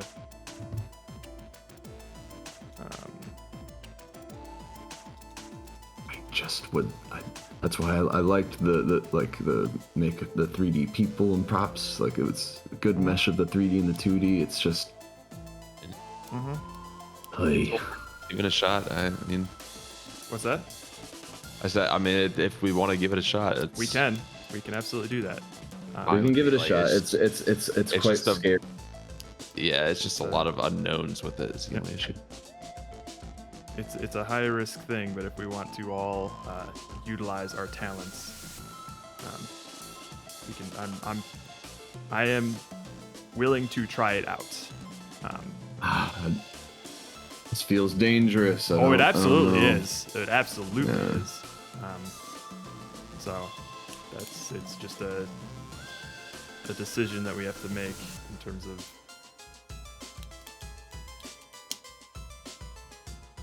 Because if we do go with like 3D models, I would anticipate that my work would increase by like 3x. Would be my guess. Yeah. At least. I mean, you're having to figure things out as you go. Because I already have like some hesitation / unfamiliarity with like the joint system that we would be using in 2D, but I'm confident that I'd be able to figure it out pretty quick. It's a minor unknown thing that I've had some experience with, but it's still something that I would have to get some practice with.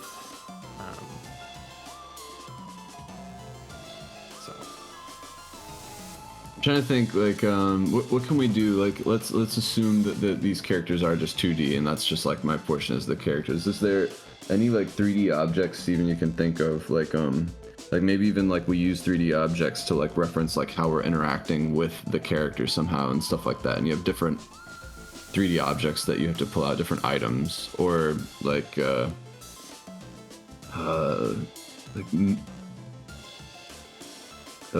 was thinking of like a rubber ducky to get them like to smile and stuff, but like are there any other objects that exist in this world that would benefit from being like it will also just be easier to crank out because they're in 3D.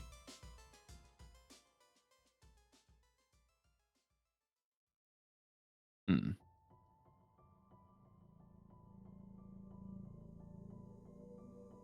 3D models of rendering find a 3D system. Well, we could, like I said, we could try and do that. If I like can, if I can link up essentially like an invisible character in the same way that it would be rigged up in 2D, and have those just linked to a couple of key joints on a 3D model, then suddenly, well, but then you want them to be like leaning forward and back, right, Andrew? I mean, it's not actually not necessary that they have to lean forward and back. Like, as long as they can crumple a little bit. Like I said, like even if like the like main like hands and hips and like head, like even just like the hips and the head like stay on this one plane, like, but if they crumple, like that certain joints can like bend or not bend out away from that plane. Mm-hmm. You can map the head to the z-axis, distance to the chest. Map the head z-axis to the distance to the chest.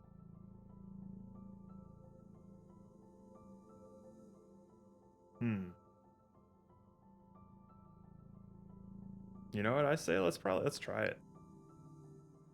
If we keep the if we keep the majority of the model maps to a 2D plane that we're manipulating in the same way that we're doing with these like these little 2D puppets that we were originally envisioning. I can see that being as long as I don't have to manage like the model like wibbling and wobbling back and forth on the z-axis too much, I can see that like being a similar amount of work for me.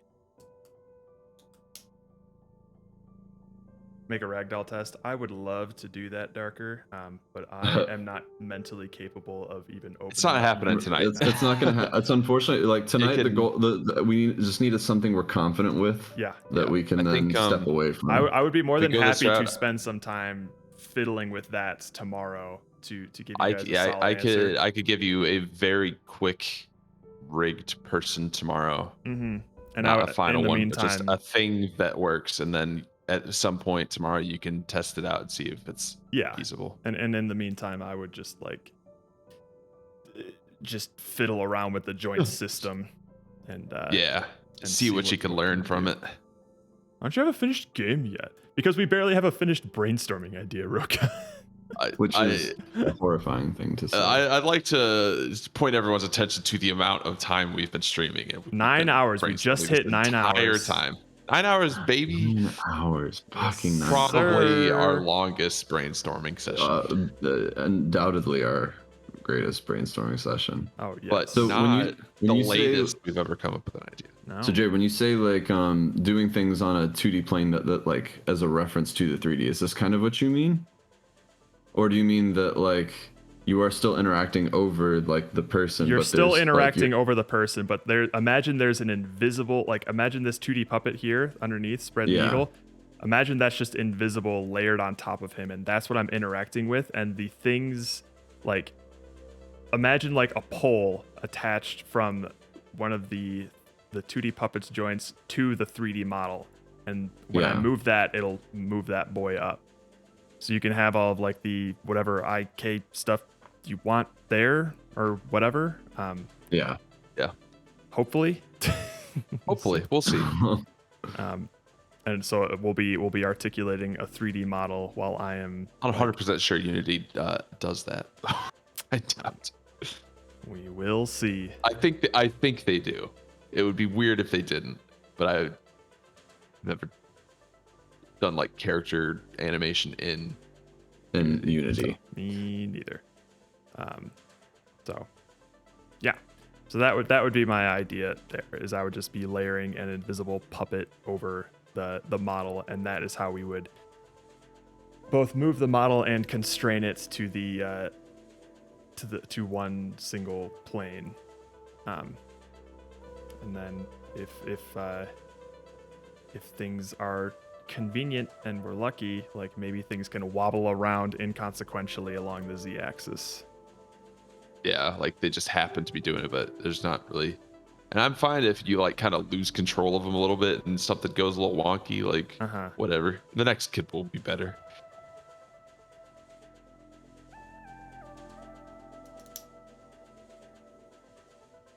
Yeah, I think for the IK stuff, you just have to. There's like a small script that you'd have to make in order for it to work. I don't think it's inherently just in Unity, but it can work. Good moaning indeed, Dr. Java. Oh, we've been moaning for 9 hours. Oh, I haven't stopped moaning. What are you drawing there, Andrew? I was just thinking, like, yeah, like there are certain joints that like still stay along this like XY plane that they move around, but like there are joints that can also like press out, and that's basically what I was thinking. I think that probably might just happen on its own, because like I'll just be, again, let me get my own marker out. Oh,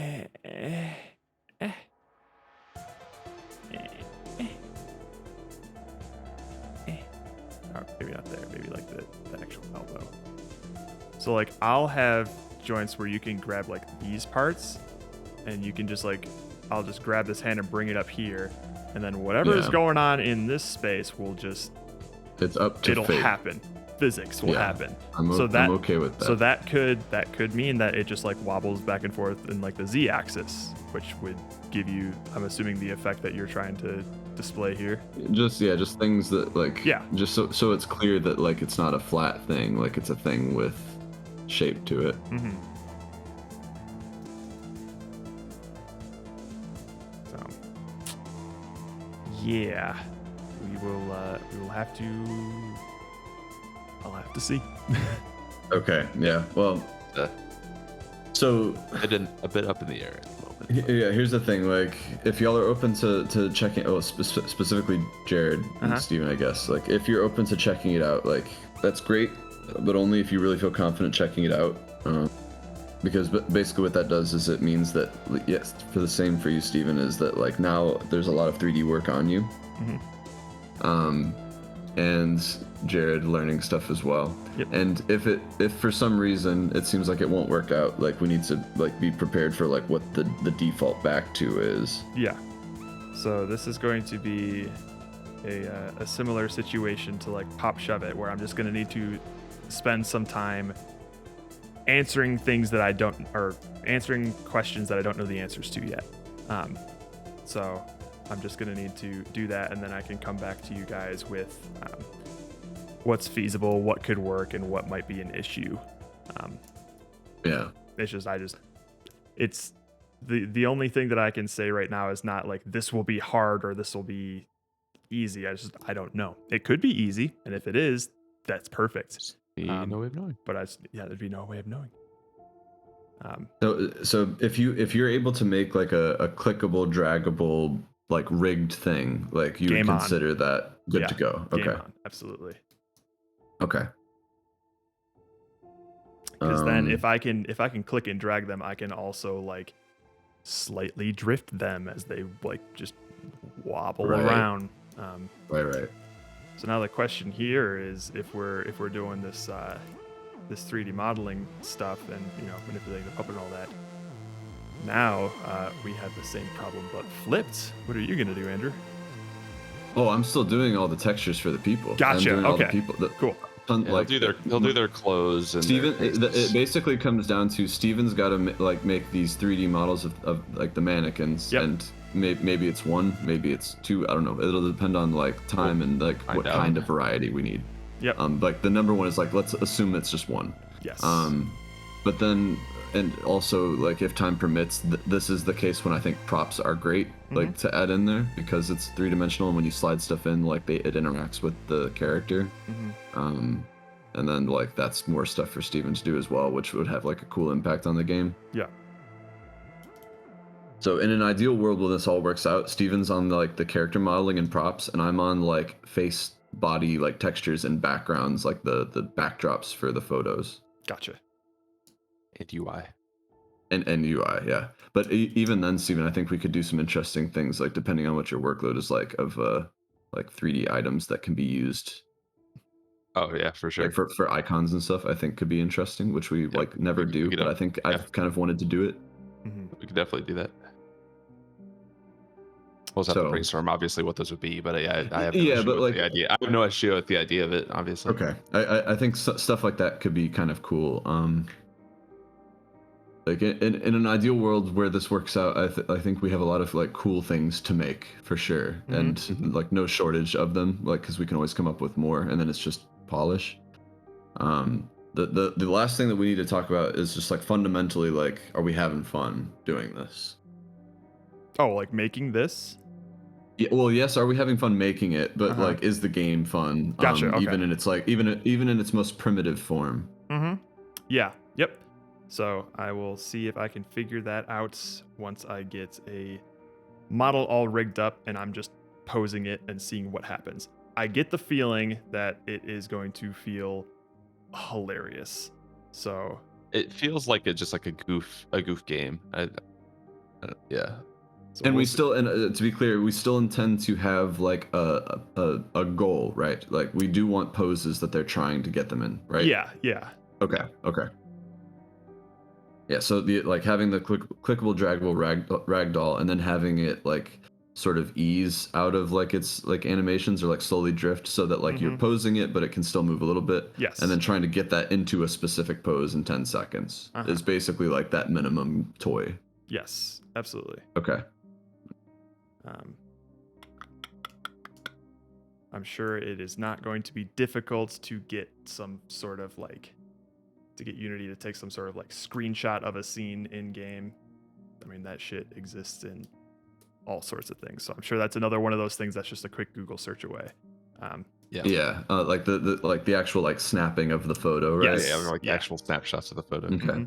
Yeah, I think the snapping of the photo, and then like also interesting, like to complete like the end of the game, right, is like placing those into like a UI somehow. Yeah. I mean, I feel like if we could take a snapshot of it and we just put it into a frame. Yep. Easy. Of the same size, like it should just go right in there. Like, it shouldn't be an issue. Yeah. I'm not worried about that. Now I'm thinking like whether it's at the end or like maybe it's even on the menu screen, but having like a like high school sort of like slideshow music playing while it like hovers over like a sample of like yearbook page with people's photos. Yeah. Oh, I'd love that. There could be some like cool ways to like end the game as well with that. Just like playing the music in general would be kind of fun. Yeah. So forced attempts to drag. Yeah. Okay. So, but like, do y'all feel confident like with this? Not only with like what like your contributions would be, but with like I feel like confident in the idea. Of those contributions would yeah. be. I feel confident that this idea will be is fun. Yes. Okay. This is the most confident that I've ever felt in 9 hours about an idea. Same. That's more than you say about anything else we did today. And it's not just because we're tired and we want to move on. No, like this actually feels promising. I actually like this. I'm picturing like moments in my head of this happening, and I'm also seeing players like moving these things around frantically and it being hilarious. Yeah.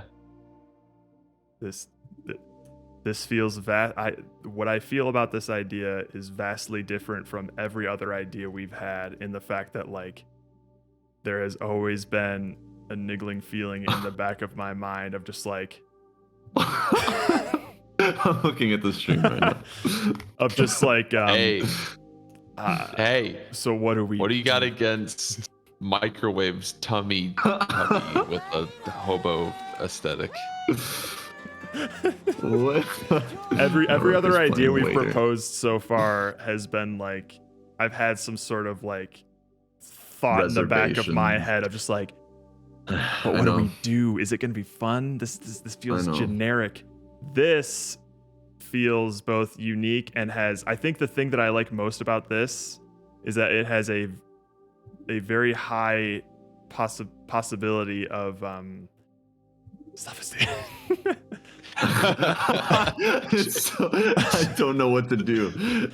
of emergent sort of hilarity to it. Like, we're not just like constructing a bunch of funny things and moments and quips or whatever. Like, the funniness just happens, and it's unique to each person when they're doing it. Right. Yeah. And I think that like, is a super valuable and unique thing that. Yeah, the idea of being able to share like the pictures that you took and stuff, I think is like super cool. It's a different kind of funny than we've made before, where like originally it's just been our idea or our art looks hilarious. Yeah, whereas usually we're the funny ones. Now it's gonna be the players that are the funny ones. Oh, so you guys think ideally? Funny looking at you, well, looking at you. Oh wait, Homo was a bad idea. Got him. Yeah, I think he went to sleep. Good. Finally. Shouldn't we all? Yeah, well, I feel extra bad for you, Steven, at 3 a.m. and after a full day of work. I had a full day of work as well, but you know. Yeah, so thanks for sticking. I have also been like crunching on schoolwork just to get this weekend free. Get a free weekend. And I'm still gonna have to finish up a game that I need to finish by Monday night at midnight. So are you serious? I got close. Actually, you know what? I can show you what I've been doing. Let's do that. My goodness. Show us the world. Well, I hope that the only hard part of this is just knowing whether or not we're capable of like the core of it, then everything else is like fairly. That is absolutely like the most like I guess I could say difficult thing to do. Yeah. But then everything else seems pretty simple. So you're making 2 games this weekend. Well, game in quotation marks. It's like I'm basically have to make like a game or some sort of game-ish thing a week from one of my engineering classes. But last week I just had to make like a player controller. And this week I have to make some sort of interactive UI system. So the thing that I am deciding to make is the inventory system from Resident Evil 4. If you remember that with the yes, with the bass, of course. With the bass, of course. All hail the black bass. All hail the black bass. So we have like best be praised. Best be praised. So obviously you have like this little sphere thing, like you can go around in this little UI system. Let's maximize this here. And then you can pick things up. Jerry's still here. Jerry. You can pick things up. You love it. Rotate them. Jerry was indoctrinated into the Church of Bass. There's a couple of annoying things with this system in terms of like when you rotate it and you bring it back, it's got to rotate back and fit back in there. And like you can't have it like, I have to clamp it when you rotate it so that it doesn't like go off the grid. One more important thing here. Let me just, there we go. And now we have all kinds of different items, like a bass. Bass, nice. Hell yeah! Make sure we get a black bass in there, please. Of course. And then one thing that I wanted to do to try to push myself. Push it to the limit. Jerry, are all those F's you getting really Korean on us? We have concave items that aren't necessarily square. That shouldn't have happened. All right, so I got to fix that. But we'll see. Maybe these won't make it in because they seem buggy as fuck. But I have to finish this up with like some UI instructions, bug fixes obviously, and some sound effects. So that's due Monday at 11:59 p.m. And I did not have a chance to finish it, but I got a lot of it done.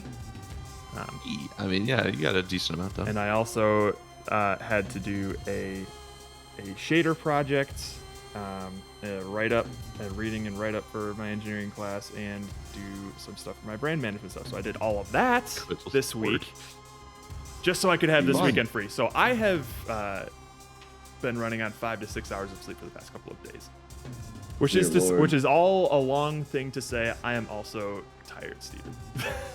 I could see that.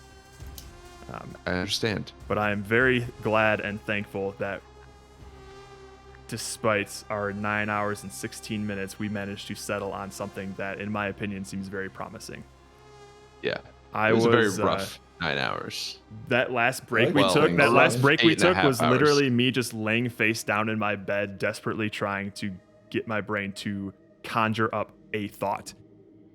Dude, so thank you, Andrew, for coming back. Outside. Thank you for coming back with a selection of ideas. If everyone had come back, was not good. I thought y'all were gonna shoot it down. This was the one that we latched onto. If everyone had come back with nothing, I would have just been like, all right, we did this for Serial Dater. We're just gonna have to do it again. I need to sleep to restart my brain. I thought that was gonna be the case as Listen, well. if it happened once, it can happen again. It's not beyond the realm of possibility that we ever have to do that again. But not this time. Yes. Not this time. Not today, Satan. And by Satan, Unless, I mean this obviously fucking tomorrow theme. we realize that this idea doesn't work at all, kind of like with Serial Dater, and then doesn't take us. Well, the thing with Serial Dater was that we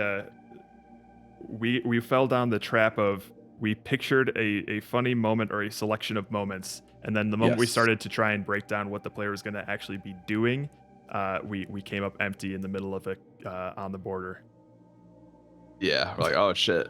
And that's basically what happens with this hobo thing here. Oh man, see, this is such a familiar place that we were. Yeah.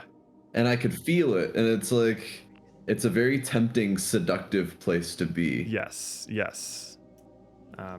But we've gotten good at recognizing that, which is why, like, yes, we've spent 9 hours fucking brainstorming. But look at this nonsense. But we're never, I think the idea we have now is not something that we'll have to go back to the drawing board and completely rework from the ground up. I don't think so. I think that the basic, like the only thing that is like the linchpin here is just like getting the ability to pose a person in a goofy way to work. Yes. So like it seems like we have multiple ways to do that, depending on the walls we run into. And everyone in chat seems confident in our ability to do it in 3D. So I'm led to believe that it's simpler than I imagine. I just need to learn how to do it just because I have no knowledge.